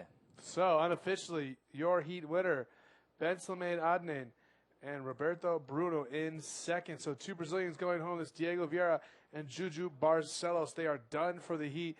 We're going to move on to our next heat, which is Heliaton Loriero. We saw him in Chile as well. Guilherme Correa, Lucas Rodriguez, and Enyer Moncada.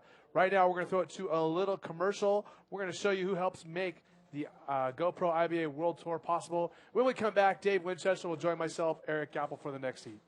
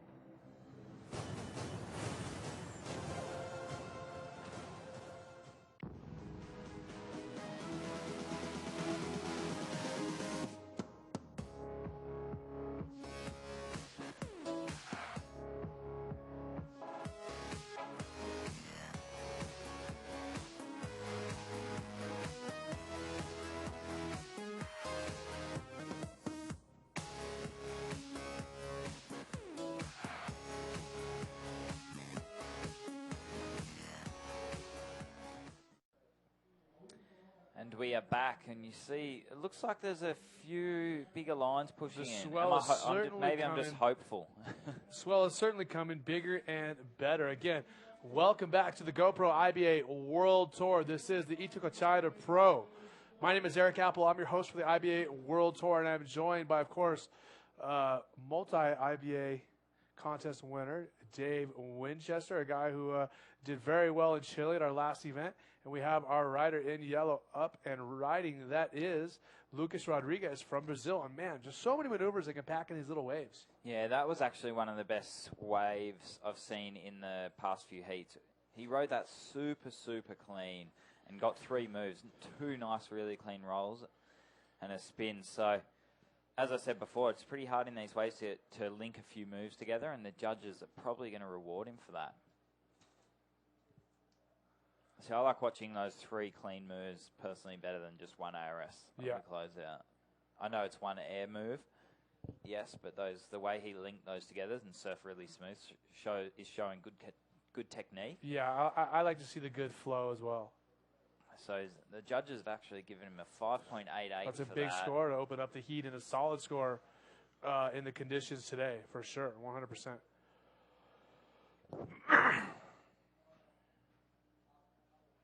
It's high tide this afternoon around 3:40, so we should be starting to suck out by now, and hopefully we can see some better waves coming through, some bigger bowls.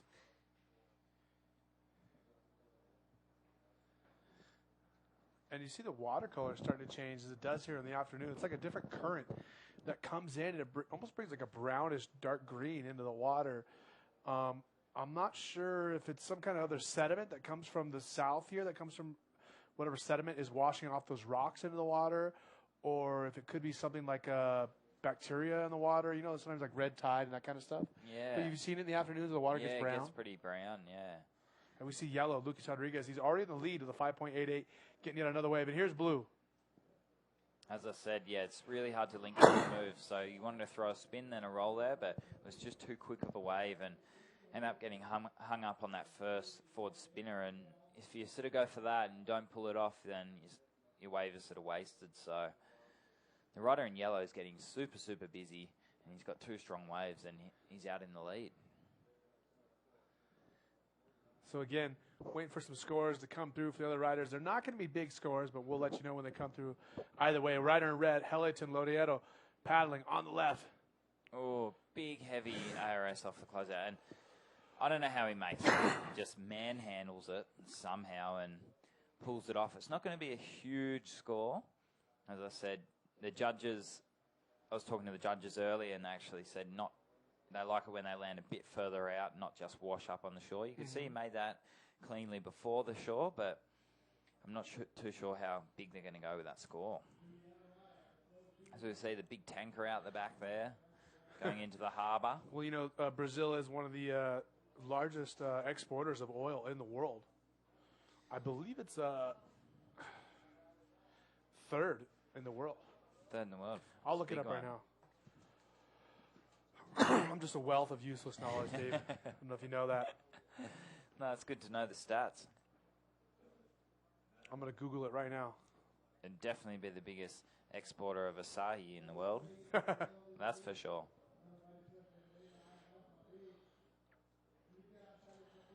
Let's see, list of oil exporters.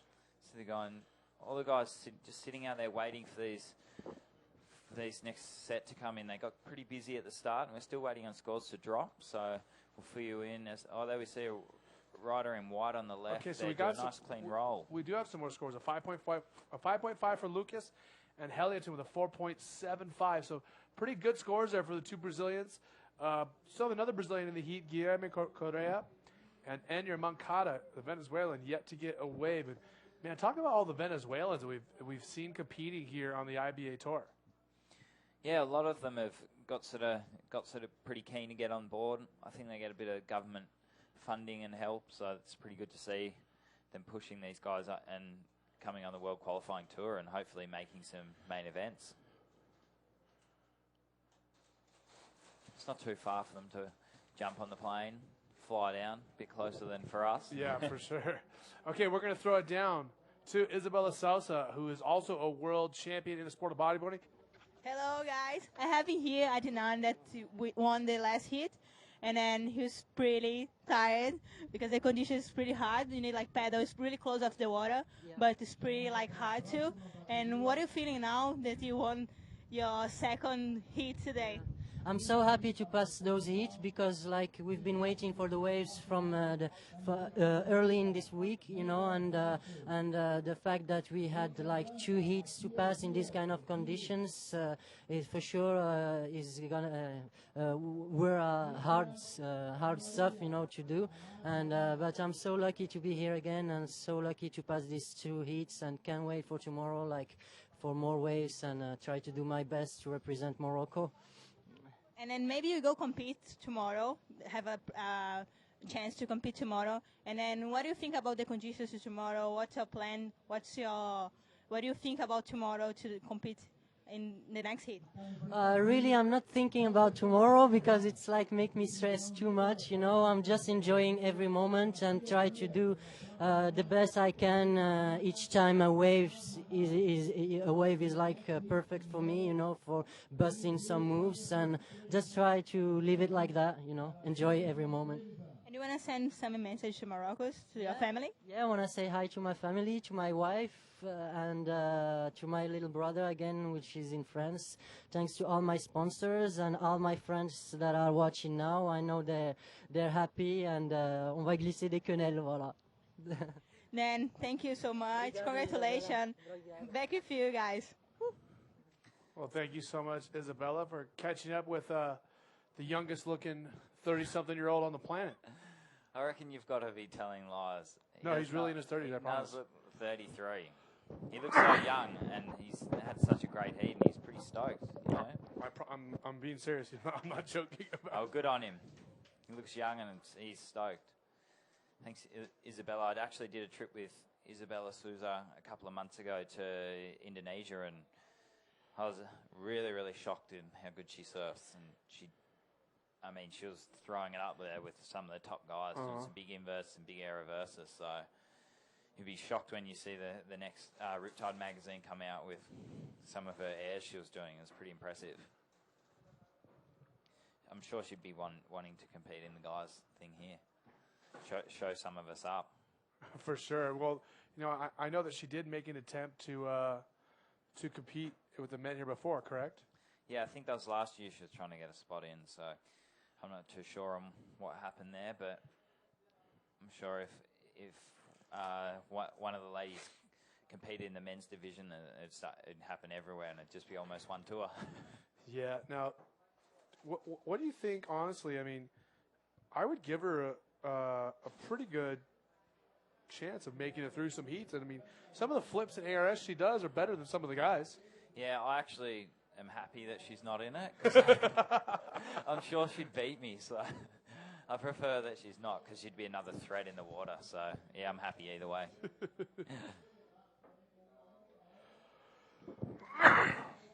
Still waiting on a couple of scores there. There are a couple of waves written in that interview of that last heat winner, and we're still waiting for those scores to drop. As we see there, blue just sitting out there, and yellow waiting for the one. So here we go. We see yellow start paddling across, and you don't want to sit too far out of this shore break. You see on the right there, he's just sort of paddling into something, maybe a little right-hander, but blue and red just sitting there waiting. So again, 10 minutes and 55 seconds to go. Lucas Rodriguez, the Brazilian, in the lead. Enyer Mancada, the Venezuelan, in second position. Heliatin and Guillermo Correa, each only one wave. That's the riders in red and white. Here's a rider in blue in second, Enyer Mancada from Venezuela. Big, clean roll, and that's what the judges want to see. They want to see you with a bit of speed. They like a little bit more of a long down-the-line wave, but, I mean, if you take off on a wave like that, there's not much you can do, and he's in second right now, and he's just trying to extend that lead. So as we see, red here's here, Heliatin and only a second wave.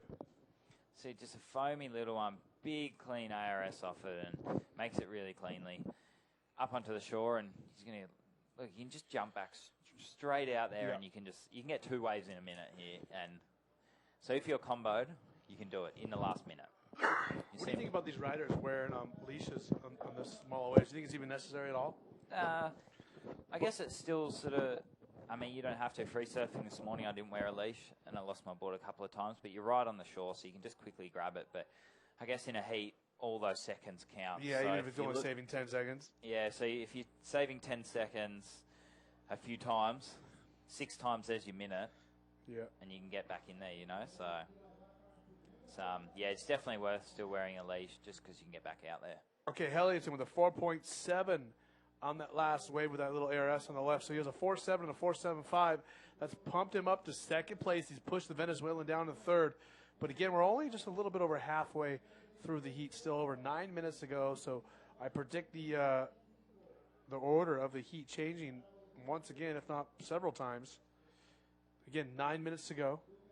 Here in the 29th heat, this is the 5th heat of round number 4. Just so you know, upcoming heats, Nicolas Bastos from Brazil, Matias Diaz from Chile, Anas Harar from Morocco, Sanderson Trevisan from Brazil.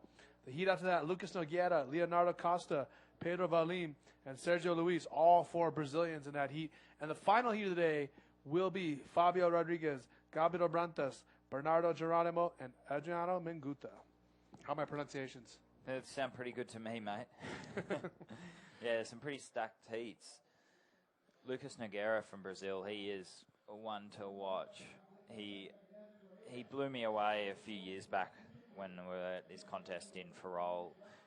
Oh no, in Peniche, sorry, in Portugal, and he just can throw these ARSs up left or right, really extended, and get some great scores. So yeah, that's going to be a really good heat. So stick around for that one.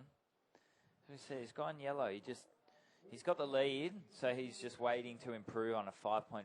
He's playing a really smart heat here. He's got 2 good scores.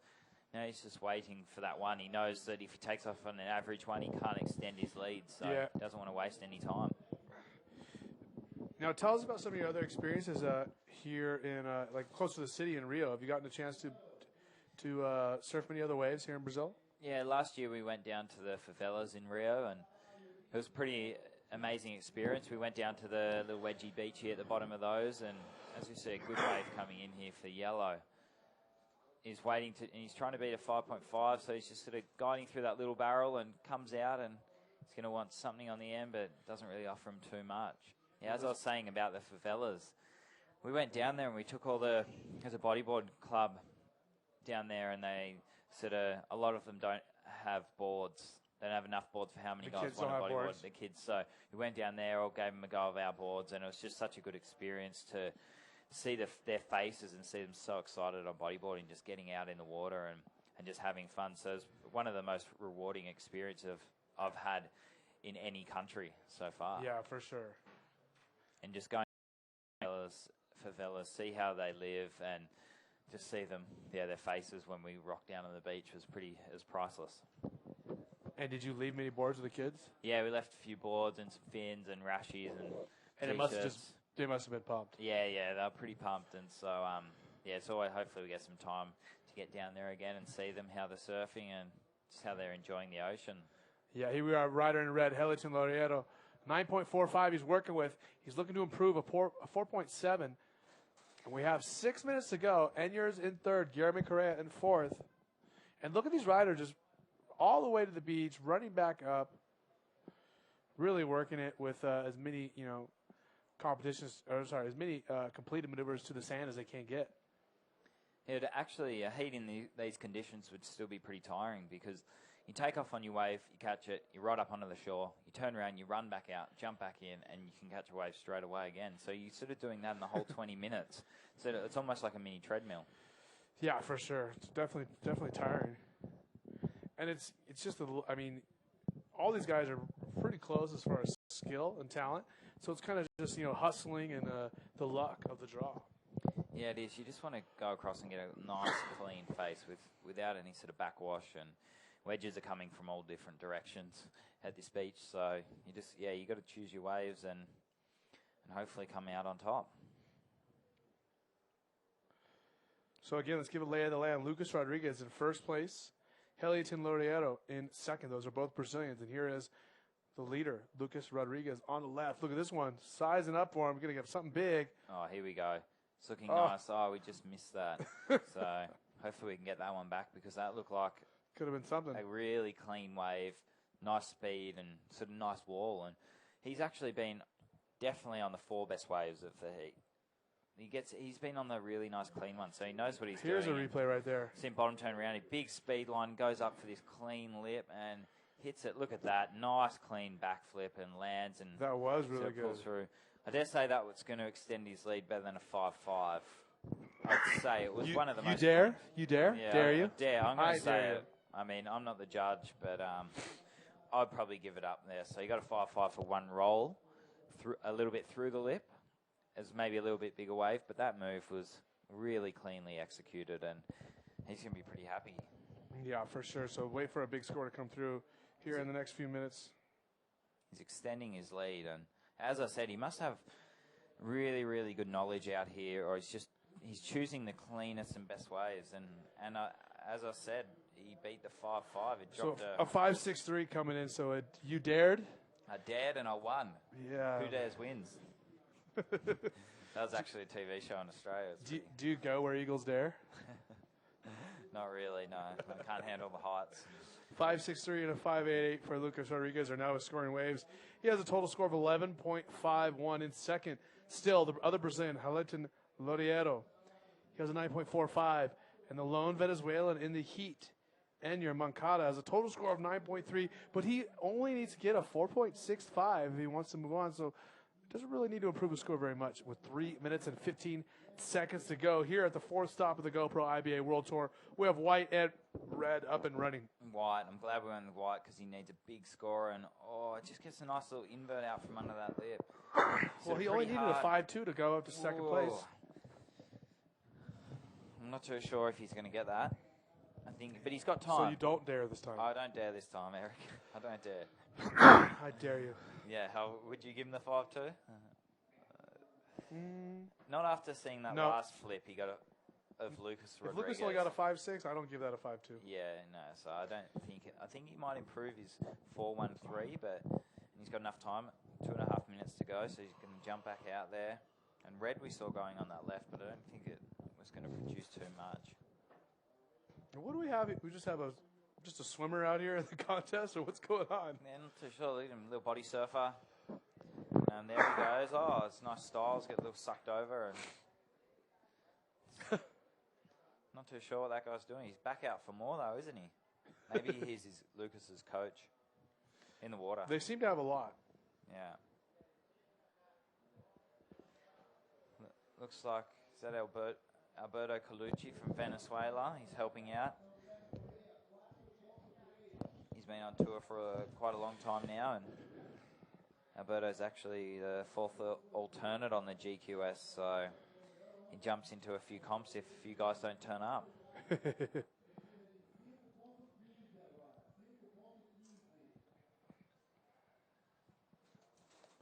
Pulled back view of the comp, but definitely the beach has changed since last year. Last year there was a lot more sand. You could actually... Really?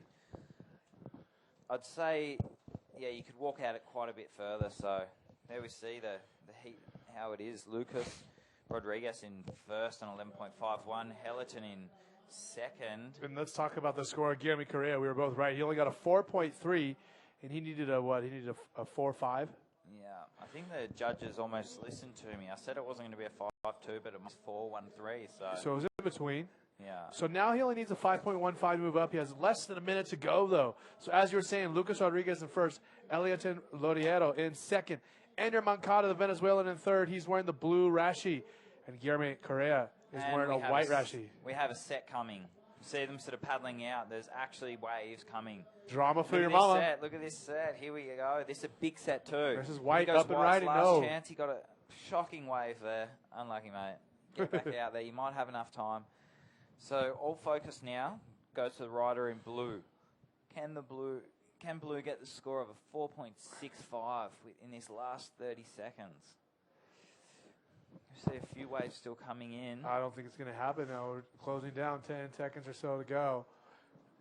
Looked like there was a big set pushing in, so hopefully we can see some of these guys pull something out of the bag.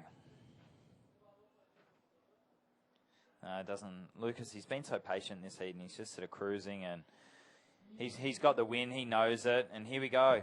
Blue in the last 10 seconds. He's just going to go regardless. So he's gone left, and look at this ARS. Can he make it? Oh my gosh! That Little might claim. be a 4.65. A 4.65. I'd probably. Do you want me to dare this time? I dare you. What do you think? I dare say he's just got it. Like a 4.67 he's going to get. Yeah, I'd probably give it to him. I kind of thought, what's he thinking going left? And I thought the right actually looked better, but he had to block Lucas, the heat leader in the yellow. So he's gone left. As we're waiting for a score for Enya Mancada, we're going to go to a commercial in just a moment. Not yet, but we're going to have one former champion go out, and we're going to have another esteemed rider come in, huh?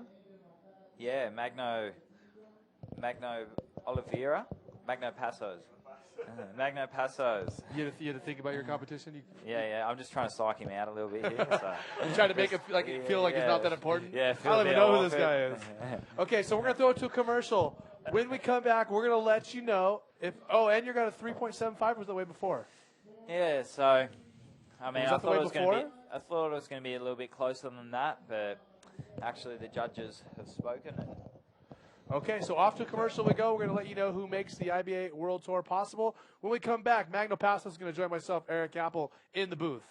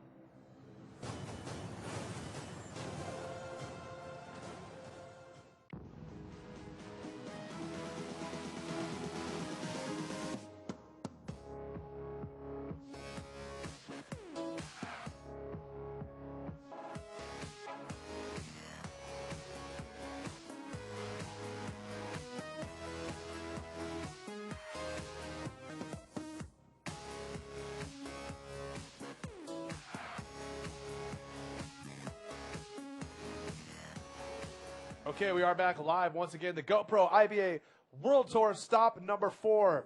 We went from Pipeline to Australia to Chile, and now we are in beautiful Itacoatiara. Good one, good. Almost. In Brazil. Finally moving on to the Atlantic Ocean. Eric Apple joined by, of course, Magno Pastos, and one of the champions here from the IBA. He's stoked to be a part of the broadcast as we enter the last 3 heats of the day, the final 3 heats of round number 4, and the winners from this round are moving on to the quarterfinals, which we will most likely be running tomorrow. We run our quarters, our semis, and our finals, and hopefully we'll be getting our World Tour event underway right after that, correct? Yes. Yeah, tomorrow should be a good day. I think maybe one of the best days so far. And hopefully we can surf some good waves and, you know, have some nice barrels and big maneuvers so you can show the public some And just, action. I know you asked as you sat down, and everyone else is wondering, we're trying to find out if Ender Moncada, the Venezuelan rider, he was in 4th place. He needed like a 4.5 or something like that to move through to the next round. He didn't get it. Okay. So I believe that means that Lucas Rodriguez and Heliaton advanced through that heat, I believe. Yeah, that's true. So now, this heat right now, Matias Diaz from Chile, Nicolas Bastos from Brazil, Anas Harar from Morocco, and another Brazilian, Sanderson Trevisan. And we have a couple waves for each guy. A 5.5 for Matias Diaz. He's in the lead. Nicolas Bastos in second with 4.13. Anas Harar with 3.7 and a 0.88 for Sanderson. As we have up and riding, this is a Brazilian, Nicolas. Nicolas, yeah. Nicolas is from Rio. He lives in Ipanema, one of the most amazing riders in Rio in this new generation. And Magno, look at this left coming in. Whoa. This is our rider in blue, Sanderson in position. Yeah, Sanderson, big roll, a big side wave, maybe. You never know, but it could be like a good score. Yeah, Sanderson is a guy from Paraná, south of Brazil, and he's been, far from the competition scene. And yeah, it was a surprise to see him in this contest, actually. He's an amazing rider as well, and let's see what he's going to do in this contest. Let's see if that score comes through for him. Sanderson, as it comes through, I'll let you know when it does. Again, 16 minutes to go. Sanderson comes through with a 5.13, so a good wave right there for him. Going to make him comfortable as we see, what was this? Some backwash riding. That was our rider in white, Matias Diaz from Chile. Taking advantage of the backwash. And look at this in yellow. Oh, yeah, that's Hanas Hadar. Yeah, Hanas is Morocco, from Morocco. And good rider. One of 3 riders competing here this week from Morocco. Yeah, I think the Moroccan, and they love Brazil. I was talking to them. They say, oh, man, every contest you guys do here, like international contests, I will be competing for sure. I love this place. Okay, we have Isabella Sousa, who is down on the beach with our heat winner. She's going to interview her countryman from Brazil. E aí, galera, eu tenho um vencedor aqui da última bateria, Lucas Rodrigues, que acabou que teve uma nova, ganhou novamente a bateria, ganhou o primeiro mais cedo, agora ganhou de novo. E tá aí o dia inteiro na praia, bem cansativo. E como é que você está se sentindo agora, depois de ter saído vitorioso dessa nova bateria também? Pô, Isabela, estou muito feliz, estou muito contente porque eu venho trabalhando muito para isso, treinando muito diariamente, nadando, correndo. Então eu estou feliz com o resultado, um pouco cansado, porque eu estou desde cedo aqui competindo, já foram 4 rounds. E é isso aí, a batalha não terminou ainda não. Tem muito ainda que acontecer e bola pra frente. Bom, como é que foi ali tua bateria? Tu tava falando antes que tá bem perigoso, tá bem perto da areia. Como é que estavam as condições ali dentro d'água? Agora tá batendo um vento terral, a onda tá quebrando um pouco mais perfeita, mas a maré encheu muito, tá quebrando perto da areia, então tá bem perigoso, porque a onda faz uma dobra. Você cava pra manobrar, a onda faz uma dobra, então é bem perigoso, tem que ser bem cauteloso. Tu quer mandar um recado pra galera que tá te assistindo lá do Espírito Santo, tua casa? Pô, com certeza, eu quero mandar um abraço pra galera aí, agradecer a força, a galera do Facebook, minha família que tá mandando a força também. E é isso aí, galera, obrigado mesmo pela força, tamo aí. Parabéns, parabéns. Valeu. Back with you, Eric. Thank you so much, Isabella Sosa, our former world champion, and she's been so dominant. Let's talk about her real quick for a second. Magno, someone told me that she's been undefeated in women's competition here in Brazil for 4 years. Oh, Nobody's beat her in a heat. Is that true? I never knew that. She is amazing. Would you believe that? Does that make sense? For sure. She trains a lot. She's been spending like a lot of months outside of Brazil just training. She's been 5 months away from her place. Yeah, she said she left home for 5 months. Yeah, so, you know. This is our rider in the blue, Sanderson Trevisan, rolling from the top. How's my pronunciation of his name? Sanderson Trevisan. That's how we speak. Yeah, that's good. In white, Matias Diaz from Chile. Look at this. Oh, not able to stay on the board. So let me give you guys a little picture of the landscape. Anas Haddad in first place with a 3.7 and a 4.43. And the Chileno, Matias Diaz, he has a 5.5 and a 1.5. So he has a 7. Third and fourth are Sanderson and Nicolas Bastos. And, man, the Chileno, Matias Diaz, is trying some different things, isn't he? Yes. We just had a score come through Sanderson with a 4.13, so that puts him up into first place. So Anas is down into second, Matias Diaz in third, and Nicolas Bastos still in fourth. But I'm imagining things are going to change many, many times still because the scores are all so close. And the way the waves are working out, the guys are only getting one maneuver, so the scores aren't too different. So it really is, I mean, just the luck of the draw, really, today. Yes. Because all these guys are good. Yeah, and it is so. Imagine how complicated it is to judge in these kind of conditions. And you see Matias Diaz trying to find his second wave, do a roll. Well, he's trying to improve upon a 1.75. He just needs a 2.63, a very small wave, very small roll. Oh, this is a good-looking wave. Look at this barrel. But some backwash now starting to form in the waves, correct? Yes. Tide's going low, and could be getting better right now. Maybe the wind will change or stop. No, this is maybe could be the best we've seen so far. You think the wave will start breaking farther out? Yeah. Once the tide goes lower, for sure it's gonna be farther out. Yeah, I was just looking some pictures from this morning. The guy surfed the reef break. It was amazing. On the other side of the rock? Yeah, on the other side of the rock. It was just so amazing. Did you hear? And it's all rights? All rights, yeah, all rights. How shallow is it? Like 2 foot shallow sometimes. Shallow? So shallow. Yeah. Itacoatiara, you have everything you want just here. Amazing beach break, another amazing reef break. That's all that you want. Now tell me about, I already asked this of Ben and Dave Winchester. Tell me about, in your opinion, how does this wave change when it gets bigger? Oh, man, it's completely different from what you're seeing right now. It's like a huge amount of water moving into this beach, and you just feel like, man, you're nothing over there when you're surfing big waves. And you see these big mountains around you, and just like, oh, man, this is crazy, a lot of tension in the water. Yeah. Yeah, it's just amazing. We see Vina down there, our beach marshal. Yeah, Vina is a legend here in Brazil, and this is Sergio Luis. The guy, he almost made the trials last year. Almost made top 24. So let's give you guys a little lay of the land again. Sanderson Trevisan in first place with a 5.1 and a 4.1. Matias Diaz, the Chileno, back up in a second. Anas Haddad, he went from first to second. Now he's down in third.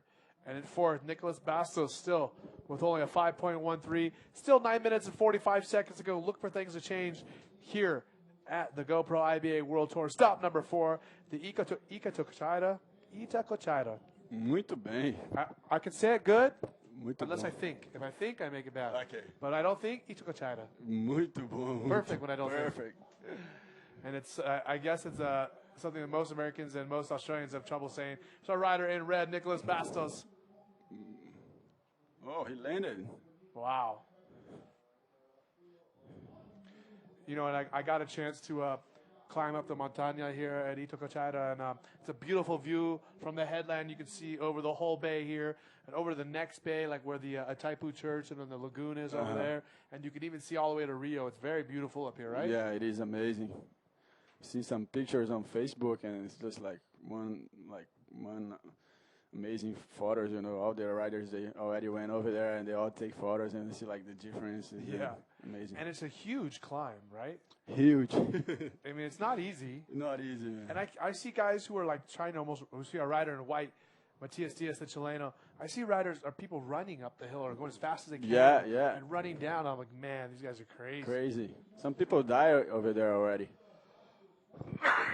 Yeah, I'm sure. And I Yeah. see other people who climb up on this side, with the yeah. rope. Yes. Crazy. Have you done that? No. Do you want to? I don't think so. That was funny because I was working out on the beach here with Alex Leon, our IBA Tour World Manager. Was here, rider in yellow, Anas Sadar from Morocco. Oh, really Whoa. fighting that wave and somehow getting a roll. But we were working out at the beach at the end, you know where the workout equipment is? Yes. And we saw these guys climbing the ropes, and he said, Alex says, I want to try that. I said, no, you don't. I think it's a lot harder than it seems. I bet it's very difficult and dangerous for sure. But it's beautiful nonetheless. Yeah. You've been enjoying your time here in Brazil? I think Itacoatiara is paradise. It's beautiful to see a rider in red. 2 rolls on the same Wow. way for Nicholas Bastos, and that's going to be a good score for him. He already has a 4.1 and a 4.8, 7.5 minutes to go here in the heat. But yeah, for sure. I mean, after being in the cold over in Chile, Yes. coming over here is amazing, right? Amazing, amazing. And it's also amazing when you think that Arica and Rio are on the same line of latitude, Oh, yeah. but it's so much warmer here, right? Yes. And it's all because of the Humboldt current, which is the current that goes around Antarctica, and then it hits the bottom of Chile and turns north up all of South America and brings all that cold water all the way up through Chile and Peru. Wow. And that's why the water's so cold there, and also makes the air cold. But it's literally the same level that Rio is. Yeah, that's Very that's strange, crazy. right? Very strange, for sure. And I also got appreciated very much as we see some scores coming through. Nicholas Basto, 6-1-3. He's in the lead. Sanderson Trevisan in second. Matias Diaz, the Chileno, in third. Anas Sadar in fourth. But I will say that when I flew from Santiago to Rio, it's beautiful. You fly over the Andes and you see all the snow and it's huge mountains. And I believe the Andes have, I think, the 3rd highest mountain in the world. Wow. Is in the Andes. Very big mountains. Wow. A lot of snow. And then you clear over the Andes and you fly over the Pantanal. Yeah, That's what it's called, Pantanal, yeah? yes. Brasileiro, man. Yeah, man, Brasileiro. it's so good. You went to school, huh? Yeah, I see the Pantanal and all that. And the Pantanal is people, when they think about Brazil, they think about the Amazon. But the Pantanal actually has more square kilometers than the Amazon. Wow. Huge. Man. A very big piece of land. Amazing. Have you been out to have you driven through there or seen it? No, never. Pantanal, Amazon. Oh. A rider in white, Matias Diaz, and he's working hard with only 5 minutes and 30 seconds. Matias needs a 3.76, a pretty small score. Anas Sadar needs a 4.84. So you can see that, I mean. Yellow in the wall. Yep. Whoa. Anas Sadar. And his backflip looks so strange. And it's not that he's doing a different maneuver. It is a backflip.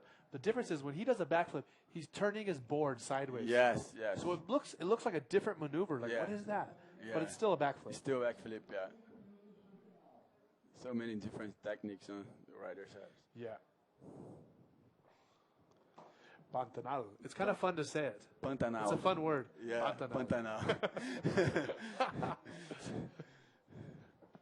So we can see some more scores dropping from our esteemed collection of judges. Nicholas Bastos, a rider in red from Brazil, up and riding on the left. Yeah, Nicolas Bastos coming, trying to find another good score, and he does a backflip. Oh, he lands it. Yeah, popping that little ARS around. He was already in the lead. He's going to extend his lead now. Wow. Nice bottom turn, and, could be better than a 4.8, definitely. So as the waves get bigger here, Magno, is the sand going to be kind of pushed around and then settle farther out? Yes. So the sandbars will move farther out? No, the sandbars will still be the same, but the waves will be breaking further. And sometimes when a set wave comes, it washes all the beach sometimes, and people lose like cell phones and things like that. It's crazy. Yeah. Look at this replay. This is our rider in blue, Sanderson Trevisan. Forward spin.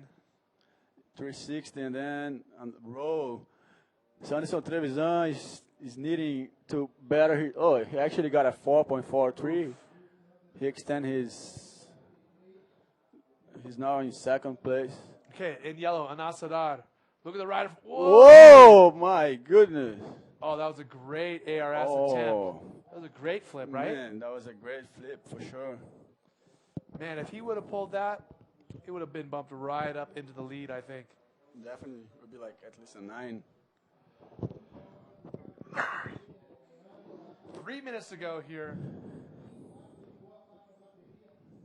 2 more heats to go for the day after this.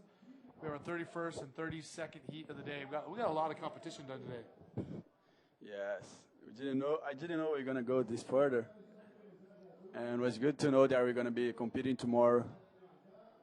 Because tomorrow looks really good, huh?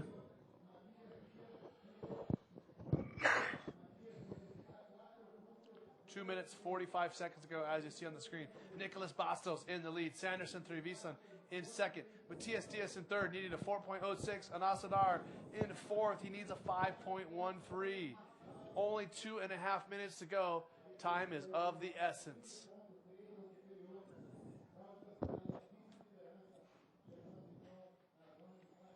Riders paddling.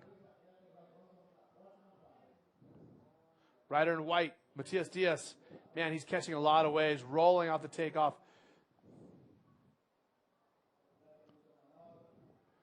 Catching a lot of waves, Matias, isn't he? Yes, he's trying to improve his second score. Whoa! Invert for Nicholas Bastos, Bastos. who came with a 5.7 on his last wave, which increased his lead. But that was a nice invert, especially for the waves today. We're not seeing very many inverts. Yes. Nicolas Bastos em primeiro, Sanderson Trevisan em segundo. Sorry, I'm just speak a little bit of Portuguese.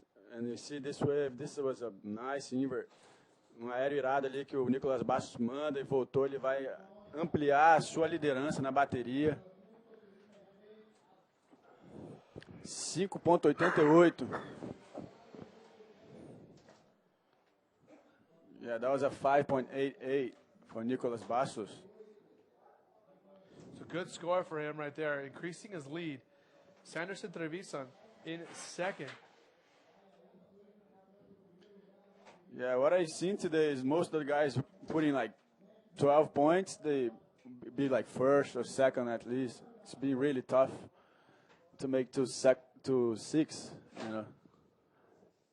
And yeah, whoever gets like 12 points pretty much Can win know, the heat for yeah. sure. I did see one heat earlier where somebody got a 15 or a 14. Yeah. I saw that. Yeah, in the morning. Because they got a 9 on one wave. Yeah. Matias Diaz in third, the Chileno still. He only needs a 4.06, 39 seconds ago. Matias is paddling. In blue, Sanderson. This wave with a lot of open face.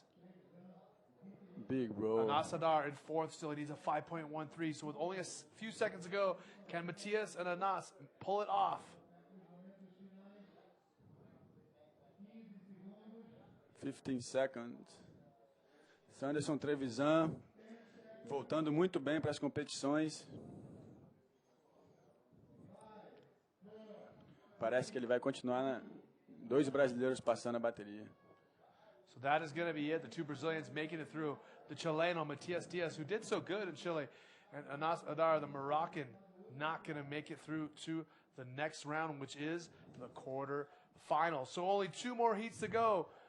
We are going to throw it to a little commercial. When we come back, we're going to have Lucas Nogueira, Leonardo Costa, Pedro Valim, and Sergio Luiz, an all-Brazilian heat coming at you when we come back from these messages from the sponsors of the GoPro IBA World Tour. We'll see you in a minute.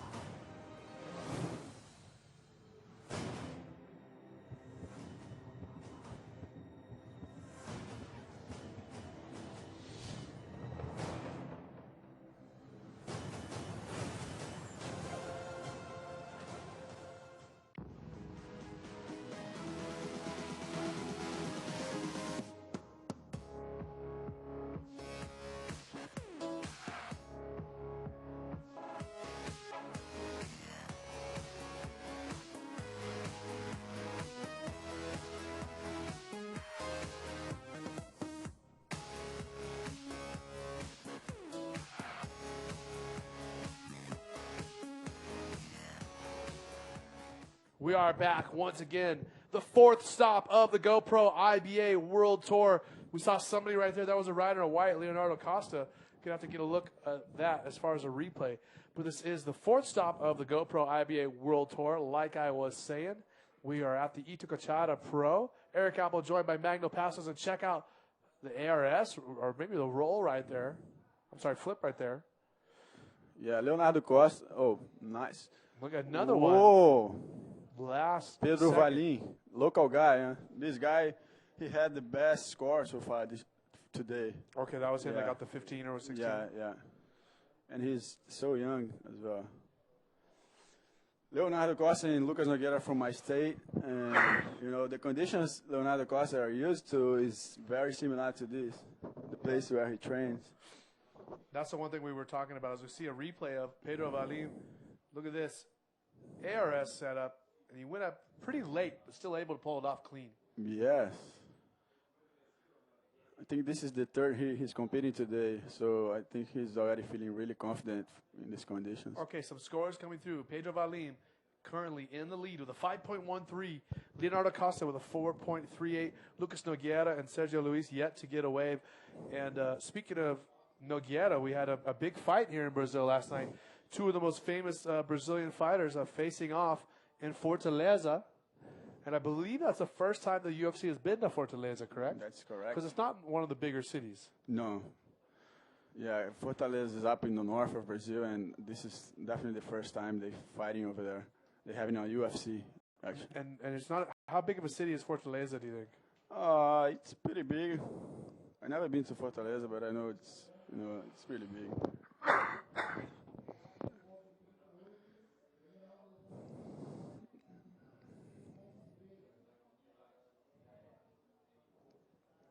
Pedro Valim começando com 5.13, abrindo bem a bateria. Leonardo Costa com 4.38. Essa que é a penúltima bateria do dia. E muita coisa para acontecer ainda. Lucas Nogueira e Sérgio Luis também ótimos bodyboarders. And we see out the back in the lineup, we see all the oil takers coming in and out of Rio. Yeah. A lot of oil in Brazil, correct? Yes. Petrobras. Some of the most, I think Brazil is on the top list of countries with the most oil in the world. That's true. I think maybe number 5 or something like that. Top Something 5. like that, top 5. It's amazing. Yeah, and it's amazing how expensive the gas is here. Gasoline and all these things. Yeah. We are self-sufficient, in gasoline, and it's still really expensive. And you know what one of the craziest things to think of is that the country with the most oil in the world is Venezuela. Yeah. People don't know that. Most people don't know that. They think, Saudi Arabia, Iran, Iraq. But it's Gasoline is cheaper than water over there in Venezuela. Yeah, gas in Venezuela is very cheap, huh? Yeah. I heard that. Yeah. You fill up a tank of a car with $1. Really? $1. Literally? Yeah. Serious. It's almost, we have a rider in white, look at that. And the wave's just turning offshore. That's Leonardo Costa. Yeah, that was a pretty tricky wave. You see the wind now shifting offshore again. Yeah. So maybe it's cheaper for you to just drive from here to Venezuela and fill your tank up. Yeah, from Venezuela to here for sure. It's crazy. Yeah. And gas was very cheap in America until like 5 years ago. Oh yeah. Yeah, like 4 or 5 years ago, it got much more expensive. Yellow, up and riding, Pedro Valim. Wow, not a good 5.13, but so nowadays gas is about $4 or a little bit less than $4 a gallon, which is about 3 liters. 10 years ago, gas was $1, a little more than $1 for a gallon. So like 35 cents for a liter. Wow. Very cheap 10 years ago. In red, Lucas Nogueira. Good wave. That's his for first Lucas. wave. Very small, though. Yeah, very small wave. And we were talking about fighting earlier. We talk about both the Brazilians, Fabricio Verdum and Antonio Rodrigo Nogueira, and they're both legends in the sport of MMA. And we're just talking about the competitiveness of Brazilians in all sports, whether it's vale tudo, bodyboarding, soccer. And it seemed like Brazilians just love sport and love to be outdoors and doing something, right? Yes. More than other countries. Yes, I think it's because of I don't know the what you say the nature here and the weather, the environment. You see if you go to Rio, you see like a lot of people running on the beach and exercising. So this is like just became a lifestyle for Brazilians. And Lucas Nogueira just got a 6.25 for that wave. So good score for Lucas. So Sergio Luis in blue still yet to get a wave. We see him on the screen right there. Looks like he's paddling for something. No, so we're going to send it down to the beach where we have an interview. Isabella Sosa caught up with our heat winner. Take it away, Isabella. E aí, galera, tô aqui com o Nicolas Bastos, vencedor da penúltima bateria do dia, antepenúltima bateria do dia. E aí, Nicolas, estava em quarto na bateria e no finalzinho ali virou para segundo, depois virou para primeiro. Conta aí pra gente como é que foi. Mas não tá aquele Itacoatiara que a gente sempre anda, aquele pampuzão maneiro, mas tem uma ondinha boa perto da areia. É difícil de encontrar, você tem que estar bem atento ali. A gente fica muito perto da areia, fica uns 5 metros da areia. De vez em quando ela vem uma buraqueirinha ali, minha estratégia foi empurrar a galera bem pra direita, aí eu vinha mais pro meio. E no começo eu não consegui achar uma onda muito boa, mas fiz um 4, um 5. Aí fui lá pro meio, achei umas 2 ondinhas de vala boa. Foi uma de 2 rolos e uma de um backflipzinho. Foi legal, deu pra passar de segundo e depois pra primeiro, que é o dever de casa, né? Tá feito. E aí, fala aí qual o segredo de dar aqueles backflips ali voltando quase na areia e conseguindo ainda voltar, aterrissando mesmo no crítico e conseguindo voltar. Qual o segredo ali? E o segredo é muito feijão com arroz, que é a comida que a gente faltou muito no Chile, agora a gente voltou, pôde comer muito. Mas não tem muito segredo não. A gente sempre tenta ver os prós fazendo, a gente tenta fazer algo parecido, mas hoje de manhã ainda machuquei minhas costas no aéreo, lá no pampo, no free surf. Ainda dificultou mais ainda, porque eu já descia a onda, já dava uma dorzinha, mas bateria é isso, tem que esquecer tudo e fazer o que a gente tem que fazer. Quer mandar aí um recado pra galera que tá assistindo aí em casa? Pra galera continuar assistindo, que amanhã vai bombar. Graças a Deus eu passei pra amanhã. Espero que minha família, minha torcida, meus amigos aí continuem mandando aquela vibe. E muito obrigado a todo mundo aí. Valeu. Valeu, parabéns. Valeu. Tchau. Back to you, Eric. Parabéns, Isabella says. And for our English-speaking fans, that means congratulations. Yes. Valeu.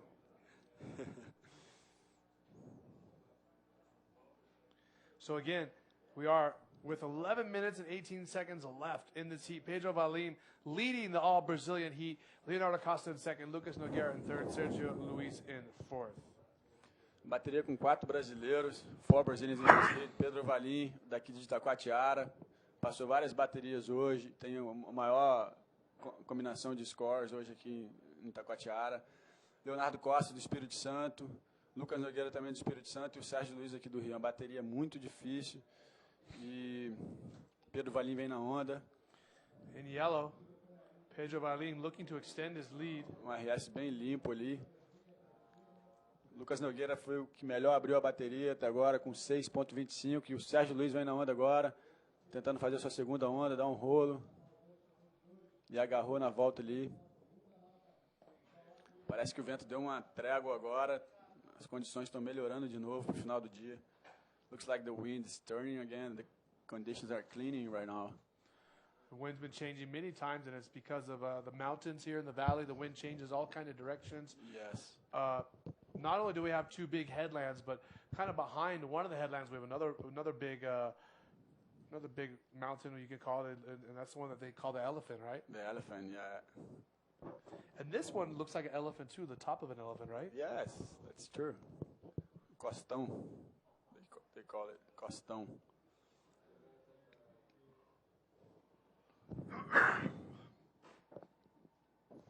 Yeah, Lucas Nogueira already got his second wave. We couldn't see it here, but now he's in the lead.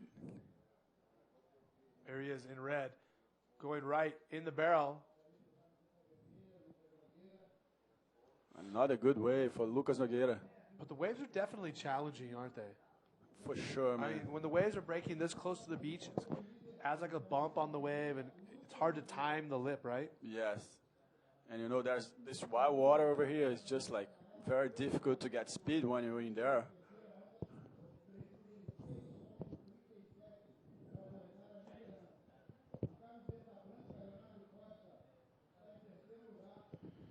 So again, scores coming through. Let's see.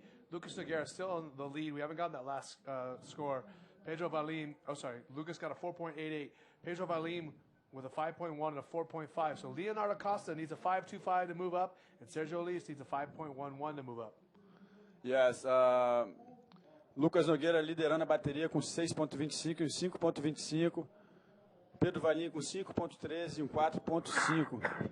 Leonardo Costa precisando de 5.25 para ir para a segunda colocação. E o Sérgio Luiz ainda não desceu sua segunda onda. Provavelmente ali ainda em terceiro ou quarto na bateria.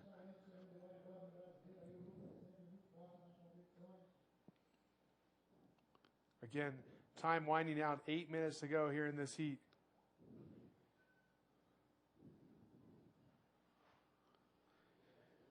Yeah, I can't wait to see the waves tomorrow.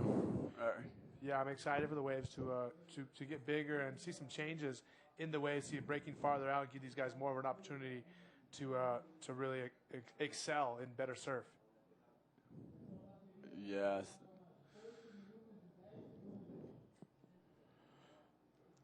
Oito minutos, he says. 8 minutos, 10 segundos. Fala português.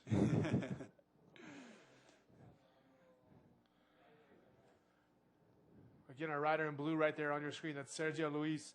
He only has one wave so far, which is unbelievable. I think he got another wave, but the score didn't drop yet. He did a roll in his second wave, and his first wave was a flip. So he's still waiting for his second wave.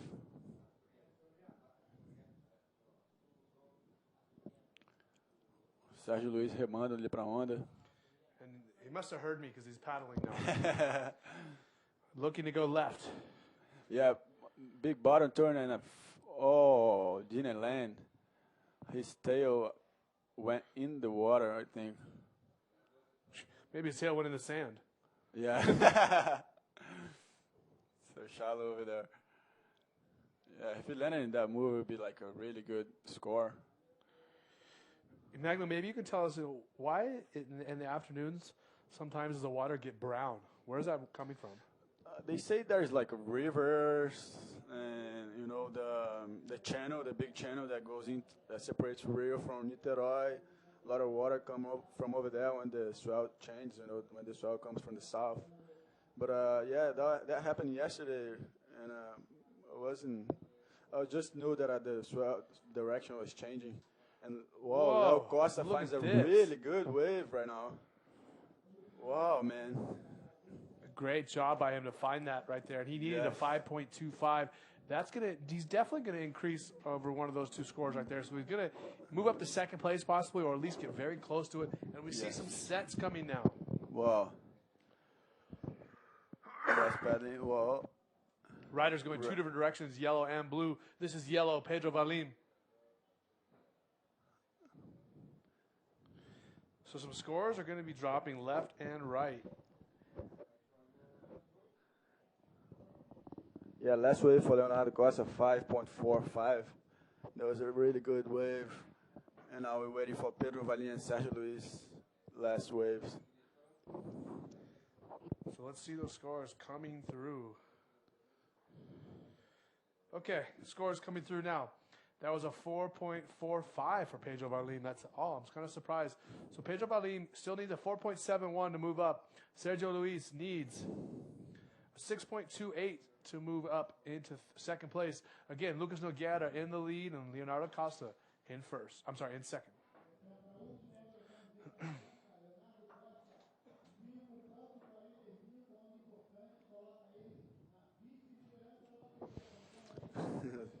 Leonardo Costa acabou de fazer um 5.45 nessa última onda, uma onda muito boa. Hoje está difícil para os juízes soltarem uma nota acima de 6, né? Eles estão segurando bem a nota e, na verdade, é um campeonato muito difícil de jogar, né? Muitas ondas iguais. mas a gente vê que as notas estão caindo bem. E, na verdade, é a manobra mais limpa. Eu acho que a volta da manobra sempre vai estar sendo pontuada, porque muitas das manobras são emboladas ali na espuma. Então, o bodyboarder que conseguir fazer uma nota limpa vai ter um bom score. Essa foi a última onda do... Nice backflip right there for the rider in blue, do Sergio Luis. Luis. Ele voltou. Yeah, he So completed the completes the maneuver. wave for sure. Yeah, that was going to be a good score, I think.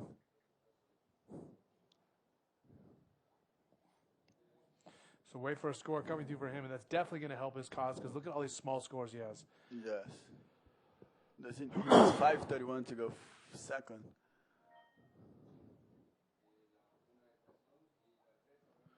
We'll let you know that score coming through in just a moment. Sérgio Luis está precisando de uns 5:31 para ir para segundo. Vamos ver depois dessa onda aí qual vai ser a nota dele. De novo aí o replay da onda. Bem numa boa cavada, esperando o momento para bater. Bateu limpo ali. E completa manobra limpa. Bem na frente da espuma. Isso com certeza vai valorizar a nota dele. Still waiting for that score to come through. We should be getting it any minute from our esteemed panel of international judges who come from all over the world to judge these events. Lucas Nogueira. Okay. 5.83. Whoa. For Sergio Luis. Big score for Sergio Luis. So, Lucas Nogueira still in the league. Sergio Luis now in second. Leonardo Costa and Pedro Valim in third and fourth. However, Leonardo still just needs a 4.9. Wow. Pedro Valim a 5.2, so it's very, very close. Things could change. 2 minutes remaining, and we're gonna see some changes in this heat for sure. As we can see some sets coming. Sergio Luis paddling, and In Pedro yellow, Valim Pedro as well. Valim.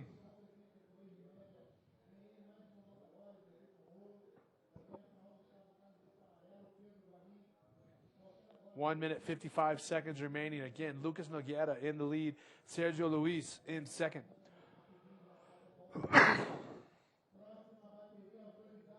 Faltando 1 minuto e 40 segundos para o término da bateria. Essa foi a última onda do Sérgio Luis. Um grande rolo.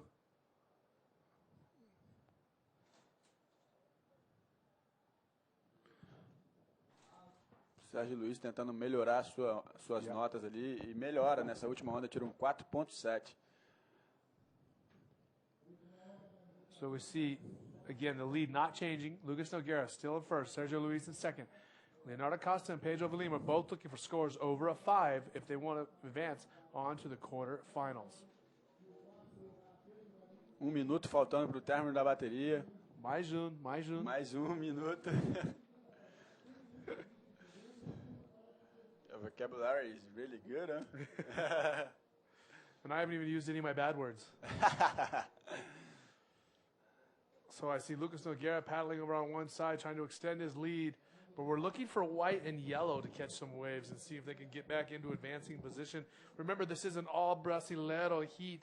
4 Brazilians trying to make it to the quarterfinals of the trials. 30 seconds remaining, and we see some sets approaching.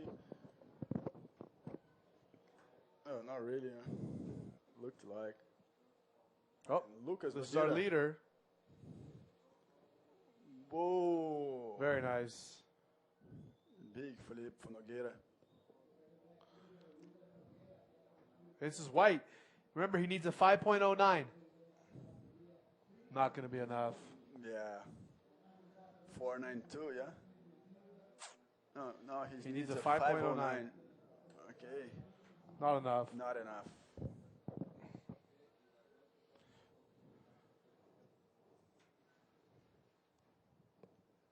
That's going to be it. The heat is over. One more heat to go today, so unofficially your winners are Lucas Nogueira in the red jersey and Sergio Luis in the blue. Leonardo Costa, who's on your screen, as well as Pedro Valim. They are done. They're out of the competition. We say see you later to them. Valeu. Valeu, galera. Parabéns to Lucas Nogueira and Sergio Luis. We are going to be throwing it off to a commercial here in just a minute. Before we do, I'm going to let you know who is in our next heat. It is Fabio Rodriguez, Gabriel Brantas, Bernardo Geronimo, and Adriano Menguta. And I believe that's an all Brazilian heat again, correct? No, this is a guy from Venezuelan? Chile. Oh, Chile? The white is Chilean, and this is Portuguese, the yellow guy. So Gabriel's from Chile? Yeah, and this is from Portugal, the yellow. Okay, so again, Magno Passos joining myself, Eric Apple, your host for the IBA World Tour. And we are headed into our final heat of the day, a long day. We got through 4 rounds.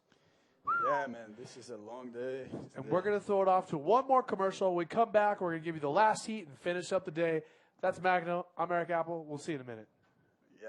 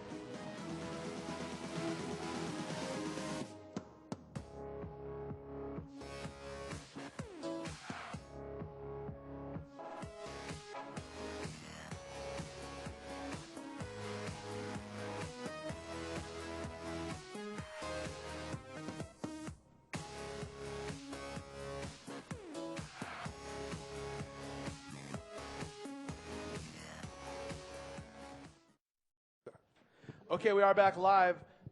That is our IBA GoPro advert. Remember, check out GoPro.com, and they are the title sponsor for the GoPro IBA World Tour. This is stop number 4. As we see a replay, this is white Gabriel Brantas finding the barrel. The barrel?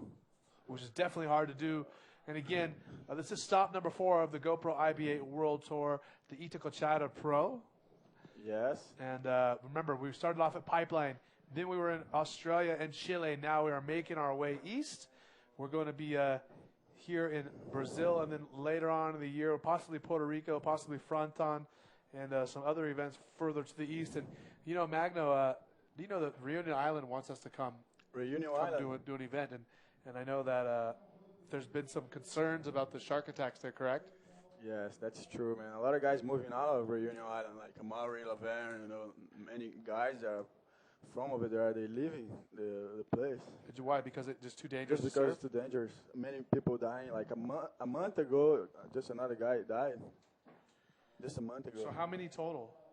I would guess at least like maybe 6, 7.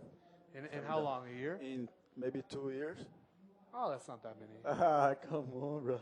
This is our rider in white, Gabriel Brantas of the roll. You know, they want us to come and surf there, and I think we should go. No problem. You Where? guys surf, and I stay right here. Okay. I feel very safe. Really? For me, I'm commentating.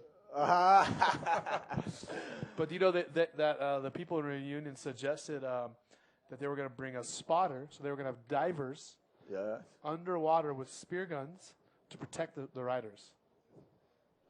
How many of them? A couple. Okay. Yeah, they had that the last time we went.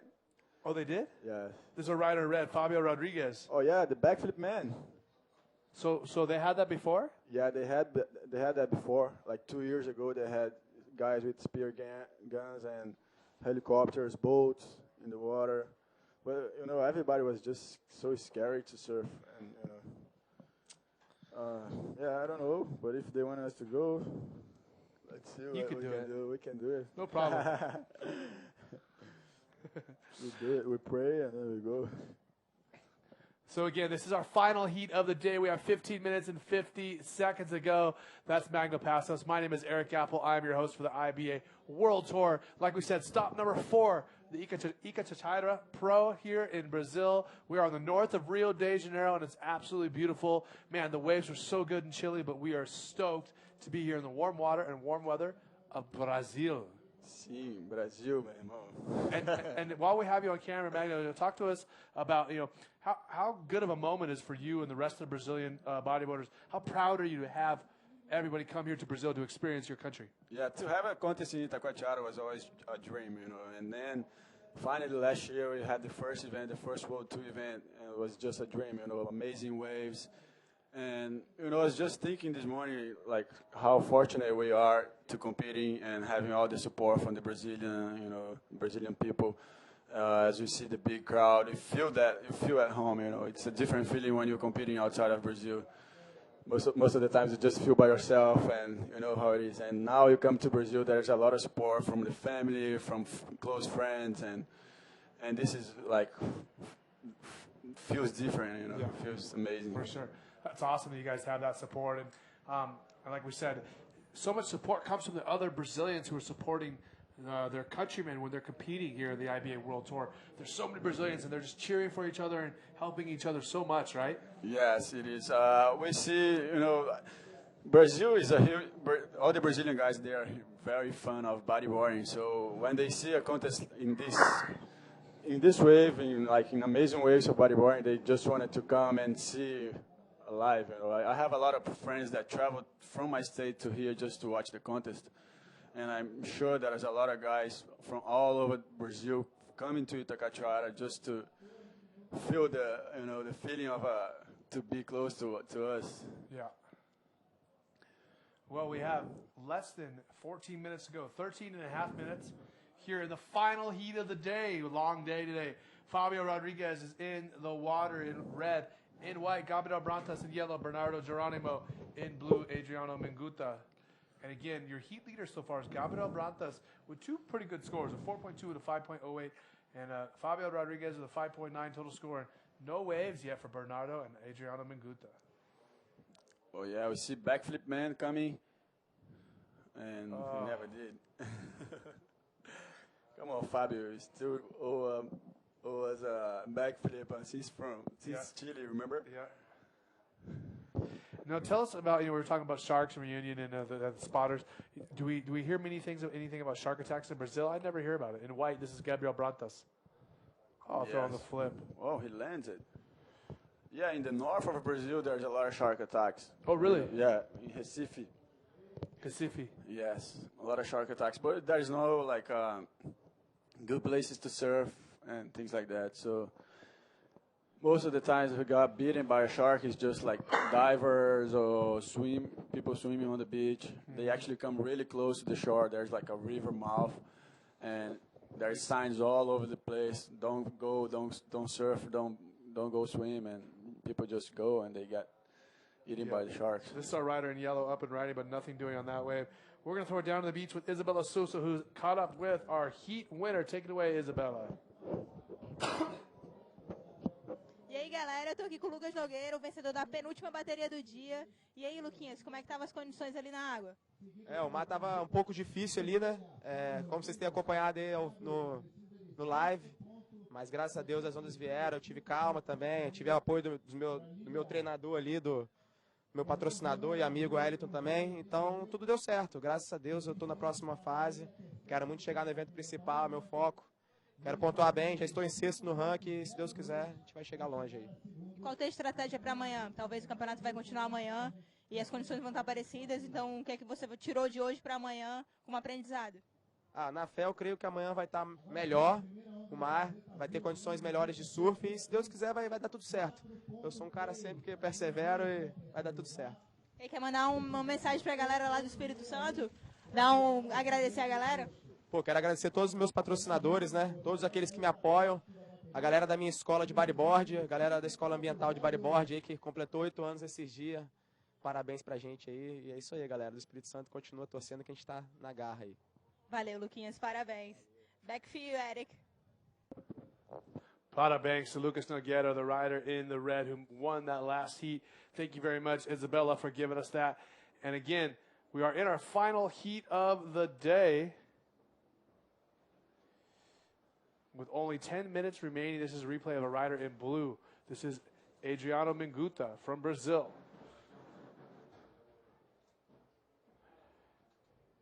Walking his way back up the beach. Again, this is the final heat of the day. It's starting to get dark outside.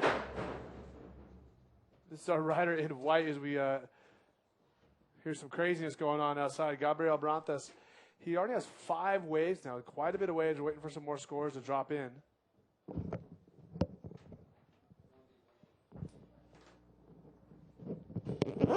As we see him paddling back out. Look at the shore break right there. He's got to duck through.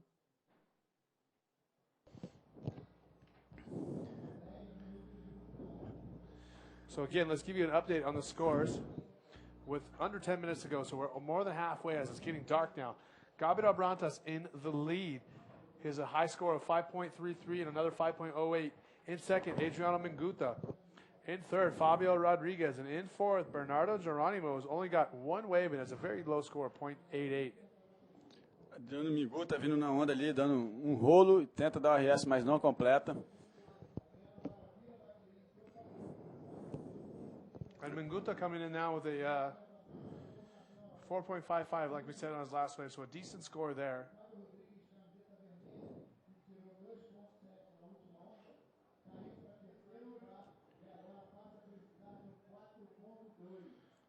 Fábio Rodrigues precisando de 4.2 para virar a bateria.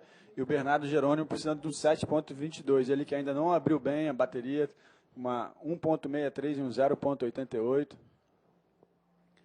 And we have 8 minutes, 47 seconds remaining. Still a lot to go, and we see Blue paddling and decided not to go. I think I'm going to go for a surf after this. It's looking pretty. This is our rider in white, Gabriel Brantas. This is a good-looking wave. Whoa. With his barrel. Wow. Big bottom turn.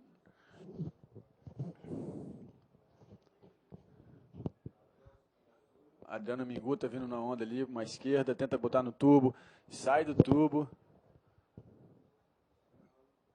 Faltou finalizar com o rolo. Então, nós estamos aqui na última bateria do dia, para quem não sabe, das triagens. Essa aqui é a 8ª de final. As triagens oferecem 9 vagas para o evento principal. E com certeza vamos ver vários brasileiros aí na bateria. 7 minutes, 45 seconds to go. Time winding down now. See the offshore winds? Yeah, it's nice right now, but it changes so much. Yeah. Hopefully it lasts until I go surf. I'll have maybe 30 minutes before it gets dark. Oh, look at this wave. Some decent waves coming through now. Look at this, offshore, right into the barrel. Look at the Gabriel barrel. Brantas, big invert. Whoa. Looking good on that wave is Gabriel. Gabriel is in the lead with a 4.08 and a 4.33. That's going to extend his...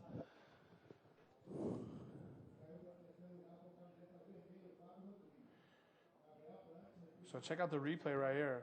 Gabriel Brantas vindo uma boa onda, uma onda muito bonita, dá um aéreo maravilhoso e completa.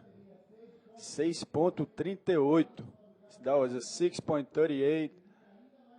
And now he's even further from the other competitors. Yeah, for sure. He's extending his lead.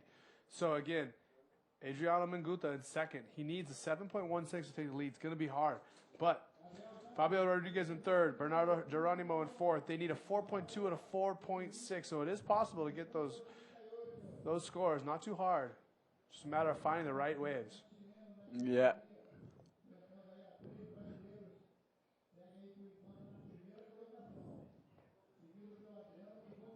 Time winding down here in the final heat, like we said.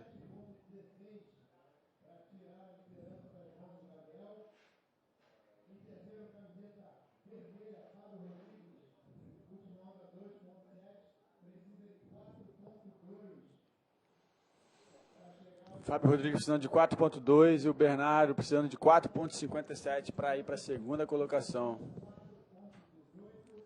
A última onda do Bernardo foi em 4.18. I'm excited to see how much better it's going to be tomorrow. Man, me too, man. You know, tell the fans at home, what can they expect from the waves tomorrow? You tell them about what the forecast is. The forecast is looking really good, and it's going to be at least double this size. And the winds are also looking good. So we expect to surf big waves tomorrow and put a great show for all of you guys, that are watching. And Monday, Tuesday, and finish on Saturday. Is that right? It's possible. It's possible. Okay. Fabio Rodrigues. Look at this. Invert right there for red. Fabio Rodriguez was in third. You needed a 4.2. I don't think that's going to be enough. Yeah. That was a pretty small wave. Didn't get much of air. So he's still going to be needing maybe 4 minutes, 40 seconds remaining for the last heat of the day. So we will theoretically have tomorrow and Tuesday under competition, and then Saturday as well. Yeah, Fabio Rodrigues got a 4.93 in that last wave, so now he's sitting second. And Magno, you being a rider with a lot of experience, did you expect to score that high? No. Okay, just leave it at that. Okay. I couldn't say it, but you can. I didn't It's expect hard to to score know. that high. Where's Fabio from? Fabio's from Ceará, the place where they had the fight last night, the UFC. That's in Brazil, and that's why he got that score. I'm just kidding. Ceará. There's only one rider in this heat that's not from Brazil, correct? 2 riders. The rider in white is from Chile, and the guy in yellow is from Portugal. Okay. In red, Fabio Rodriguez. Poof! Big wave. Did he land it? No. So again, Gabriel Brandes in first, Fabio Rodriguez in second. Adriano Miguel precisando de um 5.03 e Bernardo Jerônimo precisando de 5.04. 5.4. Faltando 3 minutos e 10 segundos para o término da bateria.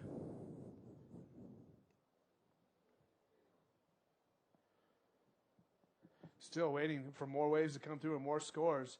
Only 3 minutes to go. This is the last heat of our webcast today. We will be back most likely tomorrow. But make sure you check out IBAWorldTour.com as well as all of our social media. That's Twitter, Instagram, and Facebook. And you should be subscribed to our YouTube channel. If you're not already, you better subscribe to it. Make sure you like our Facebook page, share our Facebook page. We're just about at 50,000 likes, and we need just to get over that little hump, and we'll get that 50K. Oh, Fabio Rodrigues actually landed in that last roll. He got a 5.8 for that one. A good score for that one. Good score. So 2 good scores in the last couple minutes. Yes. So now Adriano Migota needs a 6.18 and Bernardo Jerônimo precisando de 6.55. Yes.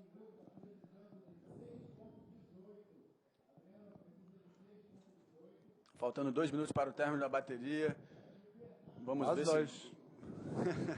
Vamos ver se vai haver alguma mudança. A gente sabe que as notas não são muito difíceis de conseguir. Esses Adriano Migota e o Bernardo tiveram uma ótima apresentação mais cedo, então a gente pode esperar qualquer coisa deles.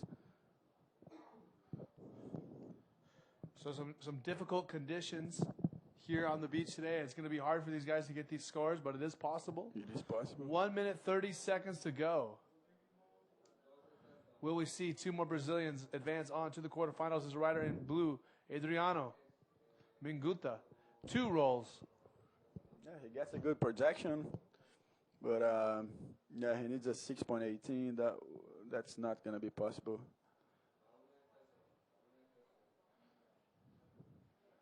Again, 1 minute remaining, last minute of the competition today. We still see the Brazilian diehard fans on the beach. In yellow, Bernardo Geronimo. Look at this. Oh, rolling through some pretty tough section. Now, he needed a 6.55. I don't know if that's going to be it. But he's going to better his score of 1.63. So if he paddles out and gets away real quick, he could have a chance. Yeah. Adriano Miguta, last wave, 4.65. He got a 5. Wow. Okay, so now he just needs a 5.74, which is very possible. 30 seconds remaining. So again, with 25 seconds to go, Gabriel Brantas in first, Fabio Rodriguez in second, Adriano Manguta and Bernardo Geronimo are looking for waves. Here's Adriano looking for a 6.08. Look at this. Never landed. Let go his board. And that's it for Adriano. What about Bernard? There he is in the yellow, not catching anything in the back. That is going to be it. He's paddling, but it's going to be too little too late, I believe. He's going to try, but I think it's too late for him. He needs a 5.74. Look at him. Nope. That's going to be it. So Gabriel Brantas, Fabio Rodriguez are unofficially making it through the heat. Adriano Manguta and Bernardo Geronimo are done for the competition. So we're going to be checking back for us. Quarterfinals will be starting most likely tomorrow, but again, check for updates on IBAWorldTour.com as well as Facebook, Twitter, Instagram, our YouTube channel. We're going to update you and let you know what's going on. That's Magno Pastos. My name is Eric Apple. We hope to see you tomorrow. Make sure you stay around and check us out all week at the Itacoatiara Pro here, the fourth stop of the GoPro IBA World Tour. See you guys. See you tomorrow.